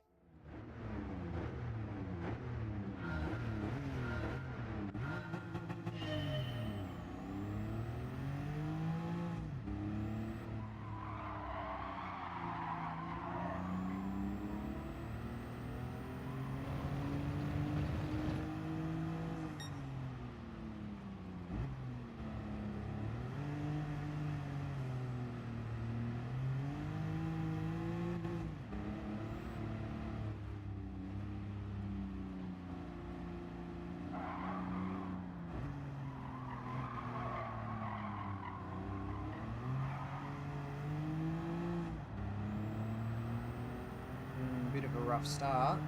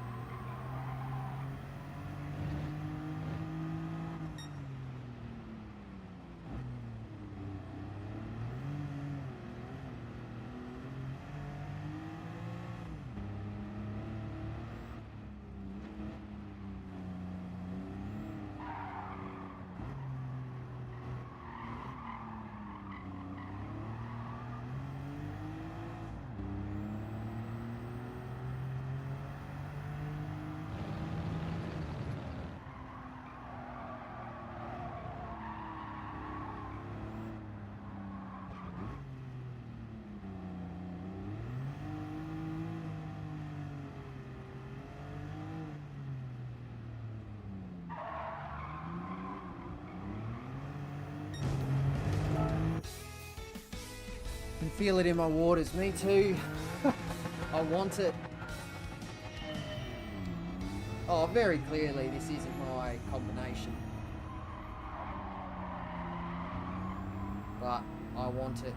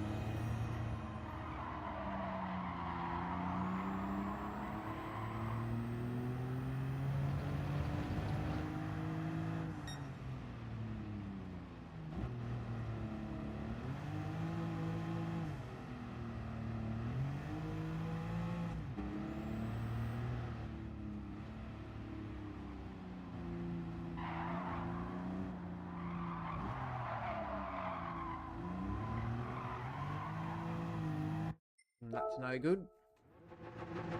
This is quite painful.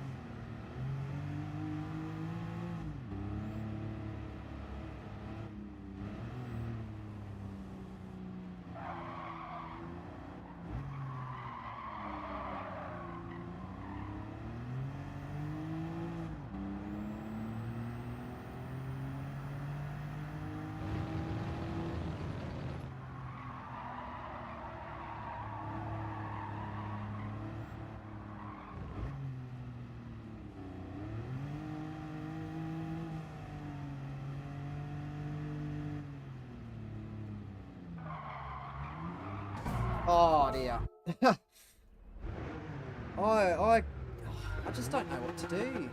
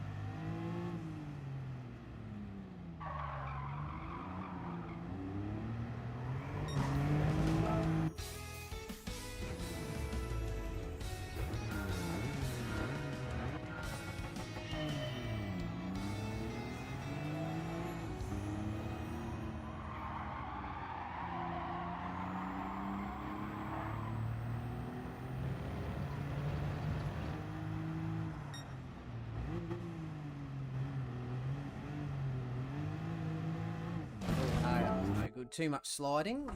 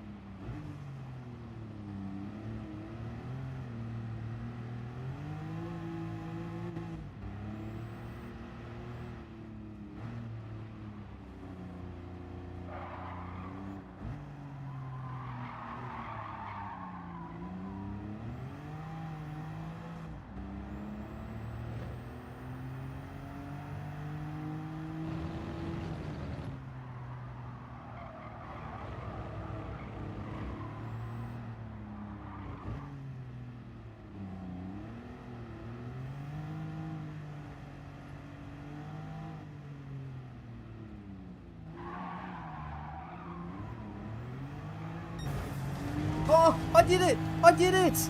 Oh! Oh my god! Oh, wow. Oh. Oh. I nearly blew out of my skin then. Oh.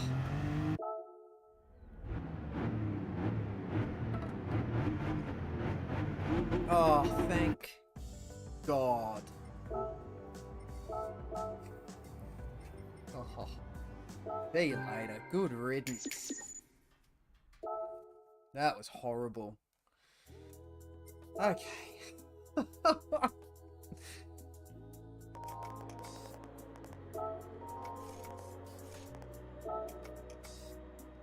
Oh. Sorry, everybody. I mean, that was like 40 minutes of that one. I'm so sorry.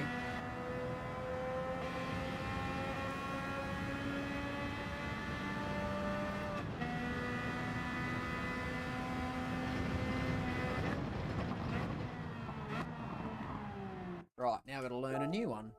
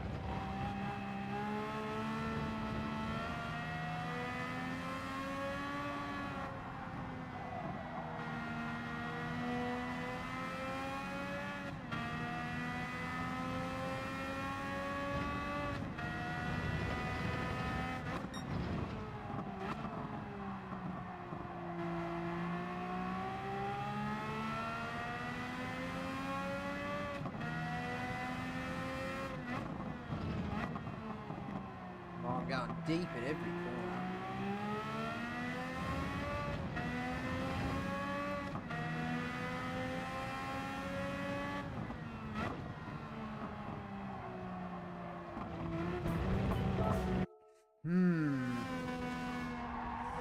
Yes, thank you.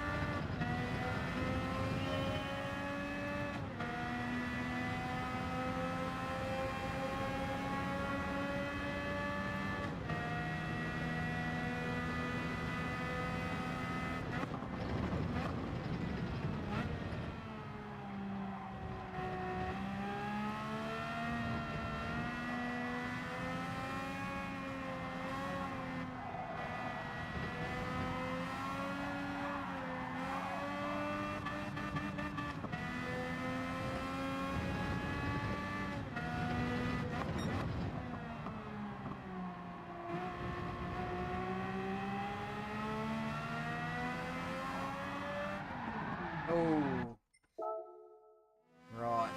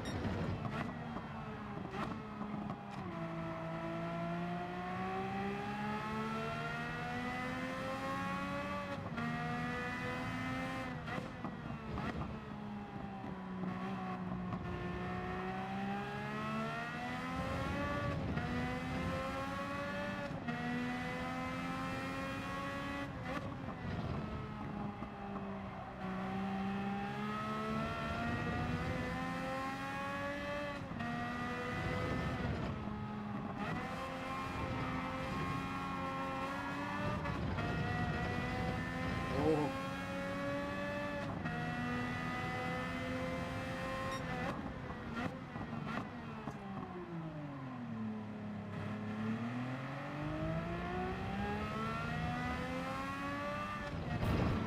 Ah, whoops.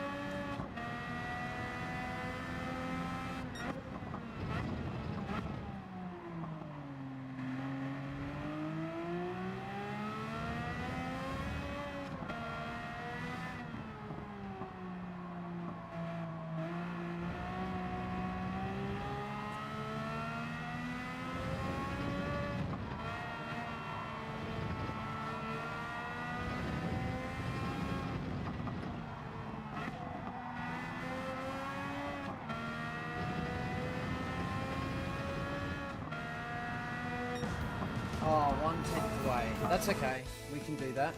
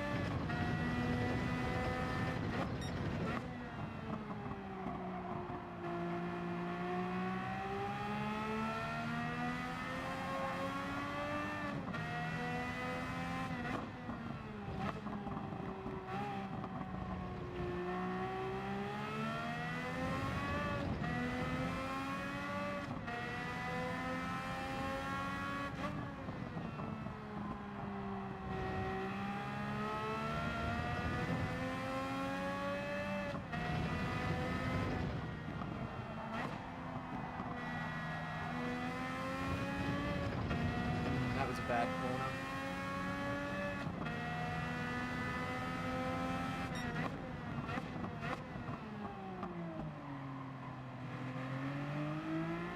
Bit deep there too.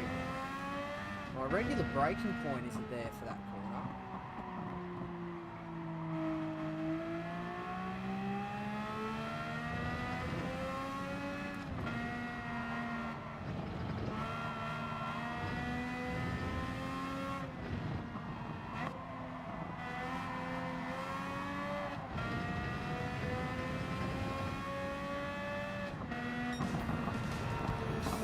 Oh, 1/10 away.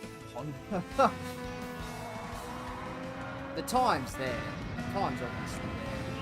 But I went deep with the hairpin on that lap. That would have been 2 or 3 tenths easy.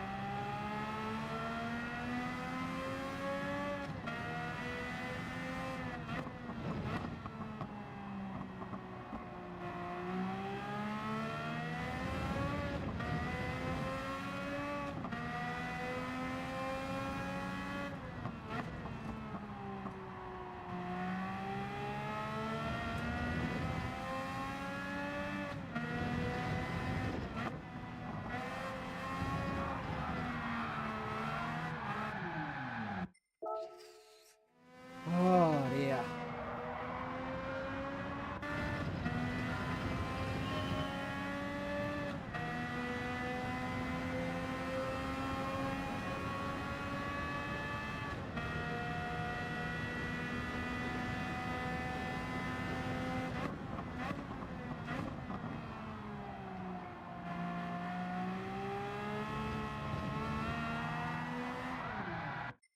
It's alright. Rein it back in. Time's right there. Don't drag this out longer than it needs to.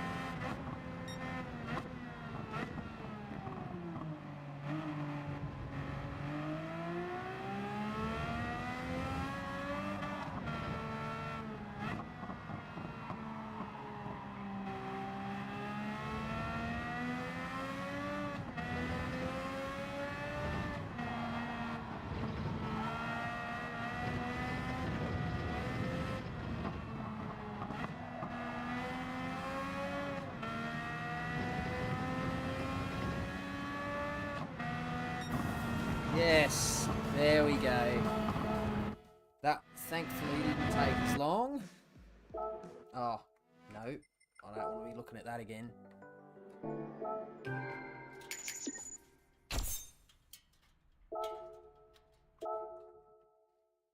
What's next? The Jag.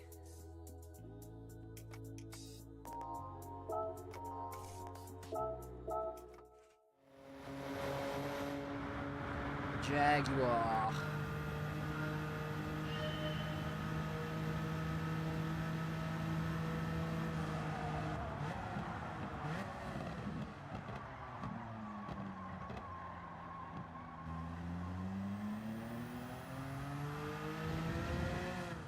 That's such an obvious loss of time. Yes, thanks Mason. Glad you're still here. Getting through it.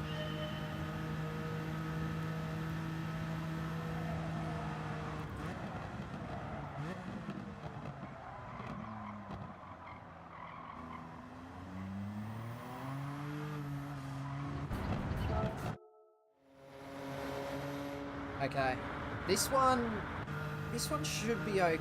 It shouldn't take too long. I know this track quite well.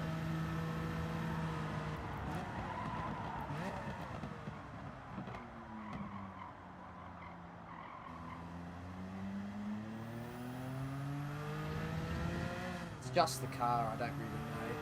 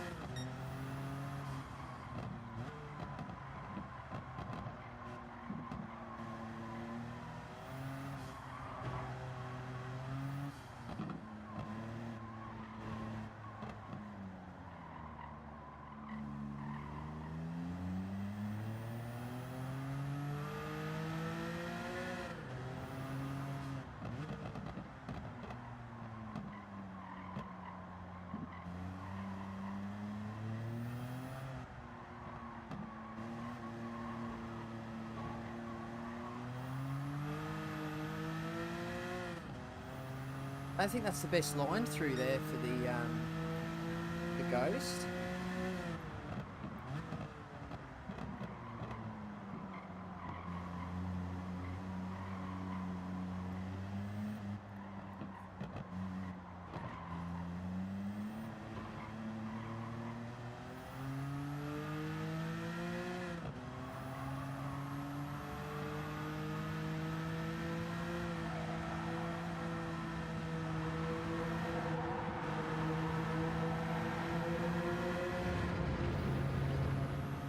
Right, I don't think that'll be gold first lap.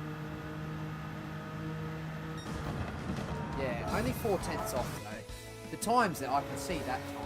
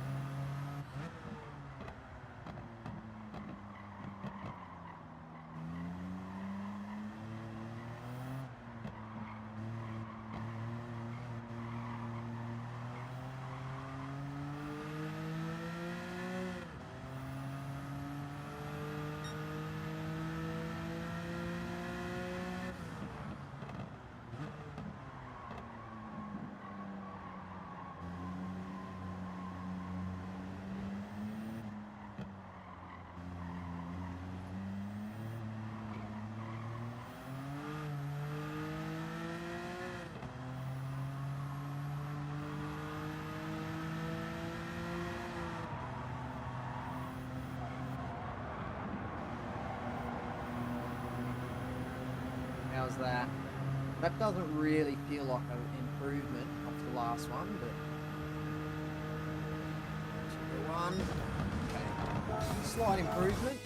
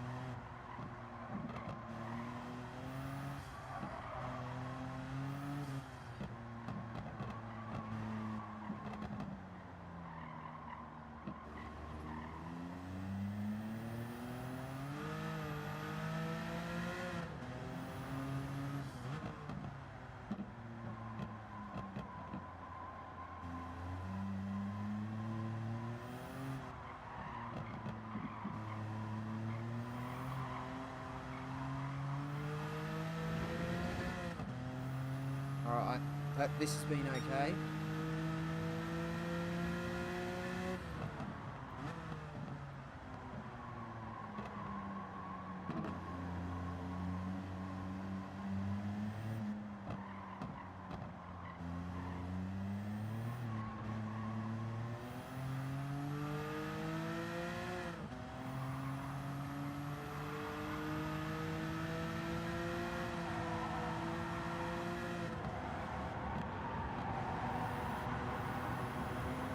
Alright, is this it?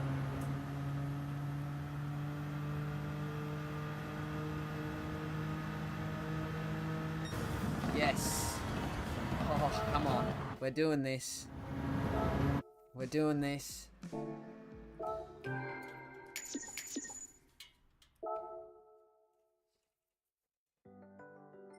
This is all... Oh, God.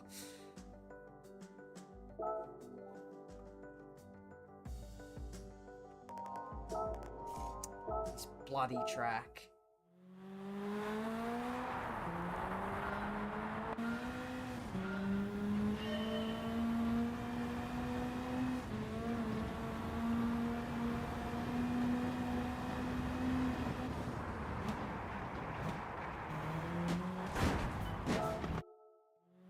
Oh, God. I don't know if I can do this anymore, eh?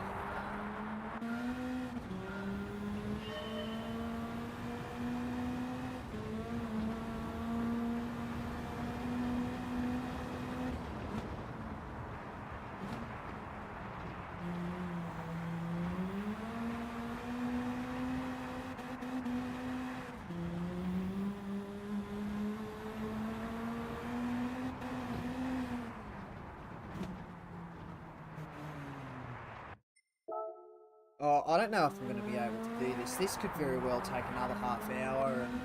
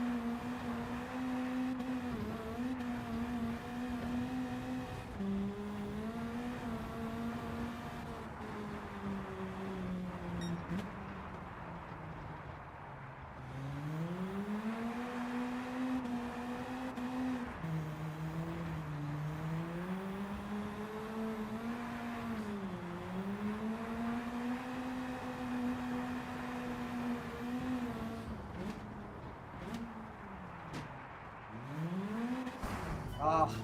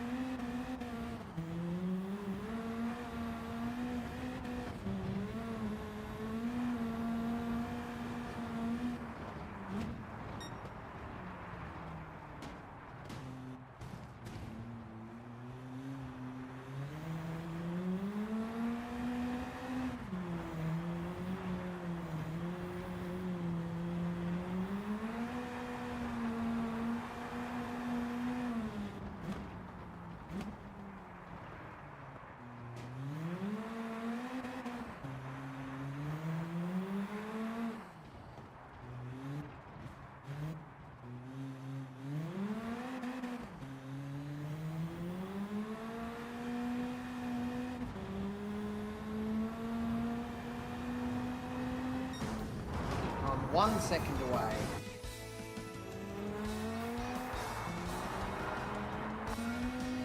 Agreed. Yeah, I'm starting to drift off. It's been fun. You did really well for one session. Thanks, Jad.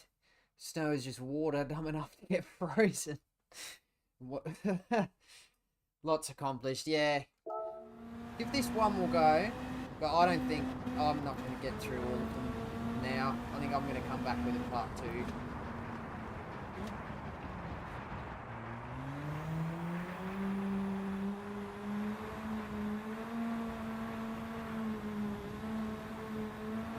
Thanks for tuning in, everybody. Yeah, Jad and Mason, thanks so much for, you know, chatting, and everybody else that chatted.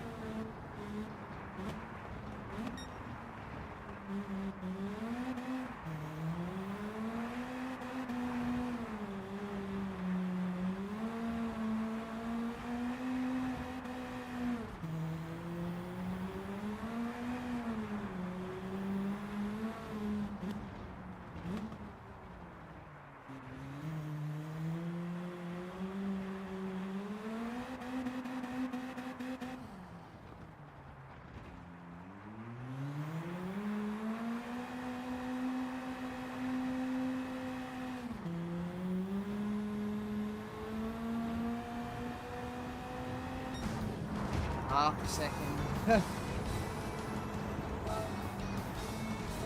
One more. They get one more full lap in.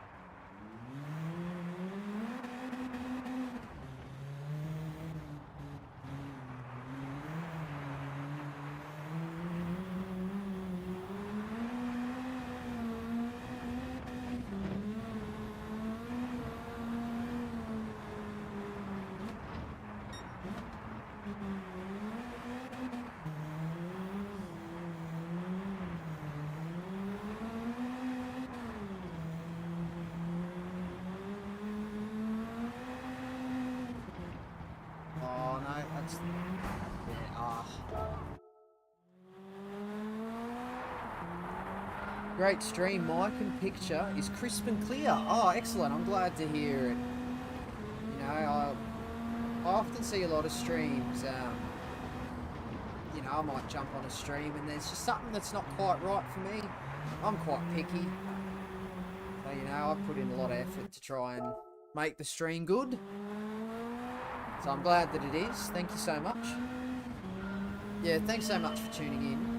I'm not much, I'm not far off turning this off for the night.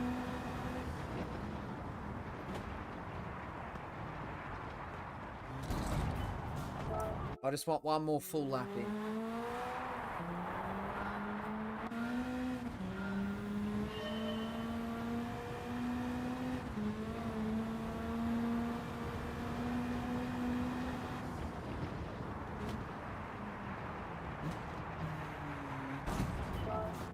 Now I can't get past turn one.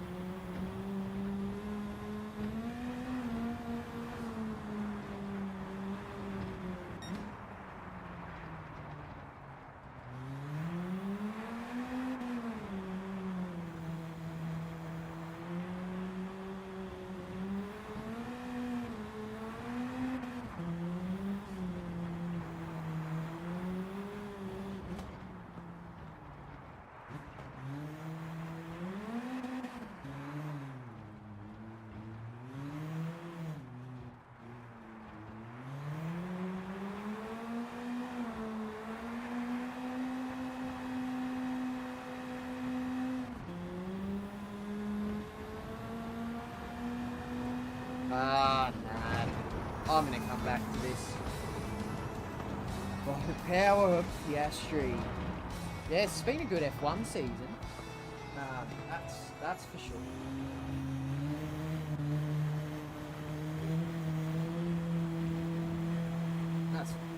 Yeah. No, it's been a really good F1 season. We're in Canada next week, actually. Exactly where this locally snow track is. But But yeah, I'm going to be back with a part 2. You know, I think, you know, that's 5 hours and I still haven't finished it. I'll be honest, that did actually take... This is taking a lot longer than I thought it would. I thought I'd have this stream done in maybe three hours. But yeah, clearly it's a little bit more difficult than I had anticipated. I don't know how Super GT's speed running this. He's crazy. But yeah, I've got to get some sleep. So yeah, really appreciate everyone tuning in. Yeah, I know I'm not sort of around as much as I used to back in the heyday, but you know, it's good that I can still jump on occasionally, and you know, there's people that are still going to watch. That means a lot to me, so thanks very much. But yeah, I guess I'll be back with a part 2, and we'll be able to methodically work our way through the last what have I got, 5, 6, 7, 8, 9, 10. I've got another 6 to go. So yeah, thanks for hanging out, thanks for jumping in chat, and thanks for watching. But that's sort of the end of this one, and that means that is it from me. So once again, I do thank you very much for watching. See you later.